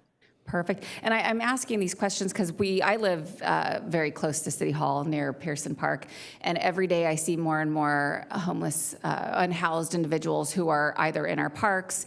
And when we talk to some of them, they frequently say that there are no beds available. So I am a little concerned. This is $42 million is a lot of money. So to Councilmember Meeks's point, I just want to make sure that there is some sort of plan for growth that includes fundraising from our friends at the Salvation Army as well to help expand access to the beds that are available there. I think it's even difficult for our Anaheim PD and Halo and all of the other teams that are out there to provide housing for individuals when I don't know if people are being turned away, but that is the feedback that we're hearing from the community. Frequently, when people come to this dais and say that they are being turned away from shelter, when we explore deeper, it is not the Anaheim shelter. And other times when we explore deeper as well, there may be folks that are not connected to Anaheim. We have been pretty strict about the Anaheim connections because the pathway out of the Anaheim shelter is Anaheim housing opportunities for which we prioritize housing residents. That being said, the count at 325 is a situation where we are aware that we do need to increase our housing options, which is why we're working fast and feverishly on that remodel of the Studio 6 apartments. We're working on the Tampico, and we do use our housing choice vouchers to helping people get out of the shelter. Those are all of our avenues, in addition to sometimes tenant-based rental assistance, which is time limited, could be 3 to 6 months for those that are working and perhaps just need that type of boost to get them on to their next step. What exactly is the Anaheim connection that somebody needs to have in order to qualify for housing? We utilize several options. First, we usually will ask them where they went to high school. That's always a good question. You kind of know where they started when they were an adult, became an adult. We see if they lived or work in Anaheim currently or have in the past, if they've had interactions with our police department in the last few months. So those are all usually, we can usually find. We also utilize our homeless management information system, which is a county-wide system, so we can also see if someone has touched them in another city. So we can see if they've come from another location, and then we'll provide resources for them to make sure that they go back to those cities to continue their path. Okay, so if somebody does not have a connection, then we do try to help them get back to the city they came from? Yes. Okay, thank you. Okay, Councilmember Diaz and then Councilmember Fussell. Thank you, Mayor. The Salvation Army is very cost effective. Nobody can compete with you guys. You have the passion and the expertise. I mean, the passion. You are one of the experts in transitioning from homeless to self-sufficient. Because when the majority of the cases where they are homeless, it's a dysfunctional individual. I don't mean this in the bad way. It's drugs and alcohol and mental illnesses. So you are the experts in taking the alcohol and the drugs away, and that individual now has way more chances to reincorporate into society. But what you really shine is, and I'm a big supporter of this because I believe, is that you are a faith-based organization. I have seen it with my own eyes, and I have felt it in my heart. Many individuals that have broken lives, broken families, alcoholism and drugs, meeting God, knowing God, and immediately change it for the good. And you are the expert in that. And I believe it's a relationship between faith and get better. It's complete transformation. I have seen it with my own eyes. But I have to say also that the state is cutting funding for the state prisons. The state prison system is the biggest mental health provider in California. When the state releases people like that with no plan B, these individuals have been taking medication and being taken care of are released to the streets, and within days they became homeless. Yes, we can work tremendously to reduce homeless, but Anaheim alone cannot win this battle. The state is part of this, society is part of this. We do our best, our staff do their best, but this is a part of bigger issue. But again, I went too long. Thank you so much because you are the expert, and especially because you are a faith-based organization, you take individuals out of that situation forever. Thank you so much. Thank you. Thank you. Thank you. Councilmember Fussell? Thank you, Madam Mayor. As I look back, or soon to be my 8 years, I think what I'm proudest of is my support, unequivocal support for every homeless project that has come before us. And yes, I marched out on the Santa Ana River a couple of times. Dr. Ben, it's been suggested by one of an individual that I think really wants to look for the best, out for the best for our homeless, that wouldn't it be better just simply for the $42 million that we spend here, just put them all up in a motel? With your history and background in this subject matter, is that a good idea? No. I think it's a really dangerous idea. I think most of the cost of the shelter is in personnel. I'm going to make a guess of 65-70% of the total shelter budget is the staffing table. And that's because of the expertise needed to care for people. And most of them are trauma impacted. Many of them self-report substance use disorder, addiction, not all, but many. We have seen when you place them, for example, in a hotel room, it is a dangerous situation without supportive services and staffing there to help them. Salvation Army operated during COVID the Grand Hotel in Los Angeles, 500 beds converted to an emergency shelter. It was an extraordinarily difficult situation. I'm choosing my words carefully because this is a public forum. Extraordinarily difficult. I don't think that'd be a good idea. You have to provide help and support, compassion and care across the spectrum of need, and that's where breakthrough is really going to come. Thank you. Doctor, no less than our past Mayor Tate, in his last year here, stated that you were the gold standard. And indeed, I've said that many, many times after, that you indeed are. It's been proven to me that you guys do a great job. At one time, you may remember, I had every shelter bed in District 5. I still have 200 of the counties. I had to give yours up to my colleague here. And that was a great disappointment to me because I was such a stalwart supporter of the Anaheim Salvation Army partnership. Dr. Ben, God bless you, good luck. Keep up the good work. Okay, thank you. Thank you, Madam Mayor. Thank you. Thank you. Mayor Pro Tem? Thank you. Salvation Army is located in District 4, and even when it was District 5, the closest neighborhoods have been in District 4, and many of the residents there, as you were building up and getting ready to open up the shelter, were not happy because they felt that during the day, the folks that were staying at the shelter would move into the neighborhoods and be great problems in the neighborhood. And I am happy to say today that there are no more intrusions from folks that are staying at the Salvation Army today than there were the first day you opened. So I thank you for that. You're doing the right thing with these folks. And all the while, our neighborhoods are being protected as much as they can. So thank you very much for the work you're doing, and I'm also proud to say that you are in District 4.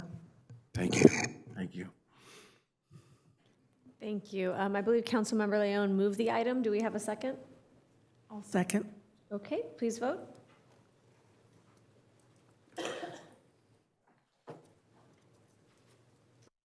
The vote is 7 ayes, no nays. Motion carries. So the next item was pulled by Councilmember Rubalcaba, item number 27. Would you like a staff report? Yes, please.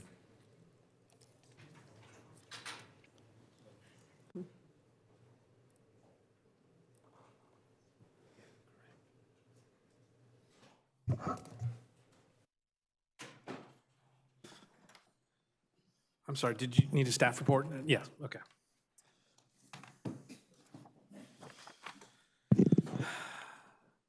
Mayor and Council, this item before you tonight is a First Amendment to our agreement with BWell OC, and it is simply to extend our existing agreement for an additional 90 days with a not to exceed amount of $400,000, allowing us time to continue to work with the organization to refine a future contract. So in June of 2023, the City of Anaheim entered into this existing agreement with BWell OC to provide mental health system of care supported by the mobile BWell team, otherwise known as Hope Anaheim. The early stages of Hope Anaheim were designed to divert calls for service from the Anaheim Police Department to trained mental health professionals. As the program evolves, we continue to work collaboratively to improve the mental health system of care as it applies to the residents of Anaheim and to remove barriers to utilizing mental health professionals that may currently exist. The city and BWell are continuing to refine the metrics and data to ensure that the outcomes are measured, such as linkage to hospitals, treatment, and housing. The First Amendment to the agreement with BWell will allow us some more time over the next 90 days to continue to work with BWell to evaluate the current services, to evaluate the existing scope of work, all the overall objectives to make sure that they're still relevant, and to potentially work towards a longer-term agreement in the future. Also, I'll just make a note, the landscape in this area is also changing rapidly. You know, I think we all know and hear that street medicine is coming from CalOptima. That's a big game changer, not only for us, but we understand that there's conversations between BWell and CalOptima about how that program can be changed and improved. And so rather than letting things lapse, we're here before you with a 90-day extension just to continue this conversation and to potentially be back in front of you with something new and improved. Thank you. I want to turn it over to Councilmember Rubalcaba. Thank you. So I've expressed concern about BWell. So what are other options if BWell is not the provider that we choose to go with? Yeah, so I mentioned CalOptima in the street medicine program and something that Grace and her team have been working on. And there have been advanced conversations about the services that they are going to provide in our community. And certainly we don't want redundant services. I don't think that makes sense, and we've expressed that to BWell, and so that's part of the conversation that will occur. Now, of course, street medicine isn't in place yet, and it won't be in place until at least the end of this summer, I believe is the earliest opportunity for street medicine to be in place, and so there is still a need out there. And so that's why we thought a temporary extension, rather than just slamming the door and stopping services, gives us a little bit of time to continue to work with them and our other partners. Also, the access program that we have is continuing and is successful, and I know BWell does play a role in that, and we want to make sure that there's no lapse in any services to that program as well as we move forward. I would just add that the chief is very much involved in these conversations and these assessments in terms of what would take its place, what would perhaps improve what we currently have. His officers work directly with the county PERT teams in 5150 situations. So he and his HALO officers are providing feedback on what are the gaps and how we may best be able to fill that gap, and we're providing that feedback directly to BWell, as well as exploring if it, not BWell, who operates in that space. And so those conversations certainly are being had currently and being had very robustly. Perfect, because I know that there's been change of leadership at Be Well, right? So that is a concern that maybe they're not going in the same direction as Anaheim. So I'm glad to hear that you guys are exploring other options. The other thing that I was going to ask related to Be Well is, so you mentioned that the 90 days is to assess and gather information. Have they not been maintaining KPIs so that we can get a good understanding of what they, do we have anything to measure what their current impact has been? Yeah, and they do have metrics and measurements. But to your point earlier, there's been some changeover from some key individuals in that operation, which has caused us to take this opportunity to not only bring them up to speed to what the current metrics are and what we think they need to be, especially since, like I said, the landscape is shifting and our needs are differing now, and also their organization is going through change. And so, yeah, I think all of and those conversations have been happening. We haven't waited until today to have those conversations. We just need a little bit more time. Perfect. And so we continue to have those conversations with the new, I believe CEO is his title, and his team. He lost a key senior staff member as well, just underneath the CEO. And so now that they have those positions filled, and we can, in earnest have these conversations about KPI and what our needs are moving forwards, especially with street medicine coming online. And then they're bringing something to the table as well with a potential partnership with Cal Optima on their side.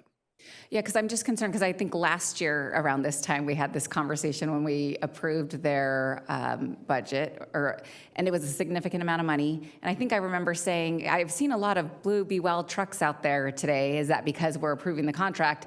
And then we don't see them anymore. But I do see a lot of people who have need in the community, and they're not being addressed. So I hope that when you are assessing this contract, you do take it very seriously and explore other options. I'm not sure Be Well is the right choice for Anaheim. I'm not impressed with what they've done over the last 18 months. So I hope that we really do figure out who the right partner is and hold them accountable, because it is a lot of money that we're investing in this problem. So agreed, and that is the plan. Yes. Thank you. Thank you. Councilmember Meeks? I'm going to echo some of those concerns by my colleague. Absolutely, we don't want redundancy. We're spending so much money on these programs that could do so many other things, but I understand the importance of them. I want to make sure that we all agree what success looks like, and that is getting people off the street. And I have expressed my concerns about the street medicine and whether or not that prolongs homelessness, or whether or not that gets people into housing and into shelters and off the street. I mean, I believe strongly nobody should live on the street, and it's not good for the community, and it's not good for the person on the street, either mentally or physically. And so I still struggle with I'm going to come regularly and bring you medicine instead of have you come and get help at a location that can serve all of your needs. And so I will be looking at what that operational plan looks like as that comes forward. So yeah, I want to make sure that we all agree what success is, what our goals are, and then how we measure that, and how we hold these people accountable that are paying so much money to. So, I understand why we need to do this for an interim period so that we don't lapse in our available services, but looking forward to a new plan that has really specific criteria and accountability. That's it. Thank you. Councilmember Leon? Thank you, Madam Mayor. Greg, you mentioned that Be Well plays a role in the Access program. Can you explain what that looks like? Yes. So the Access program is actually run out of our city attorney's office. And so the role that Be Well plays is that for folks that are justice involved, the Access program provides a path into services and sobering services, mental health services, or the other alternative is alternative housing in the in a jail setting. So Be Well is a part of the evaluation team and is providing case management for a number of those folks that have elected to take the case management plan and have entered into treatment and mental health services. And so that's the role that they're currently playing, is helping with some of that case management. They are not our only case management provider for Access, but they certainly do play a role in that. Okay, thank you. My ask would be, and I'm sure that you will, just keep us updated rather than wait until the 90 days are over and then kind of figure out what the plan is. I'm sure you guys will be more proactive in keeping us informed as we get closer to that 90-day mark as to what a potential plan forward might look like. Thank you. Thank you. I have a couple questions. It says in the staff report that the Be Well, the mobile Be Well team sends out trained mental health professionals. Can you just describe what their credentials are? Are these licensed social workers? And is the contract contemplating that they are licensed in some way? And that's certainly one of the topics that we're discussing with them is, I think that's what the need is, right? And I think from our team's perspective, that's what we'd like to see.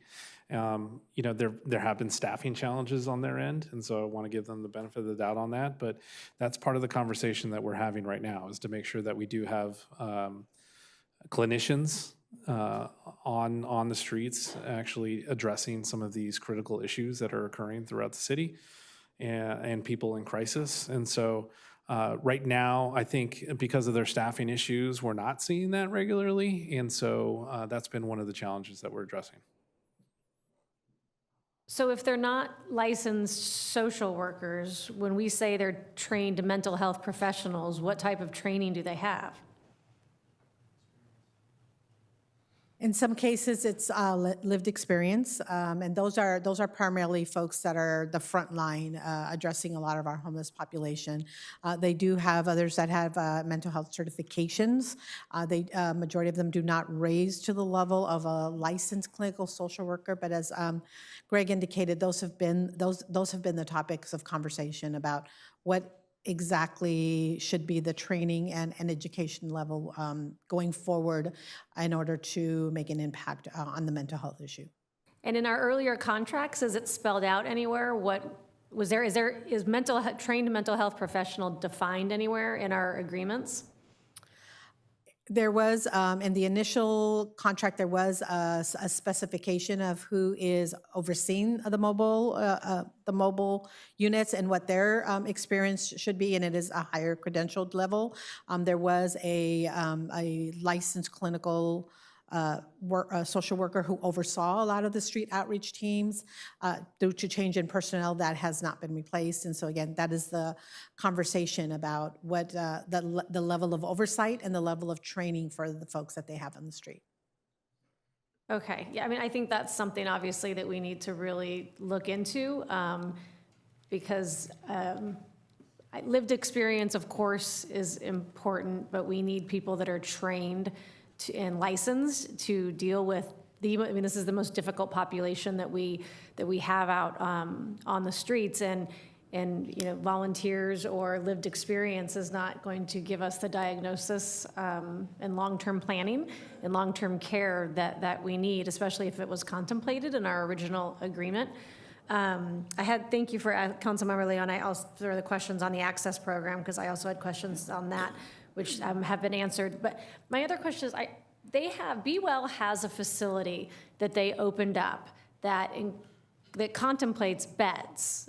I don't know if we would call it a shelter or if it's Be Well owned. And as we are seeing with Salvation Army, that we are really getting up to the limit and at capacity. Do we have any relationship with Be Well in order to use this shelter, or what is the current status of their shelter beds? Yeah. Certainly. So they have a behavioral health unit. It is not intended to be shelter. They have beds that are intended for people to come to sober. up, and then also behavioral health beds. There have been some challenges with that. The first contractor for that facility was Telecare, who I believe was, for whatever reasons, they parted ways, and so then another provider came in, but the most recent report from Be Well is that that provider is likely to exit in September, so that facility has largely not been utilized by Anaheim. Well, how many beds are in this facility? 100. And how many people are currently in this facility? Yeah, it's our understanding that it's not being utilized at this time. Is that the Irvine one is 100 beds? I didn't think the orange one had 100 beds. Irvine is 286, I believe yeah. Is there a plan in the future to utilize these beds that were secured? But I believe there was some state funding. I'm sure they got some federal funding to build this facility. Is that going to be part of any future conversations? Is the utilization of these 100 empty beds? It's part of an ongoing conversation, not only by on our behalf, but certainly by the county. The county is an integral partner in that model, and so those conversations certainly are being had. Okay, thank you. Any other questions? Okay, is there a motion? I'll move the item.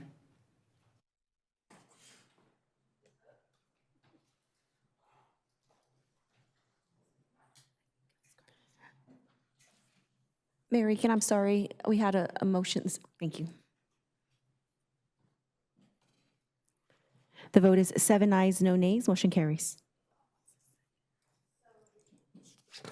So last, I believe, is item number 32, pulled by Mayor Pro Tem Kurtz. Would you like a staff report? I would, yes.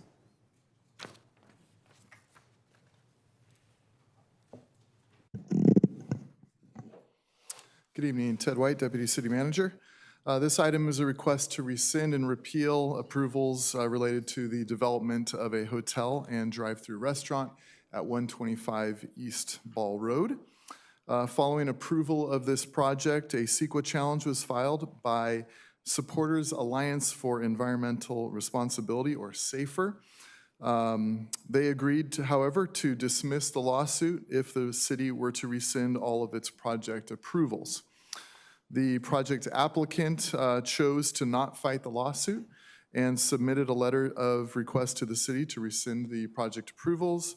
Acting as the planning director, I was authorized to terminate the CUPs for the project, which has been done, but we need to have council approval to rescind the CEQA decision, as well as the associated rezoning of the property that was in support of the CEQA. And that's it. Thank you. So the property is, they lost the zoning for the hotel, the drive-through restaurant. It now sits as an empty building that has broken windows and defaced, and it's a mess. We still have the original, that owner still owns the property. That's correct. Okay. How soon, or what can we do to make him clean up the property now that he's decided that he's not going forward with the build? Yes, we have an open code enforcement case on the property. Actually, we're issuing notices of, I think it's the second notice of violation that we have issued for the requirement to clean it up. Our economic development team is also working with the property owner. We're hopeful that he'll ultimately decide to demolish the building here in short order. However, at minimum, the property needs to be maintained in a safe and compliant manner, and that's therefore we have the code enforcement case, and we're actively working with the property owner. Okay, so when you say he's gotten a second notice of violation, what does that mean? We're just ratcheting up, going through the progression of our enforcement process. If he doesn't do anything, what's the next step? Well, we'd start to issue fines, but again, we're optimistic that he's going to be, he's not been obstinate about it. He recognizes the need to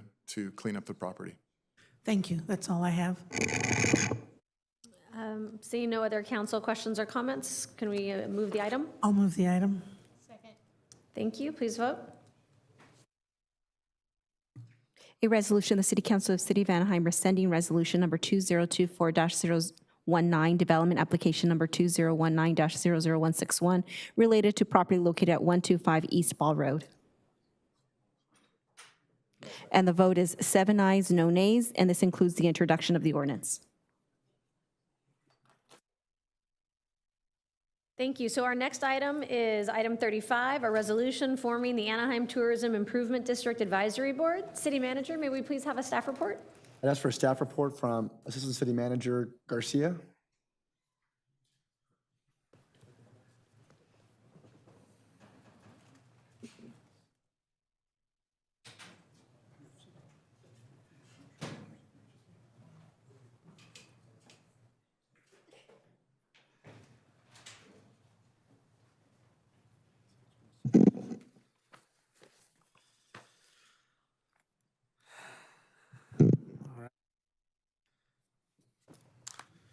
Mayor and Council, this item is a resolution to establish the Anaheim Tourism Improvement District Advisory Board and to approve the advisory board bylaws that set forth the purpose, composition, appointment, and meeting requirements for this board.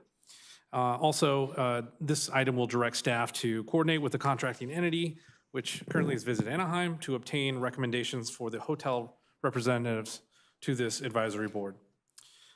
In July 2010, the City Council adopted Ordinance 6174, establishing the Anaheim Tourism Improvement District, or ATID. Part of the code section allows the City Council to create an advisory board for making recommendations to the City Council. However, the council at the time decided not to establish a separate advisory board, and instead, they met the requirements of the code section by contracting with the organization Visit Anaheim, who's our contracting entity, to manage daily operations, services, and promotional activities funded by the assessment, the TID.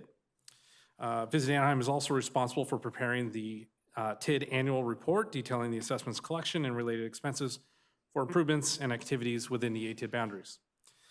In the recent state auditor's report, there were 4 key recommendations that were provided to the city, and one of those recommendations was that given that the city already possessed the authority to create an advisory board, in the founding documents, they recommended that the city choose to establish that board by July of this year to, again, provide more oversight and to aid in overseeing the expenditures and activities of the ATID. So in response to the recommendation from the state auditor, our staff, with the support of legal counsel, conducted some research on other similar tourism improvement district advisory boards across the state, and our findings revealed that TID boards typically are comprised of representatives from hotels, cities, restaurants, retail establishments, and other businesses. They also include members of city staff and other experts in tourism. The state auditor's recommendation is that the board should consist of, at a minimum, representatives from businesses assessed within the district here in Anaheim, legal experts, and individuals knowledgeable in government finance. And so the proposed resolution before you and the bylaws include the following key elements. The first one is the composition. We are recommending a 7-member advisory board composed of 2 hotel representatives from assessed properties within the district, 1 representative from the contracting entity or Visit Anaheim, the city manager or their designee, the city executive director of convention, sports, and entertainment, the city's audit manager, and finally the city's finance director. The contracting entity representative will be filled by the president and CEO of Visit Anaheim, and then the 2 representatives from the hotels located within the boundaries will be recommended by Visit Anaheim and then brought forward to council at a later date and then approved by you all. Also, one of the bylaws set out the term. Appointed hotel reps will serve a 4-year term.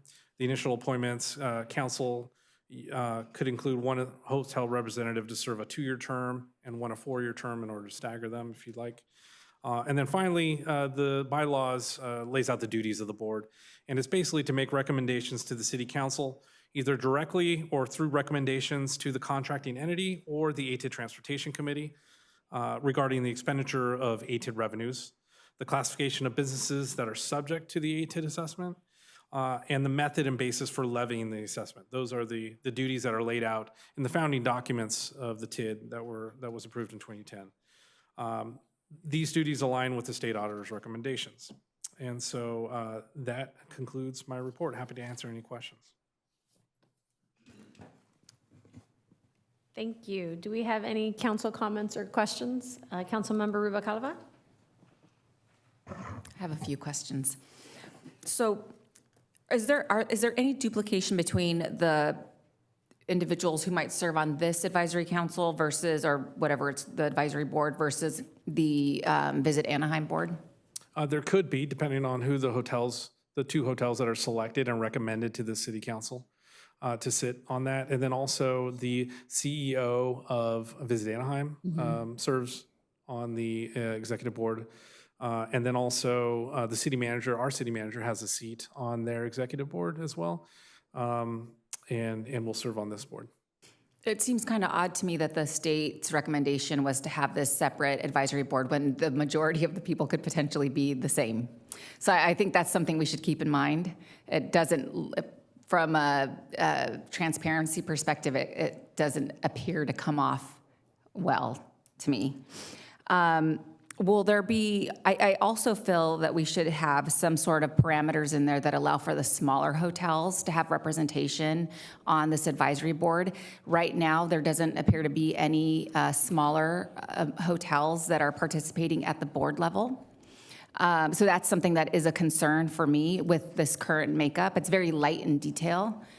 I'm also, why is Visit Anaheim the entity that's making the recommendation as to who would serve on this advisory board? We just felt that Visit Anaheim was best positioned to make that decision and to work amongst their membership, the Anaheim hotels. They do have two smaller hotels on their executive board currently, and they've heard loud and clear the interest in the city in having a diverse selection of hotels for those two representatives. And certainly they're listening tonight, and will relay your recommendations as well, that there be some representation from the smaller hotels. Yeah, I also think that because it's our advisory board that we have formed based off of the audit, that we should be the ones making the recommendation as to who serves. We know the hotels that are self-assessing and paying into the TID. So it should not just be members of Visit Anaheim, it should be anybody who is being self-assessed should be part of the potential group of people who are representing. So that's my feedback on this current, I probably will not, is this an action item tonight, or is this just? It is an action item, and then there's also a separate action item where this council does have the authority to approve or not approve the recommendations that come before you from Visit Anaheim for those two hotel seats. So certainly, we will pass along these recommendations, and I'm sure they'll take them to heart before they recommend anything to this, Yeah, this body. I probably will not be voting yes on this as it currently stands, because I think that we really need to put a little more thought into how it's being formed. Right now, it's very loosely formed, and it seems like it's just a mirror image of the current board, and that it creates an issue for me, especially when a state audit has given us direction to have additional oversight. So that's my feedback on this item. To just follow up on that question, because I think Councilmember Rubalcaba raises a good point. Is there anything, because I'm reading the formation, the representatives that the contracting entity are recommending, is there any type of like preclusion that they not be current contracting entity board members? No, there's not. It's open to any hotelier within the Anaheim. Yeah, I was just saying, it would TID seem to me boundary. that if you're on the contracting entity board and then you're potentially on this board, you're asking to oversee actions that you've taken. So could we add language in here where I get we get to then approve who the hotel owner representatives are, but they should not be then also sitting on the contracting entity board. Does that make sense? Sure, and we could amend this, or we could relay that information to them, and the names they bring back will not be on their board. We can handle it either way. Okay, well, I just want to hear what some other council people think. Councilmember Leon and then Councilmember Diaz. Thank you, Madam Mayor. Greg, how often does the Visit Anaheim board meet, the board? How often does it visit? Not this board, monthly. On a monthly basis? Okay, and then is that the same for the ATID Transportation Committee? No, I think we are on a quarterly schedule, but obviously add meetings when necessary. Okay. I think I don't disagree with my colleagues about making sure there's at least some diversity, if you will, in terms of the people that are on this board not be the ones that are also making decisions that this board is overseeing. But for me, I think something that I would like to put forward as well is currently I think you're meeting twice a year as an advisory board. At a minimum. At a minimum. It could be more than that. I would feel more comfortable if at least you met quarterly, just so it matches up with the Visit Anaheim, the Visit Anaheim board meets monthly, and then the Transportation Committee meets quarterly. That's correct? Yes, yeah. Okay. For me, I think at least quarterly for this, because I think there's a lot of updates from, if you're having monthly meetings, I'm sure there's some things to review, and that way it's not just a big twice a year meeting. At least for me, that's my thought. And then are we, as part of this, because I'm not sure if I saw this, but are we planning on having meeting minutes? Is that something that's part of that? It's subject to the Brown Act. So noticing beforehand, minutes during the meeting, public comments, open to the public, all of that. Okay. Then in addition to that, I think .405 recommendations made as part of this board shall be provided to the city council. Personally, I think it would make sense to update that so that it's not just the recommendations, but that the meeting minutes be provided to the city council, whether that's a receive and file, kind of similar to what we do with the city manager's contracts, the monthly contracts. Just a report and then the meeting minutes following an advisory board meeting, I think would be helpful to just increase transparency and more information. So those are two thoughts that I had. And then the other question I had, so these are recommendations from the state auditor. This is number one of four? Four. Of four recommendations. Is there a deadline from the state auditor's office to start implementing this? For this item, it was July of 2024. Okay. Which was the quickest of the four recommendations. Okay. So I think if we're able to make those updates, then I would be supportive as of right now. Thank you. And Mayor, can I clarify one staff answer? So Visit Anaheim meets every month. The executive board meets every other month, and then the full board meets every other month. So there is a Visit Anaheim meeting every month, but not the full board. So it's 6 times for each body throughout the year. Would you be comfortable if we updated this to just meet quarterly versus just twice a year? Sure. Okay. Thank you. Absolutely. Councilmember Diaz and then Mayor Pro Tem Kurtz. Thank you, Mayor. Nobody contacted my office for this to say, yeah, I agree with this or disagree with this. So I had no idea what the hoteliers and they are thinking about this. But it made me uncomfortable. So the role of the advisory board is to make recommendations to city council. Recommendations about what? Recommendations about how the assessment, the ATID assessment is being used and spent. I don't get it. So every year, the Visit Anaheim is our contracting entity, and they put together an annual report, as does the ATID Transportation Board, in order to discuss how they are recommending to spend the funds and how they spent the funds, the previous year, and just kind of their plans for utilizing the money throughout the district boundaries.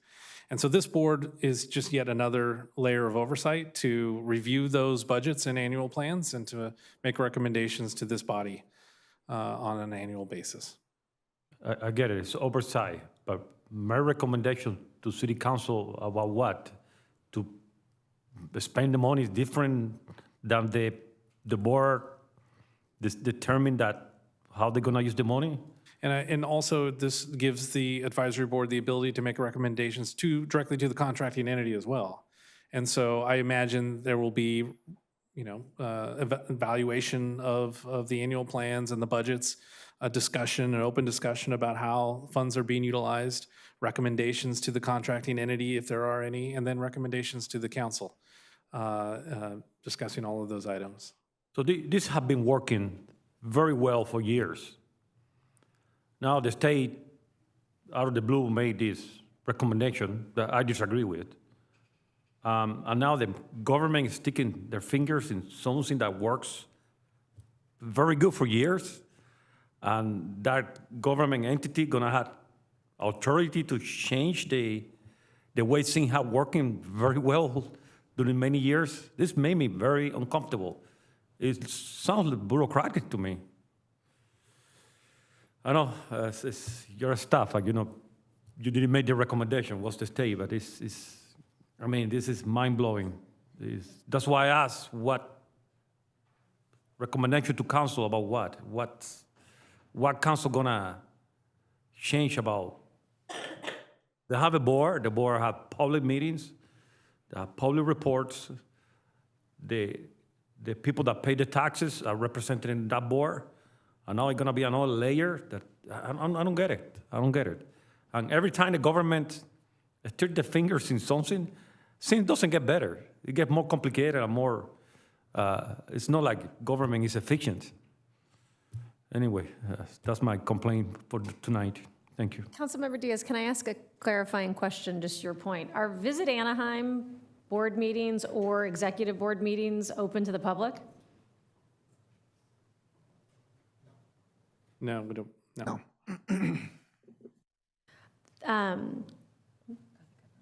So they're not governed by the Brown Act because we didn't create it. I think that's okay. Mayor Pro Tem Kurtz and then Councilmember Meeks. Okay, I'm going to take us back a little bit. While the agreement with Visit Anaheim says we can have an advisory board, we chose not to. Excuse me. Part of the thinking then was that we never saw it, viewed it as our public funds. State comes along, does an audit, now says ATIDs all over the state of California understand these are now, we see these as public funds, and therefore you must have more of an oversight and protection of those public funds.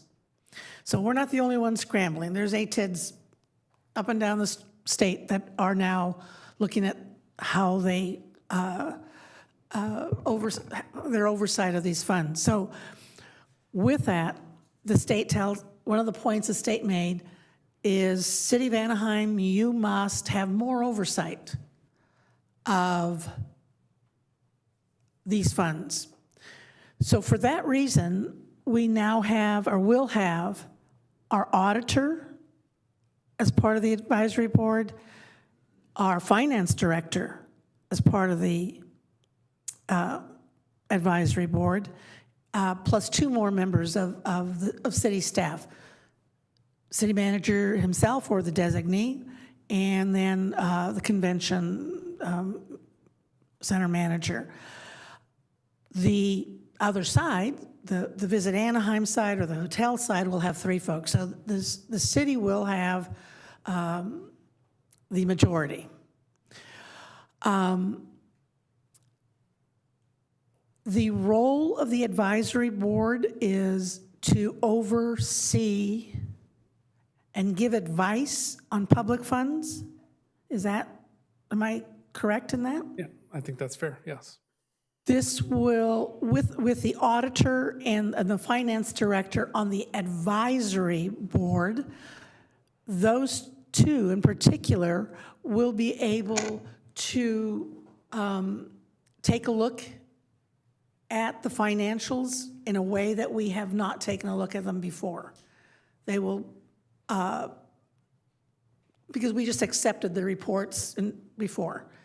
And so now, on a more regular basis, they will have some responsibility on auditing if they feel it's necessary, looking at, and looking at that because they are public funds. Yes, and I think most importantly, though, at the front end, just making sure that those annual reports are more robust with metrics and information that we need to have. And one thing I failed to mention is that there's a companion piece to this, which is one of the other 4 recommendations, which is to make amendments to the contract with Visit Anaheim to ensure that there are better metrics in place and things that they need to provide on a regular basis as part of the contract moving forward. So it's modernization and improvement of that contract. And so in addition to this item here, which adds another layer of just oversight and review, there are specific things that we will be working with Visit Anaheim on to amend their contract to ensure that, yeah, as part of receiving those funds, you are required to do the following. And Visit Anaheim represents all of the hotels that pay into ATID, whether they're on the board or not, and deals with them on an ongoing basis. They know that's probably the entity that knows most outside of the hoteliers themselves what most affects hotels, what they need, what the problems are, issues are, whether it be sales conventions, transportation, whatever the case may be. Am I correct in assuming that Visit Anaheim would know more about that than anyone else? Certainly, and which is why we're comfortable. And we've had these conversations with Visit Anaheim and the new CEO over there. And I would agree with that assessment that yes, they have the relationship with all of the hotels, what their needs are, what their interests are, their priorities are, all of that. And so it would certainly benefit Visit Anaheim if they were to broaden and be more inclusive as to who they want to hear from. But I'm assuming that's why you chose Visit Anaheim to make those decisions, because they know who needs representation and who needs to have a voice.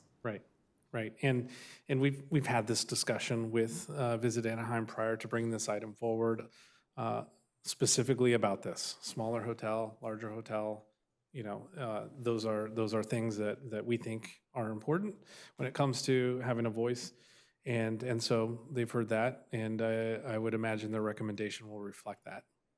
Thank you. I will be supporting the issue and sorry, thank you for you doing a lot of work with the hoteliers in making sure that there will be representation and that there is an understanding that while this is an advisory board, we, the city, we take it very seriously because they are public funds and the funds being spent will be viewed very critically.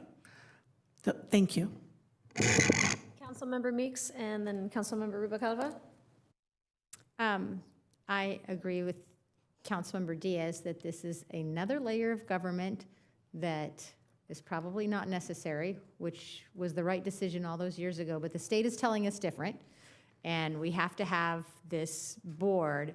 So it's not really, I think advisory board kind of is a misnomer here. It's really an oversight board to make sure that the ATID funds are being spent appropriately within the bylaws of the ATID and what it was adopted for and what it is allowed to be used for. So this is an oversight board.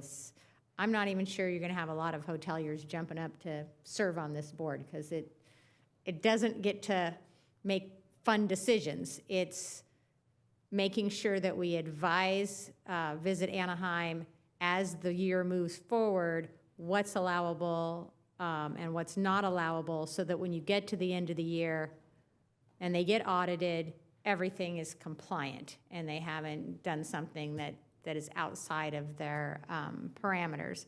So I'm happy with the way it's laid out. I think the city's 4 people on there will certainly have the authority to make sure that they're staying compliant with the parameters of the ATID, and we can move forward and won't find trouble at the end of the year. Thank you. Councilmember Rubicalva and then Councilmember Diaz. Thank you. I guess one of the recommendations I would request that we consider changing is, well, first let me ask a question. Is everybody who is self-assessed a member of Visit Anaheim? Yes. Yeah, I believe so. No, so they're not. Okay. So that is an issue for me because I came from nonprofits, so I know that your board members are people who are paying into your organization. So I am concerned that there could be duplication. So I would recommend if we could insert language in there that does say it needs to be they need to have a small and mid-level, because in this case, you just get the biggest hotelier in the city to make this decision, and they are representing their interests, not necessarily all of the hotel's interests. So that would be one recommendation, is put a size of hotel that is required, and maybe we also insert does not necessarily need to be a Visit Anaheim member. And that's the other issue I have. I know I don't want to put the burden on city staff to identify these oversight. I actually like that we should change the name to Oversight Committee, but it would probably be, it makes more sense if the city actually is the person who's identifying the people who are participating in the Oversight Committee. So that is going to be a recommendation that I'm also asking for. I'm sorry, that last part? Can you repeat The that? city be the recommender of the people who serve on the advisory board and not necessarily Visit Anaheim, because they're going to choose their members. Yeah, we'd approve but we approve recommendations all the time. You know what I mean? I'm just, so it's just something to consider, is that we know who pays into the TID, right? Because it comes through our finance department. That's why it's been determined to be public funds, because it's actually flowing through the city. So I would think we could be the people who are recommending who serves on this oversight committee, for it to be truly an oversight committee. So that's just one recommendation. And then the other one is to include language that identifies that it has to be small and mid-level included on there. And then that's all at this point. Thank you. Councilmember Diaz? Thank you, Mayor. So my problem is with the making recommendation to council. On this hypothetical question that I'm going to ask, I know never going to happen with this council, but I have seen many cities getting councils that are completely radicals. What is the recommendation to a radical future council is to spend the money, let's say, building new parks. Can they do that? Well, let me read to you the language that's in the scope. The advisory board's role is to make recommendations to the council either directly or through recommendations to the contracting entity or the ATID Transportation Committee. So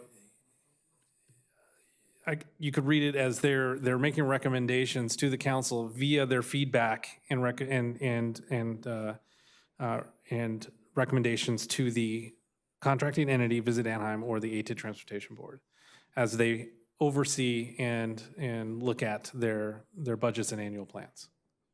So if you're concerned about a direct recommendation to the council, it could take many forms, is kind of what I'm getting at. But my question, let me rephrase my question. Can council in the future spend the money someplace else other than? Oh, yeah, sorry. In the I'm tourist? sorry. Yeah. So we contract with Visit Anaheim, and if we have an issue with the manner in which those funds are being expended by Visit Anaheim, I imagine we have our authorities through that contract, and obviously we work very closely with them throughout the year, and our convention center does as well, about how those funds are spent and used for marketing and buying hotels down, or conventions, bringing them into town. And so there is constant feedback and partnership in how those funds are spent. And so if there's a recommendation to council on how to expend those funds maybe differently, I'm sure that would work through the existing channels today. in terms of staff working with Visit Anaheim. We have 2 members that sit on the Visit Anaheim board. Okay, let me ask the question again differently. Can future council legally spend that money someplace else, let's say in parks? No. Those are restricted funds that need to be spent within the ATID boundaries. Okay. For marketing purposes, and then on the transportation side for transportation purposes. Nobody contacted my office, so I guess everybody involved in this is okay with this. That's why I'm gonna support it. But it's still strange to me. Well, Thank you so much. Yeah, in council member, I hear your concern, and you know, I'll just reiterate, this was a recommendation of the state auditors. We've had discussions with them throughout that process. You know, the 2010 founding documents did contemplate an advisory board like this. Just at the time, we didn't think it was necessary. However, the founding documents do allow for it, and so this is just one of the things that they recommended we do to ensure that we make sure all the rules are followed appropriately. So for my call, I just want to clean up my dance card here. I think there's 5 suggestions that were made. Could we do those if there's no objection from the council and incorporate that tonight? Just kind of amend this document to include, I have 5 things, so if I've left anything out, please let me know. To have quarterly meetings, not only recommendations, but also minutes submitted as part of the consent calendar. Have diverse representation, and that 1 seat should be a small or mid-sized hotel. And that, tagging on that, the hotel representatives are not also on the board of the contracting entity. So sorry, I think that's 4. Oh, and sorry, and then, thank you, change the name to Oversight? The District Oversight Board. Make a motion. As opposed to Advisory Board?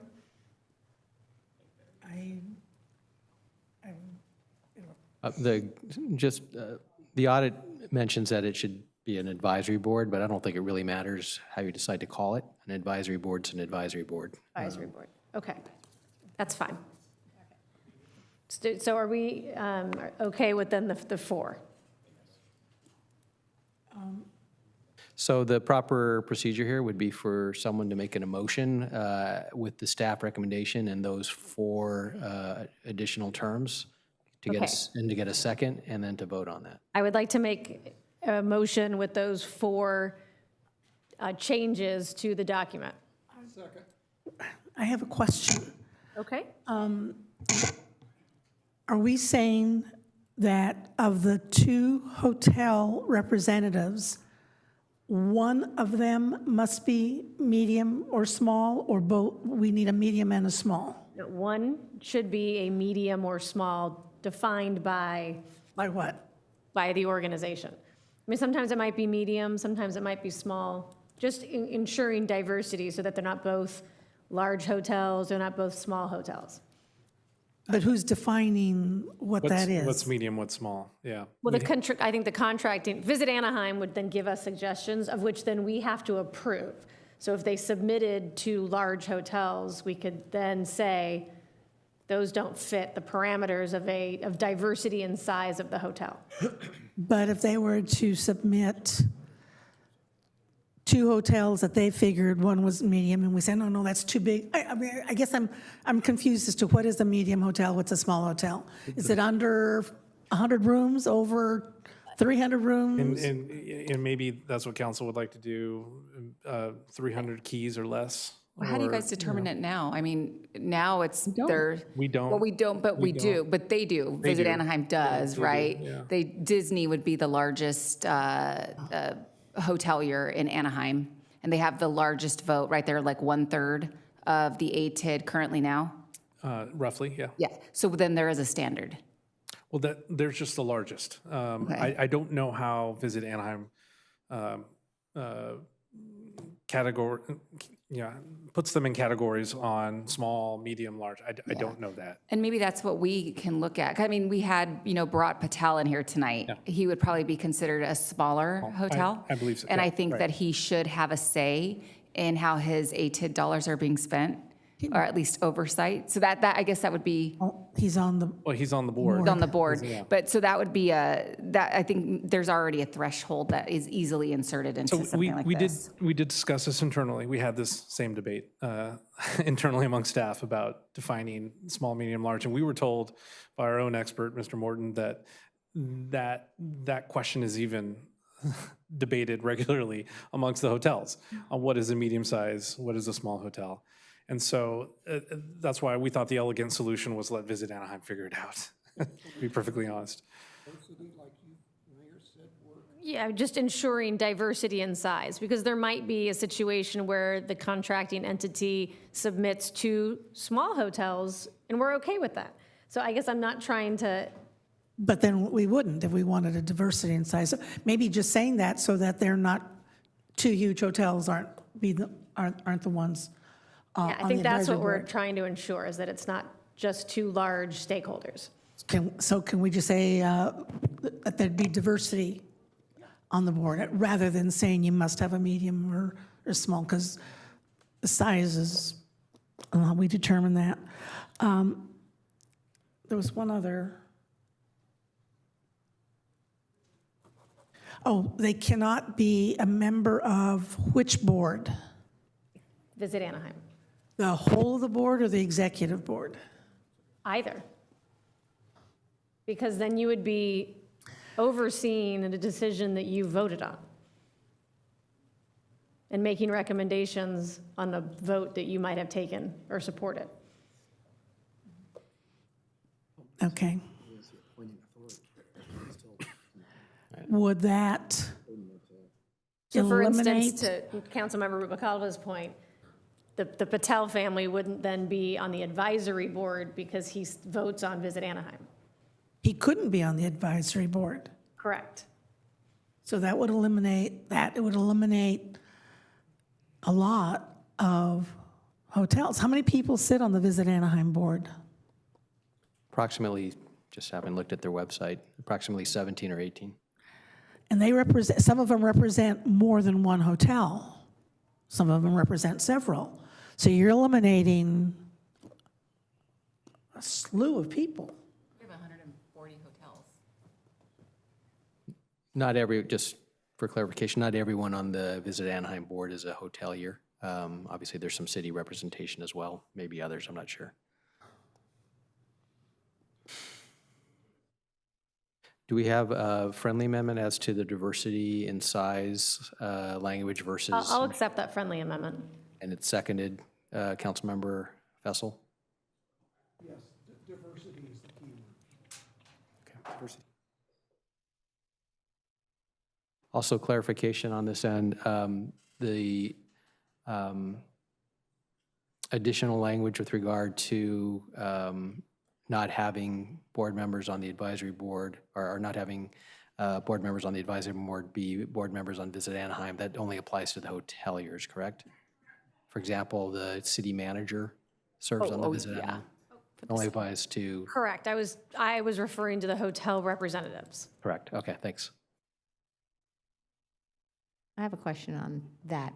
I mean, I would like to make sure that there are enough engaged hoteliers that you're going to find 2 more that aren't already on the Visit Anaheim board that want to engage in this, that, have that time and capacity to take on this. Because, I mean, it's an obligation. And particularly when you're on something like this, I mean, are these people going to be like Form 700 people, and all of a sudden we've got this huge burden on top of them and their operation? And I don't know that you're going to find, I mean, it's a question to maybe Visit Anaheim or to the hoteliers, and do we want to put that burden on them right now, or is that something we bring back later? I don't know. I'm concerned. It'd be Visit Anaheim's responsibility to find them, whether so they kick them off their whether board so whether they can serve on this one. Sometimes you're voluntold, whether they are suggested to be on it, but that's why they would bring them forward as opposed to us trying to find people for it. I do agree that they should be the organization that then brings forward recommendations, because they can have those conversations offline, not at a public hearing. Okay. All right, I mean, I can support that, and hopefully, I mean, if we can always amend it if it's not something that's going to work. Okay, so we have a motion and a second with the friendly amendments. Sorry, Councilmember Diaz. Thank you. So we are proposing changes that haven't been vent or asked the hotels that tax themselves if they are okay with these changes. That made me feel kind of undemocratic. Sticking my finger is something that they might be jumping right now, watching the meeting, saying, hey, what are we doing? I'm not against the changes, but is any way we can move this decision to the next meeting and allow those people that tax themselves express they're okay or not with this, and that way they have a voice in the tax section that they do. Again, I'm okay with those changes, but I have to be sure that the people that are paying taxing themselves, have something to say in this. I would vote yes right now because I agree, but I want these people to tell, hey, we are okay with this, or no, we are not okay with this. Is that possible? Member Diaz, the way it's possible, it would become possible is if you'd have to make a motion to continue to July 16th, and then you need a second and a debate on that and a vote on that. That's how it would become possible. I would just make a quick comment. Of all the amendments, there's only one that I would imagine could be an issue, and I think it would only be an issue for Visit Anaheim, and that's excluding members that are on their board from serving on this. The other items, the minutes, meeting a little bit more often, and having a diversity of size of hotels, we've already discussed those with them, and there was, I think there's actually wide agreement on that there should be a diversity in size of hoteliers that participate. It's really, in my mind, and I don't even think it's that big of a deal really, but excluding members that sit on their current boards from serving on this could be the only one that would be complicated. But that's a policy decision that if it's important to this body, then it's important to this body, right? Whether they agree with it or not. This is what I had to say about that. So I got elected by the people. It's a republic, right? So it's a representative republic. People elected me and then allow me to make decisions based on my campaign, on what I presented to them. These people had never voted for me. So I want to know if they're okay with these changes. You're telling me that they will be okay, but it haven't been any. I'm gonna make decision for them, and they never voted for me to make decision for them. That's what I'm here. And to clarify, I'm not speaking on behalf of the hotels, and I don't want to speak on their behalf. But I'm just, based on discussions we've had in putting this together, I think some of these are kind of a lot easier, and I think wouldn't cause too much grief on their part. But I don't know that, and I'm not. I can't pretend to speak on their behalf on this. Okay, I would like to, how you call it, put it. Well, just, Councilmember Rubalcava, and then Mayor Pro Tem Kurtz had a comment. So I hear what Councilmember Diaz is saying, but Greg, can you share how many people actually had input in this document?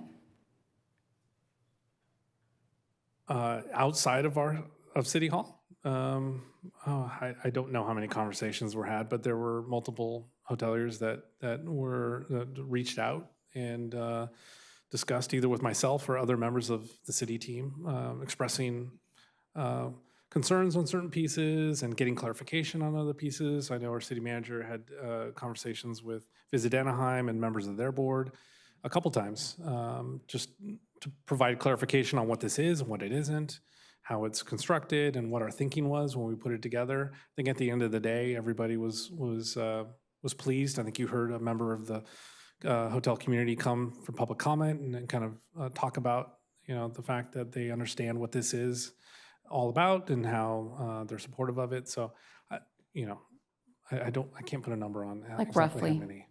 Oh gosh, 4, 5, 6. Well, I mean, I can 7? speak to the fact that it was on the Visit Anaheim full board agenda last week, and it was discussed by the full board.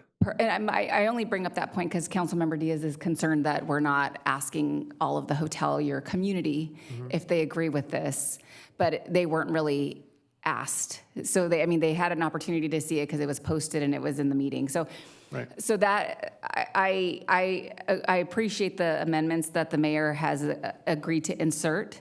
But I do think that we don't need to make it easy for Visit Anaheim. I get that it'll make them uneasy if we have that one stipulation in here, but I'm okay with that.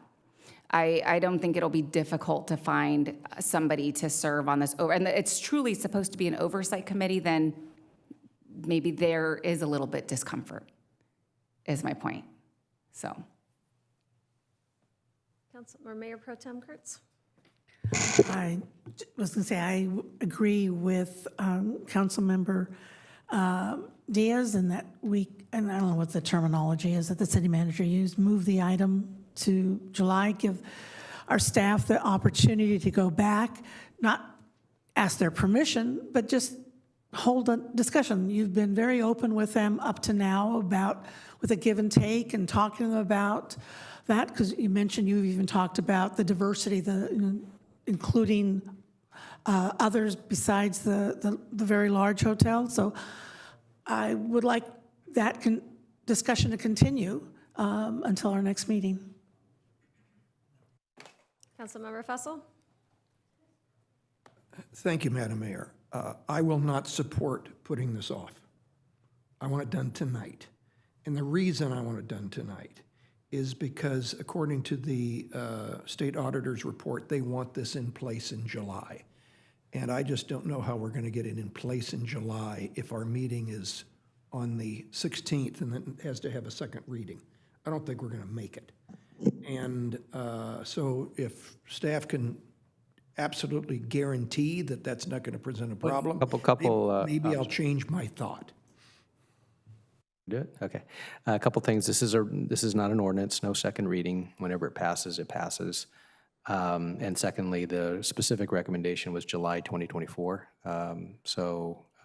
One, it's not binding, date's not binding, and two, July 2024 would be next meeting or the following meeting as well. So I don't view us to be in non-compliance if it's not passed today. We would be in compliance, but if it's also passed next month, we're also in compliance with that recommendation. So, Mr. City Attorney, your expert opinion is that provided this comes sometime in July, it's satisfactory? Yeah, it's consistent with the recommendation, correct. Okay, thank you. Thank you, Madam Mayor. Okay, so we have a motion and a second on the table to move this item with the recommendations. So I'm going to call the vote. I don't think we have a second on the motion to continue. No, we have the standing motion and then the second from Councilmember Fussell to move the item with the amendments. Was there another motion made? I don't believe there was another motion made. So I'm going to just call the vote on the original, well, it's not the amended motion. Wait, time out. At some point, and you all are free to do whatever you want on this, but at some point, I think Councilmember Diaz wanted to make the motion to continue it, and I believe you, rather than entertaining that, Mayor, you asked for further discussion. So if he's decided not to do that, that's fine, or if he does it and there's no second, that's fine. But we wanted to probably vet that first. Would you like to make that motion to continue it? I would like to ask to vote on your proposal, and then if that doesn't pass, then I will like to entertain a motion of pushing this to the next meeting and consult the taxpayers on this. And if I get a second for that. Okay. technically, our rules of procedure say that once something is denied, we can't bring it back for another 6 months. You can all waive that. That's fine, but that's what the default is, so All right, just so you know. that's why we have a city attorney. Then, never mind. I would like to propose that we postpone this decision to the next meeting. That way we can consult the taxpayers and with the addition of the item that the mayor proposed. And I'll second that. Okay, so we have a motion and a second to continue. Correct, and that's takes precedence over the original motion, so you have any debate on that, and then vote on that, and then see where that goes. Okay, Councilmember Leon, did you bring in? I did. Could I call the vote? Yeah, very quickly. I think I'm going to vote no on continuing this because I think this is something that we're going to have to do anyway. And I think it's in our best interest. It's our board. So I think moving forward today makes more sense. And there's nothing that prevents us from going back and making more changes in the future. So I will be voting no on continuing this. Thank you. So let's call the vote.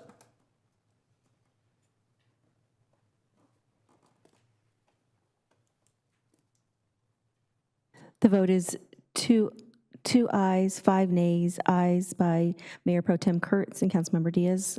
Continuous fails.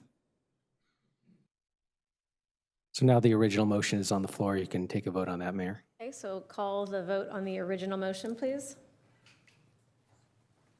With the amendments. Correct, yes.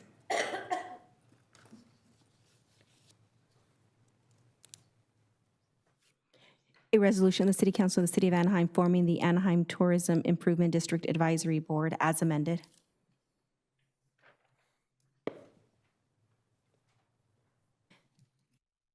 And the vote is 6 ayes, 1 nay by Councilman Diaz. Resolution passes. Motion carries.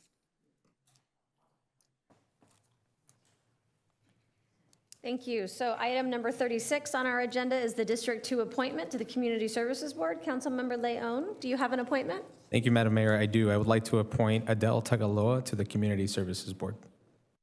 Thank you. Please vote.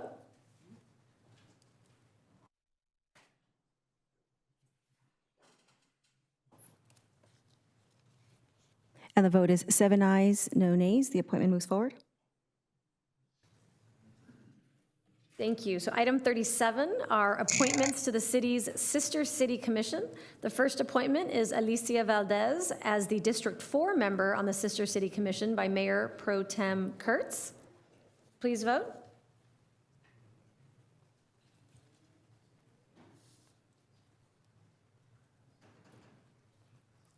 And the vote is 7 ayes, no nays. The appointment of District 4 moves forward. The second appointments are the at-large appointments of Lori Dinwiddie, James Dinwiddie II, David Bracey, Monica Sargent. I would like to add Susan Claren Hatzenbuehler. And then we have Kristen Erickson and Joe Ihara representing the educational sector to the Sister City Commission. Please vote.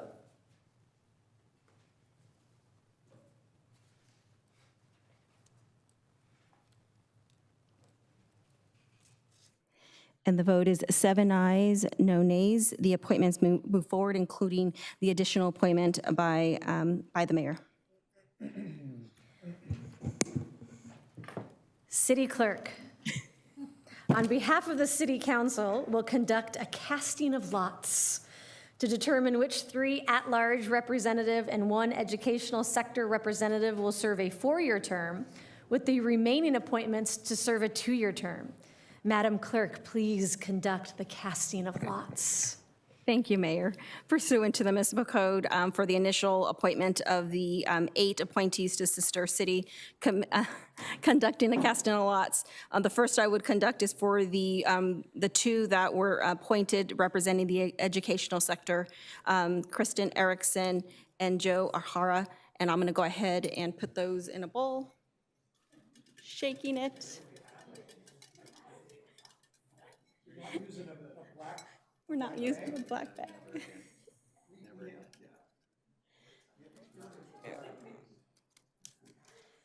And for the 4-year term is going to be Kristen Erickson, and the other member will serve the 2-year term. For the at-large, More lots to be cast? one more casting of lots. For the at-large, including the 4 names that were included, as well as adding in the additional appointment of Susan, that was Mayor Aiken's appointment here at the dais. So entering 5 names, going to be selecting 3 names that are going to be serving the 4 years, and then the other remaining will serve the 2.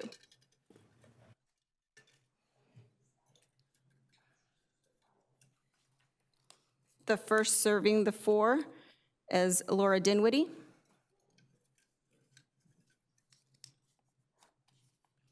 Mayor's appointment, Susan.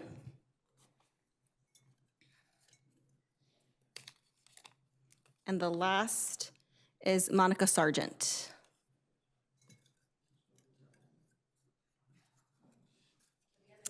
And the other 2 Appointments. Yes. And the other 2 would be the 2 years, and I believe we do have 1 additional appointment that needs to be made on the sister city, and that'll come forward at a later date.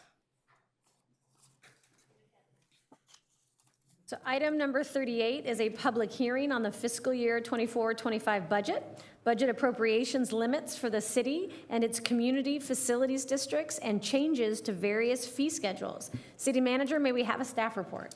Thank you, Mayor, council members, and members of the public. Tonight, we present to you a series of resolutions that will make up our city budget for the next 12 months. While the procedure is technical, the significance is anything but. Your action tonight will fund life in our city and touch the lives of everyone who lives, works, or visits in the city of Anaheim. Everything we think of as Anaheim is in this budget, from police and fire to libraries, community services, and beyond. This proposed budget delivers stellar public services, and it's the people of our organization that provide them. It does so with no new taxes, and there are no cuts to services, issues we are seeing in other cities. In fact, there is even some new spending to address council priorities in the areas of public safety, homelessness, and housing safety and quality. This is a strong, responsible budget in a challenging time for cities. We are in an enviable position to see our city through a short-term gap between spending and revenue, putting our 2021 working bonds to good use. And we are looking ahead in just a few years when we see the last of the resort bonds paid off. Before I turn this over to Director Moreno, I want to thank the director and her finance staff for very diligent work in working with the departments and the public in putting this budget together. I also want to thank our BIT commissioners for their review and comment on this important document. With that, I'll ask Director Moreno to present our public hearing on the proposed fiscal 2024-25 budget. Thank you, Jim. Thank you for the kind words and for the introduction. So good evening, Mayor and members of the City Council. Again with me today is my budget team, beginning on my left with Deanne Lee, then Yvette Ramirez, and Arlene Roa at the far end. So I'm going to briefly recap the citywide budget and the action items before you. The proposed fiscal year 2024-25 budget includes citywide expenditures totaling $2.3 billion. The largest portion of the budget belongs to the enterprise funds at 40%. The bulk of the enterprise funds are from restricted sources. The majority of the unrestricted funds are in the general fund, which makes up 21% of the citywide budget. The chart above shows the breakdown of the proposed budget by department. There again, you'll see at the bottom, $2.3 billion. As City Manager mentioned in his comments, and as presented at our June 11th workshop, the following enhancements have been added to the proposed fiscal year 24-25 budget in support of counseling priorities, including 1 senior administrative analyst for the Housing and Community Development Department to coordinate efforts for homeless services, 3 code enforcement officers plus vehicles to the planning department to support increased volume of parking enforcement requests and assist in citywide efforts to enforce illegal street vending. There's backfill for the loss of the Clean California State funding, 3 firefighters, 3 police record specialists, and 2 full-time street maintenance workers plus vehicles for the Halo team. This is what the general 5-year forecast looks like with the proposed fee increases and recommended expenditures given what we know today. Again, a recession or slowdown is not included, nor are general wage increases beyond the labor contracts currently in place. The proposed fiscal year 24-25 year budget begins with the general fund operating sources at the top, which total $6.7 million. Directly below that is the proposed operating uses that add up to almost $650 million based on existing service levels. We rely on the bond proceeds to balance the budget until year 3 of the forecast when the bond proceeds are exhausted. As indicated in the previous presentation, if revenue projections hold true, we expect the LPMR bonds to be paid in or around 2028, allowing us to sustain the ongoing enhancements. In addition, before you tonight are the annual appropriations limits for fiscal year 24-25 for the city and its 2 community facilities districts. In accordance with the California State Constitution, each local agency must establish an appropriations limit prior to the commencement of each fiscal year. The limits are based upon the appropriations limits for the fiscal year 23-24, adjusted for growth factors in the city population and the California per capita personal income growth. Proposed fee changes this year include increases to enterprise funds for convention center, golf, and public works, and general fund user fees for planning and building, public works, fire and rescue, and community services. Increases are generally less than 3% unless market or comparable information supports otherwise. Anaheim Convention Center is operated with the intent of recovering all operating expenses, including overhead, on a user charge basis from tenants utilizing the facility.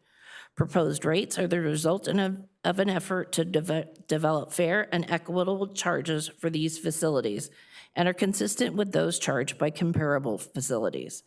Public Works is proposing a 3% increase to solid waste collection fees to offset increasing operational costs and contractual payments to the city's waste hauler Republic Services and payments to the county landfill system for disposal. A 3% rate increase is being requested by the department to support wastewater collection and disposal service to customers. This includes the cost of 1, operations and maintenance, 2, inspection, repair, rehabilitation, and replacement of wastewater facilities to maintain compliance with state sewer waste discharge requirements, 3, compliance with state stormwater regulations, 4, acquisition of equipment, materials, and supplies, and 5, labor and administrative costs, and then finally 6, meeting ongoing debt service obligations. That concludes my presentation. The items before you start with item A, the adoption of the budget.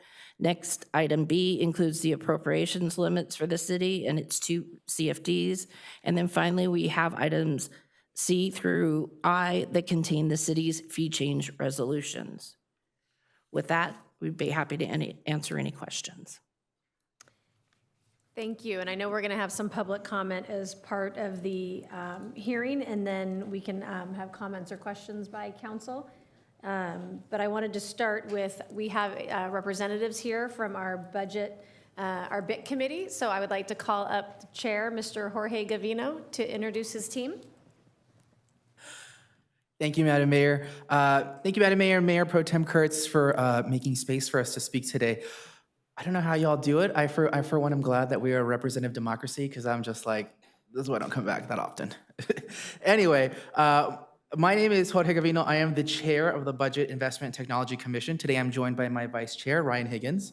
I have the pleasure of serving with Vice Chair Higgins from District 5, Commissioner Paul Delara from District 1, Jaime Naranjo from District 2, John Notabune from District 4, Christopher Nguyen from District 6, and Peter Duncan, a Commissioner at Large. So let me hand the mic over to Commissioner Higgins. Thank you, Council. Over the past year, our commission has worked collaboratively and positively, reflecting the health of our city and the effectiveness of our city council. Despite the challenges of previous councils, it is refreshing to see a dedicated and functional government serving the needs of our residents.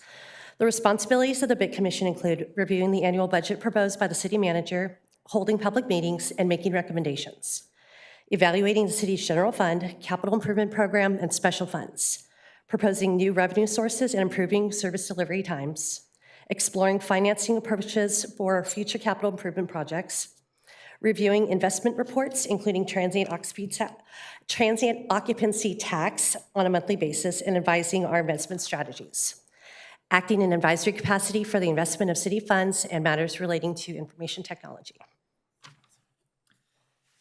Thank you, Ryan.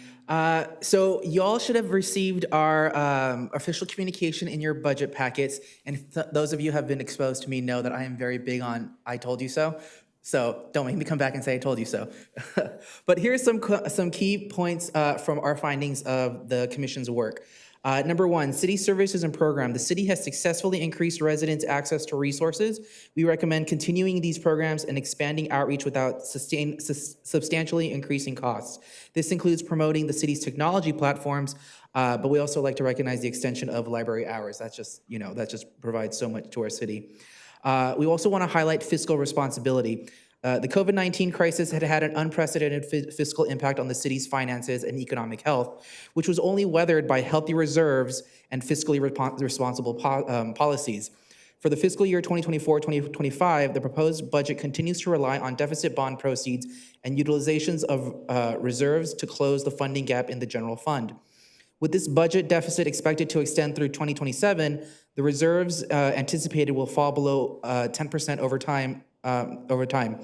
Maintaining fiscal responsibility while maintaining city services should be an area of focus for the City Council. The Commission notes that the year-over-year decline in sale and use tax over the past 2 quarters and slowing trend in TOT it would be wise to prepare for economic challenges and the slowing of the city's revenue stream. It's not all doom and gloom. Anaheim is in a much better place economically than most of our neighboring cities, but caution would be wise. And one thing that I do have to emphasize is other cities are struggling with raising taxes or cutting services. And every time cutting services for a city, that also means cutting someone's job. So I would like to recognize that we are not there, but we don't want to get there, right? Homelessness and mental health for point 3. We encourage the continued efforts to address homelessness, mental health, and substance abuse. This includes outreach to connect individuals with supportive services and collaborating with regional partners for broader solutions. So we've heard plenty about that tonight. I'm really happy about that. Safe streets and infrastructures. Maintaining safe streets and infrastructure is crucial. We support the continued funding for previously deferred maintenance projects and recommend monitoring the needs of code enforcement, particularly parking issues. We have heard a lot at our commission concerns about traffic. We just hear it from our residents. So we suggest the police department review its traffic response due to residents' concerns about street traffic, street racing, and speeding.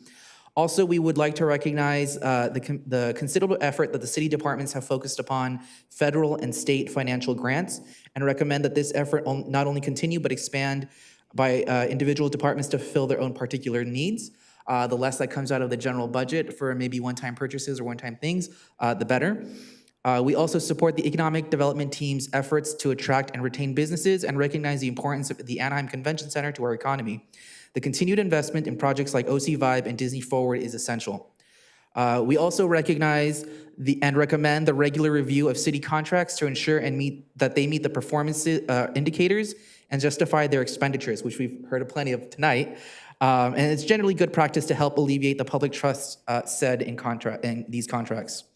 We appreciate the diligent effort of city staff in balancing a budget that serves Anaheim residents.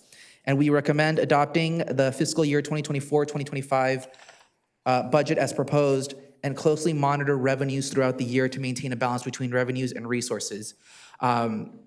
This concludes my prepared comments, but I did want to highlight that I did hear over the last couple of months, organizations putting out misinformation about the city's budget process, saying that the city did not do its due diligence in engaging the residents. I think those types of comments are unfair and spread misinformation that only hurt our communities.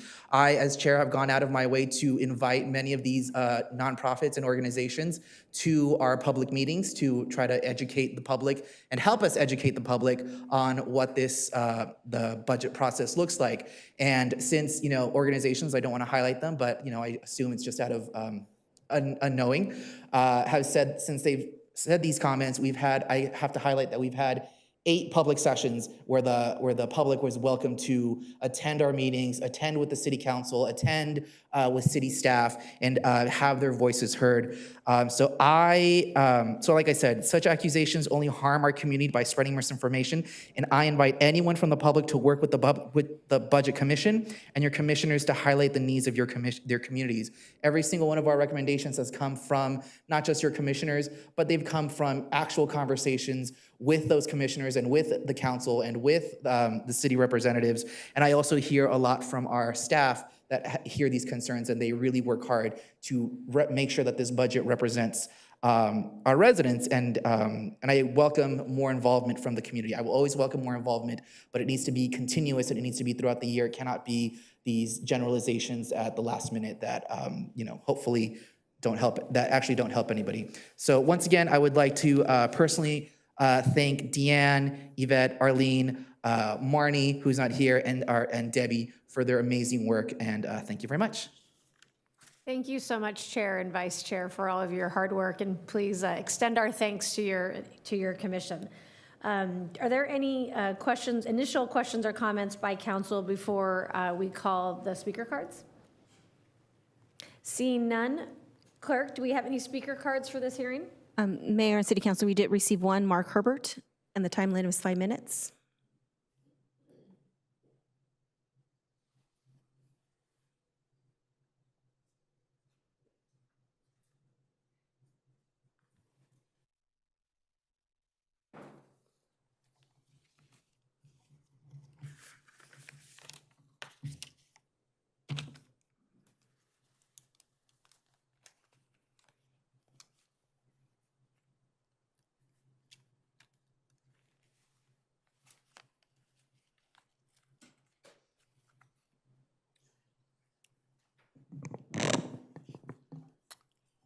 Mark Herbert, AnaheimGrease.com, where I have a detailed look at last year's proposed budget, which you might find useful to compare and contrast with this one.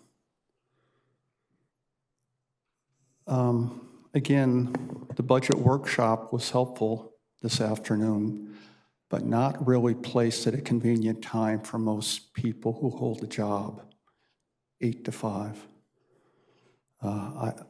Last year, seemed like we had a lot more discussion on the proposed budget.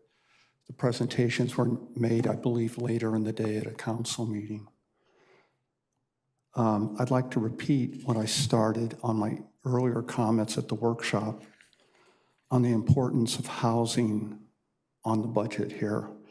And again, it seems like we spend almost more time talking about traffic concerns than we do about the housing problem. So I'll attempt to put the affordable housing situation in some perspective.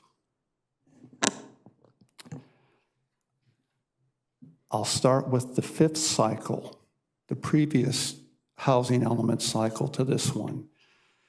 That was 2021. Yeah, it was just previous to this one. So the state's affordable housing targets from the 5th cycle to the 6th cycle, I compared the two to see how, did they go up, did they go down?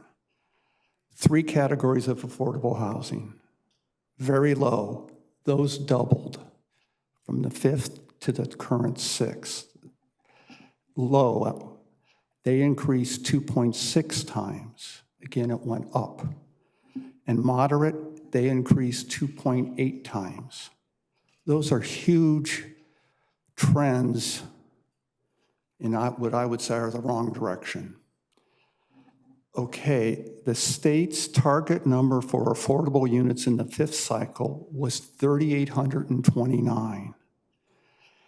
In the fifth cycle, at the end of that fifth cycle period, approximately 8 years, they had projects in the pipeline, 500. That's about 1/7 of what the target was. Moving on to the state's target number for affordable units in the sixth cycle. That's the current cycle that we're still out of compliance with, 3 years into the cycle, and we haven't been signed off yet by the state. Okay, their target number for Anaheim was 9,100 affordable units.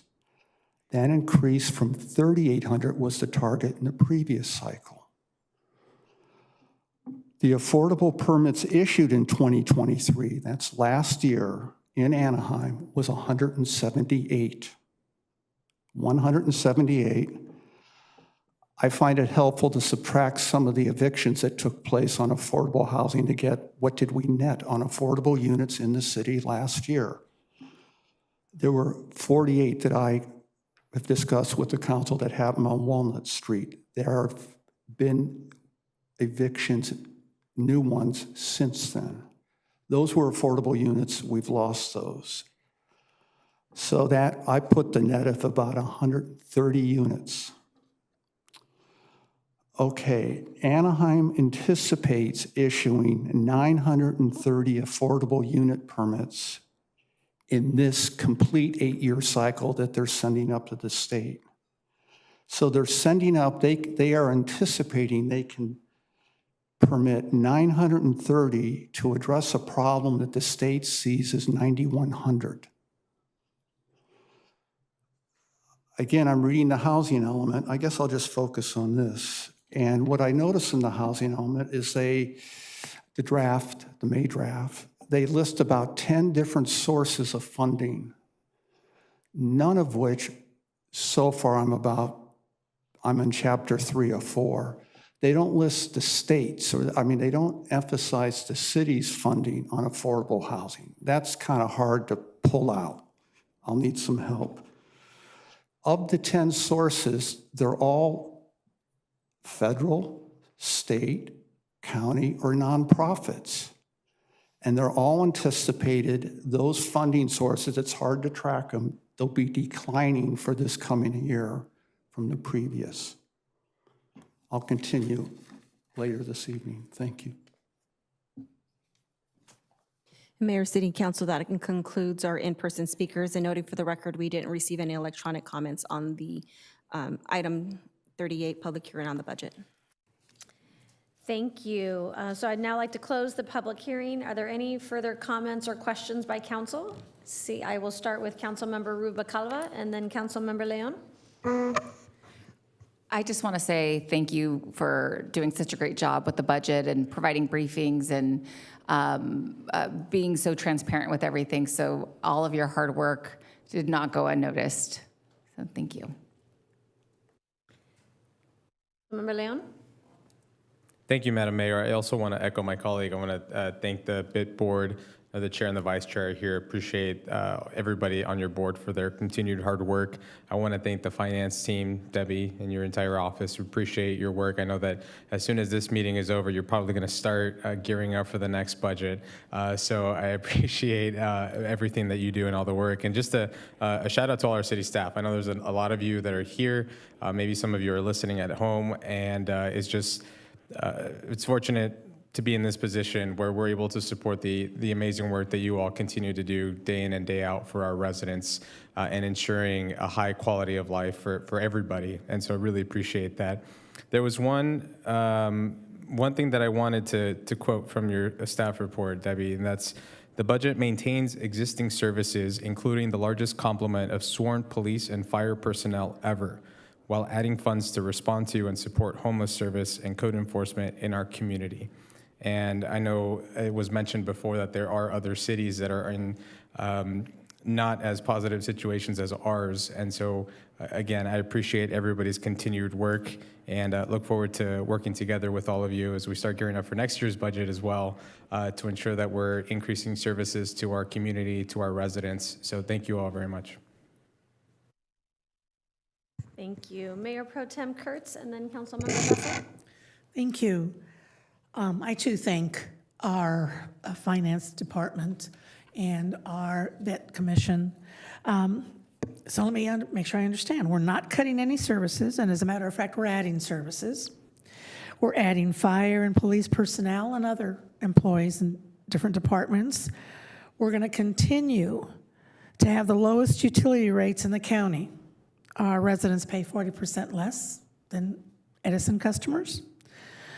Our Anaheim residents do not pay a tax for their cable services that every other resident in Orange County pays. Our residents pay the state average 7.75 sales tax, while neighbors in Placentia pay 8.75 and Santa Ana pays 9.25. You bet I'm going to be voting for this budget. Thank you very much for your hard work. Thank you. And if I could add to that, because of our resort, our residents actually pay 33% less for their services than they otherwise would. So we're in a very unique position. Thank you. Thank you. Councilmember Fessel? Thank you, Madam Mayor. I think this is my 11th budget that I've looked at, because 3 years on the Budget Commission and 8 years here. And Ms. Moreno, you and your team have consistently done great work, and I'm appreciative of all the effort, because it never goes away. As soon as you wrap this one up, you start on the next one. So I'm very aware of that. So great job, and it's already been, we've already heard many accolades here about the hard work that you've done, indeed. Thank you. Thank you. Councilmember Diaz? Thank you, Mayor. So finance staff basically never stops working on the budget. This is year-round. And then the rest of the departments start working on the budget in November.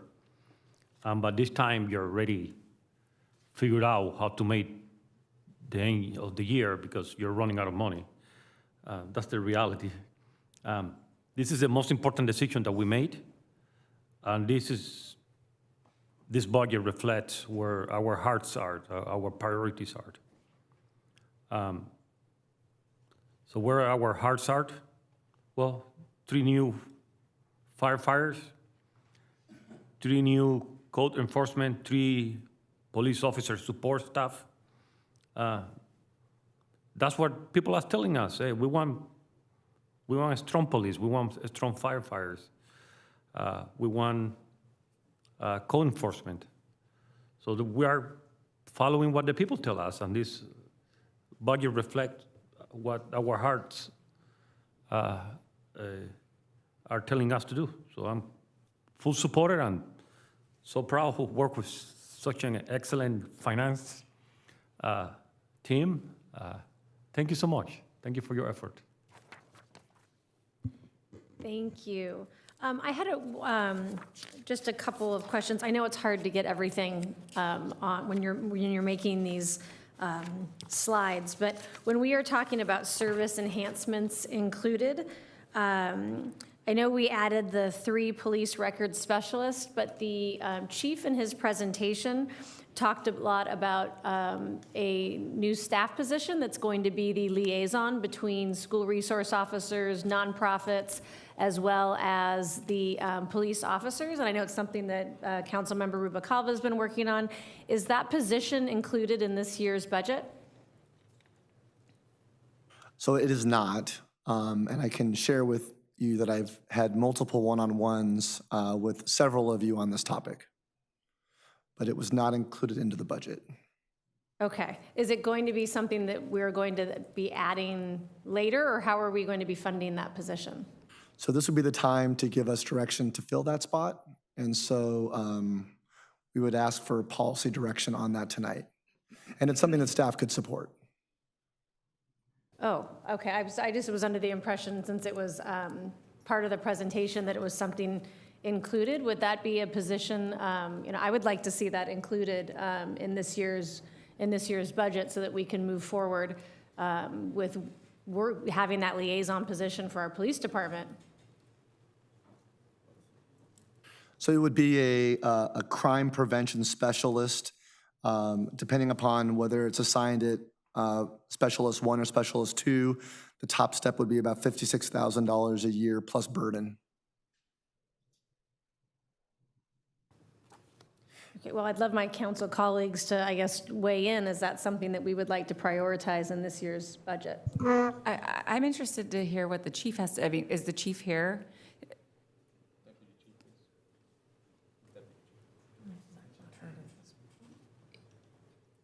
Because it was definitely something discussed by the chief, but then for him not to include it. Good evening, Madam Mayor and City Council. Chuck Sinema, I'm the Deputy Chief of Police. I'm here for the chief. This position is crucial for us to be able to address the youth and gang violence priorities that we have for the city. It is the linchpin position that creates our ability to do engagement opportunities, create alternatives and safe environments for the kids. It allows us to also tie together city services with the educational community and the services we're providing at the police department. So it's very key for that, and it's integral to our being successful, I think, in this endeavor. Is this a sworn officer position? No, this is a professional staff position. And city manager, how come it wasn't included? I think the chief just talked about several goals for the department in the upcoming year, and so that was one of the ones mentioned, but it wasn't one of the ones that was prioritized as recommended in the draft budget document. But what I'm suggesting we can do after conferring with our finance director, if the council would authorize the FTE, the full-time equivalent, that we would absorb it in our recommended appropriation. And also the chief had mentioned, I mean, he still has the staffing study that he's. That's correct. Okay. So likely several positions will come out of that study that we would bring back to council mid-year for consideration if the report, and resources are available to do that. I mean, of course, thank you, Mayor Aiken, for bringing it up, because it is a priority that we've discussed on the youth. And I mean, we do have a rise in gang violence, at least in the District 4 and 3, 5, and 2. So I think it's probably imperative to have a position like this. I just wish that the chief would have probably mentioned it and included it in the budget, so. Well, given that I think we're going to have to, I mean, it would be something that I would support going forward, Mr. City Manager, if you had ideas or recommendations about how to do that. I'm assuming it's going to take a little bit of time to find the right person because it's a very unique position.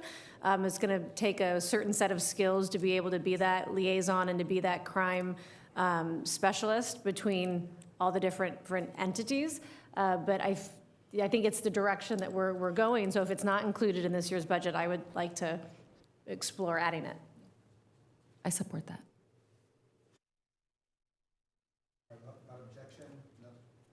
Without objection, that'll be part of the staff recommendation.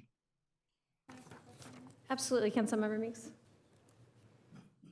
So was the reason that it wasn't included in your recommended budget from your department because there was a cap on the full-time staffing levels, or because you did not think it was a priority for the allotted funding that was provided to your department? So this position didn't exist in its form previously. So we did have a cap on our FTEs, but we also had some contract employees. We're dealing with some issues with that in terms of who's going to provide certain services. And then looking at that and how we better serve the community and tie these resources together, looking at what position would actually be best to do that. So this position doesn't exist currently. It was a previously frozen position for us.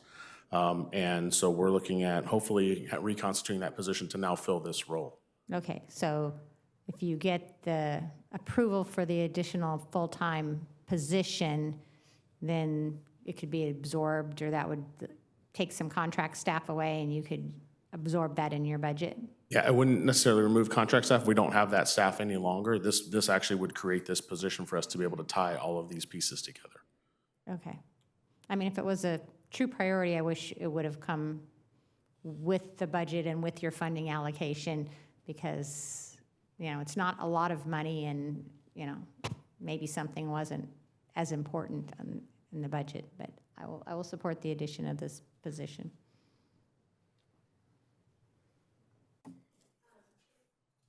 Sorry, my second question, it was something that Councilmember Fessel brought up earlier about, I think you said fees for planning and building services, but it says that there are some proposed fee changes. So I wanted to see, just kind of get some clarification on what these fee changes are, and then what you were looking for us to explore. I was talking development fees, and we did a survey of those, I think it was in 2018. Was it in 2018? It was 2018, and we've mentioned several times at the strategic planning meeting and in our document, that study is already underway and should be completed by the fall. Okay, thank you very much for that clarification. that'll come That before us confused me. later. Well, thank you very much. Those are my only comments. Thank you, Director Moreno, for all of your incredible team and all the hard work, especially all the public outreach and all the questions that you field from us and from other departments. As always, well done. So I believe if we have no further discussion, is there a motion to approve all resolutions, items number 38A through 38I? Second. Is there also, as part of that motion, with direction to the city manager to absorb the new position of community? Add an FTE. Add an FTE to the budget? Correct.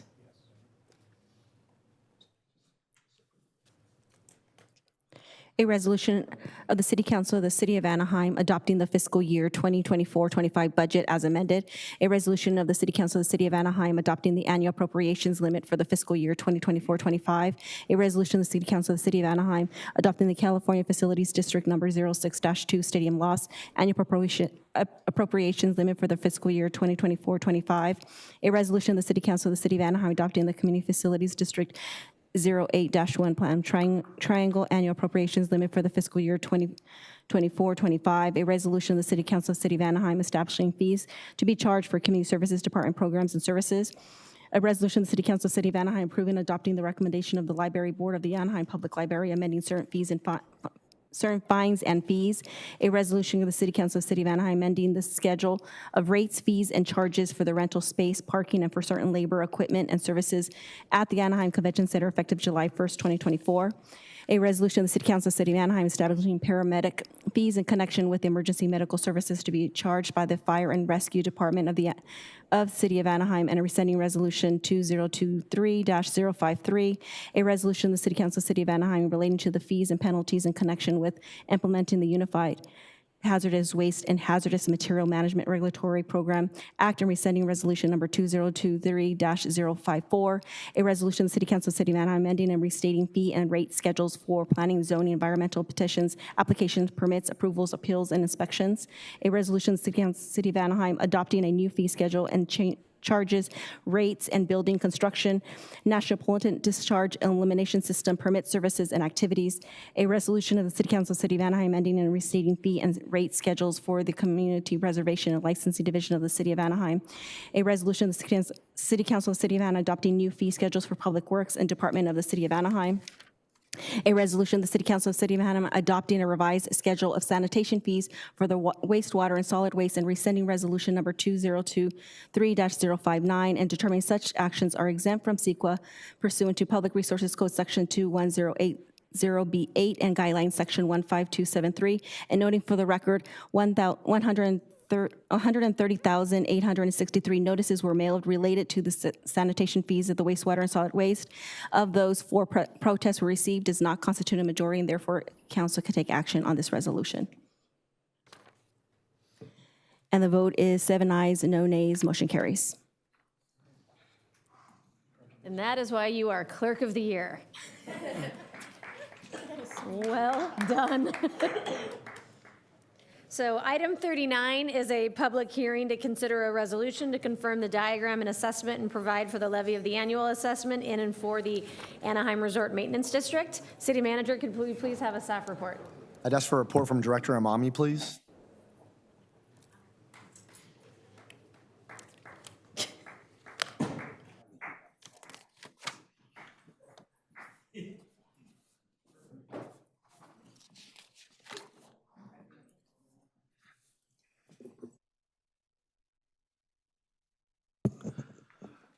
All right. Evening, Mayor and members of the City Council.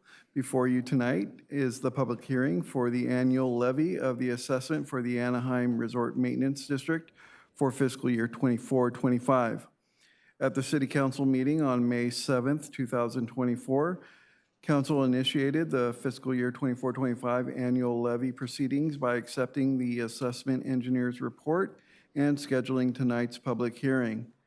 Following the public hearing, staff is recommending that the City Council confirm the diagram and assessment and provide for the levy of the annual assessment for the Anaheim Resort Maintenance District for fiscal year 24-25. The assessment rate for fiscal year 24-25 is recommended to increase by 2.53% in conformance with the Consumer Price Index from January to January of the previous calendar year. This will generate approximately $5.9 million, which will generate an additional $148,000 from the previous year, which will be deposited into the Anaheim Resort Maintenance District Fund. And that concludes my staff report, and we're available to answer any questions you have. Thank you. Are there any questions by council at this time?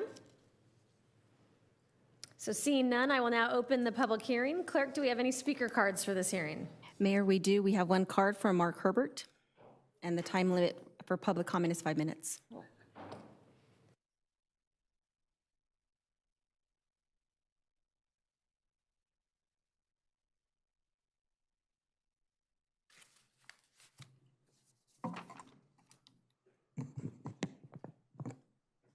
Mark Herbert, AnaheimGrease.com. I find it interesting to compare and contrast how they handle the maintenance in the Anaheim Resort area with Anaheim Angel Stadium. As I mentioned earlier, we don't even have an appraisal on the stadium.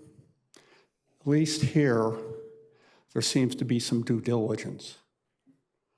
Yet, like most things in Anaheim, it's kind of complicated. So I'm going to attempt to untangle a few things. Let's start with Visit Anaheim. It seems to be in the air tonight. And Visit Anaheim, I find interesting in when we have such a tight budget in the city with a lot of needs, not enough resources, as it always is, and always looking for new sources of funding. And I look at Visit Anaheim, and if I'm not mistaken, correct me if I'm wrong, the person in charge of it gets about $500,000 a year, which is approximately 2.5% of the budget. Now, what does $500,000 mean in terms of the budget?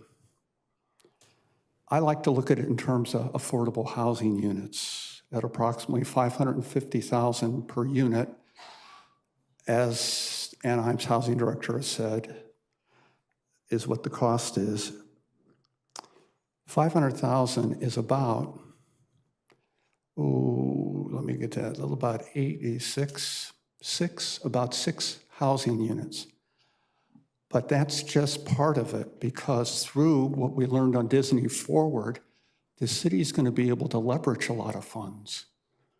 And in Disney Forward's case, they said the $30 million Disney was proposing was going to yield 500 units. So using that same math, I think that's about 8 times the leverage. This $500,000 which is about, what it is, 3 units. Well, we can leverage that into 24 units. And that might not seem like very much, but when the city was only able to build 178 units last year, that's a sizable Madam Clerk, chunk. can you pause the time for just a second? Mr. Herbert, this is a public hearing on the levies and special assessments for the Resort District Maintenance Plan. Can you speak to that for this public hearing? It's not general public comment. I'm trying to tie what numbers mean in terms of being what's spent and how it's tracked on maintenance in the If you Anaheim could tie it Resort back area. to the Anaheim Resort Maintenance District's annual levy and collection of assessments, that's what this hearing is on. Let me gather my thoughts. I'm not used to such a tight rein, but let's proceed.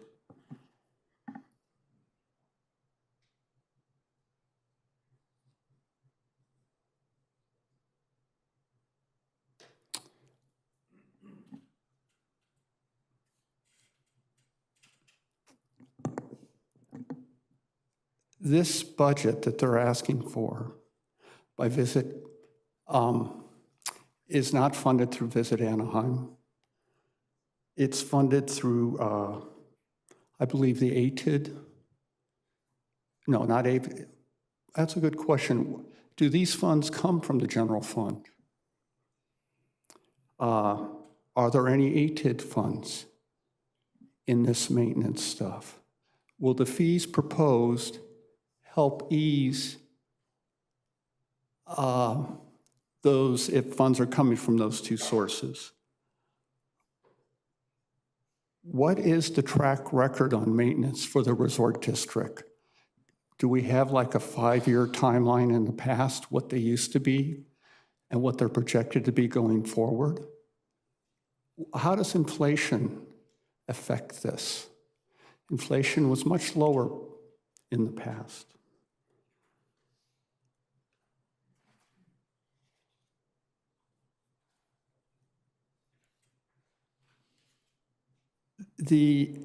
Again, how does the maintenance in the resort district compare to the maintenance that is faced outside the resort district in other city projects, as in the stadium, convention center, the Arctic? What is the oversight of these maintenance budget? Is it with the city or is it through Visit Anaheim? Thank you. Mayor and City Council, that concludes in-person comments on this public hearing, and we didn't receive any electronic comments. So I'd like to close the public hearing. Are there any comments or questions by council? Seeing none, do we have a motion and a second? I'll make a motion. I'll second. Please vote.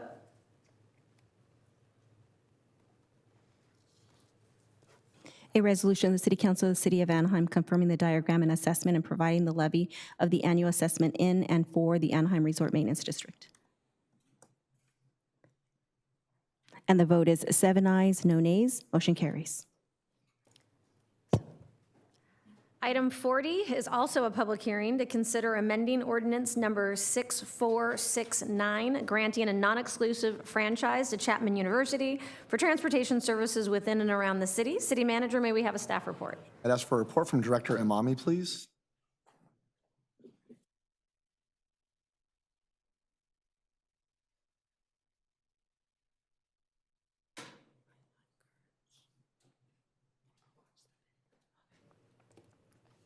Thank you. I'm going to turn it over to Joseph Alcock, our Principal Planning Engineer.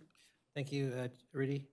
Before you tonight is an item to conduct a public hearing to consider an amendment to the current Chapman University's current franchise agreement with the city. The proposed amendment will allow Chapman to expand its current shuttle route in Anaheim to service one additional property. The additional property shown here is known as Chapman Grand. It's a 266 apartment housing complex being operated by Chapman as off-campus student housing. Property is located at 2045 South State College Boulevard, Also shown here is the shuttle stop. It's a current OCTA bus stop on South State College Boulevard where the shuttle will actually stop and load and unload students during the school year. This slide shows the currently approved shuttle route and then the proposed routing. The proposed routing is circled in the red area. No additional buses are proposed as a part of this amendment, and the proposal is simply to expand Chapman's operations within the city. The shuttle will operate during the school year and will be available 16 hours a day, 5 days a week on a 30-minute headway, and then on weekends, 12 hours a day with a 1-hour headway. Next slide. And then finally, before you tonight, the recommendation is twofold. First, that you conduct a public hearing on this amendment to the franchise agreement with Chapman. And then once the public hearing's concluded, the staff recommendation is to determine that this item is exempt from CEQA and to amend the current non-exclusive franchise agreement with Chapman to provide the shuttle services in the areas highlighted this evening. And then finally, if that recommendation is approved tonight, we'll be back before you on July 16th for a final hearing of the ordinance to amend this franchise agreement. Concludes my overview. Happy to answer any questions. Thank you. Are there any questions by council at this time? Okay, seeing none, I'd like to open the public hearing. Clerk, do we have any speaker cards to address the non-exclusive franchise to Chapman University for transportation services? Yes, Mayor, we did receive 2 cards. One is John Moreland, is the representative of the applicant, and Mark Herbert. So if Mr. Moreland could step forward. And it's 5 minutes per speaker.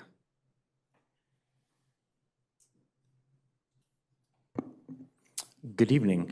My name is John Moreland. I'm a consultant for Chapman University.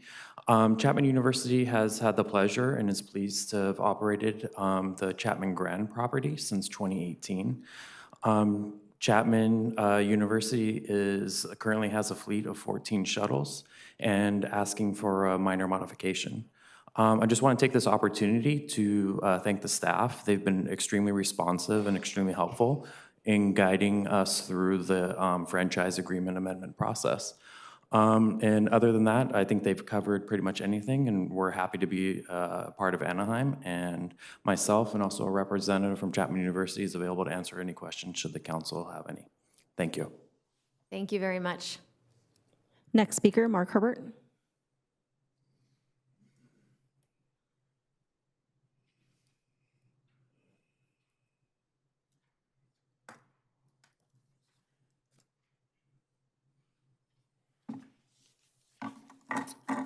Mark Herbert, AnaheimGreece.com.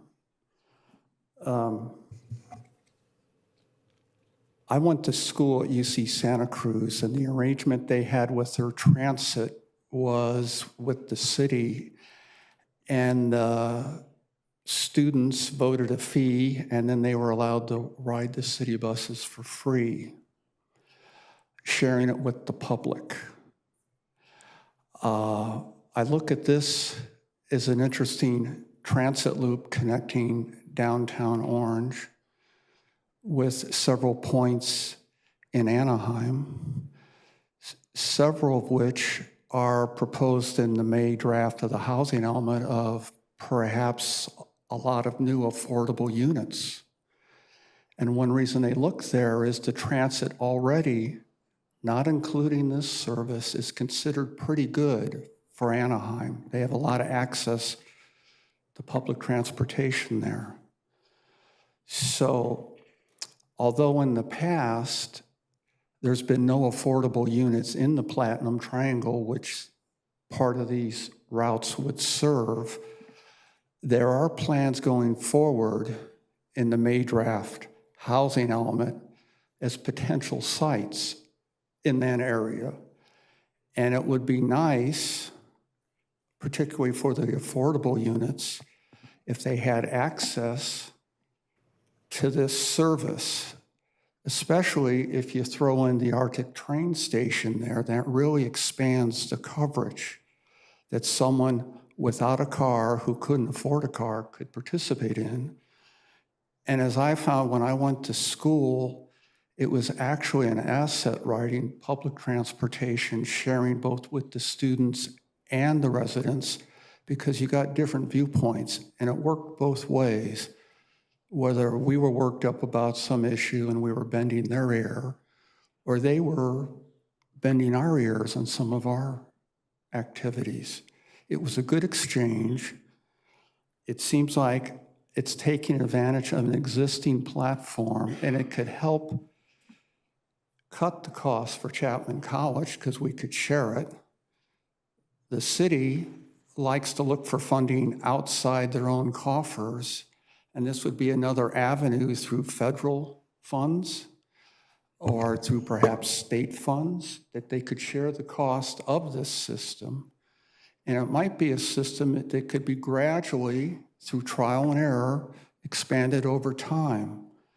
It's not often we get to discuss at length a viable system which has proven itself so far. So far, its targets are, I believe, about 1,500 units, all of which were students in those 3 buildings, I believe, which again is a segment of the housing element, that you must address the housing needs of students. So this seems like an opportune time to give this idea here a little more thought. Maybe not expanding it this year, maybe not next year, but things don't happen overnight. And this seems like a good opportunity to build on a system that's working. It would also, perhaps with the help of the city, we could get these vehicles. I think they have about 14 buses. I can't remember the number exactly. We could get in perhaps to non-polluting vehicles. That would be another source of funds that the city and schools, through their connections, could perhaps tap into and help our air quality in that area. Because again, that is in one of the areas of the city, specifically east of Disneyland, according to the May draft, is one of the most heavily polluted air quality areas in the city. So this would be a good opportunity to build on that, to work with our resources together in a collaborative way, much like the, let me get it here in my 20 seconds. I guess what I'm trying to say is, I didn't attend the Harvard Bloomberg Leadership Program at Harvard like Mayor Aitken did, but from what she said about it in her State of the City address, it sounds like we're on the same page. We should start addressing problems at the resident and neighborhood levels. Thank you. Thank you, sir. And Mayor, that concludes all our in-person speakers. And noting for the record, we did not receive any electronic comments on this public hearing. Okay, I'd like to close the public hearing. Are there any questions or comments by council? If not, can we have a motion and a second? I'd like to make a motion. We have a motion and a second. Thank you. Please vote.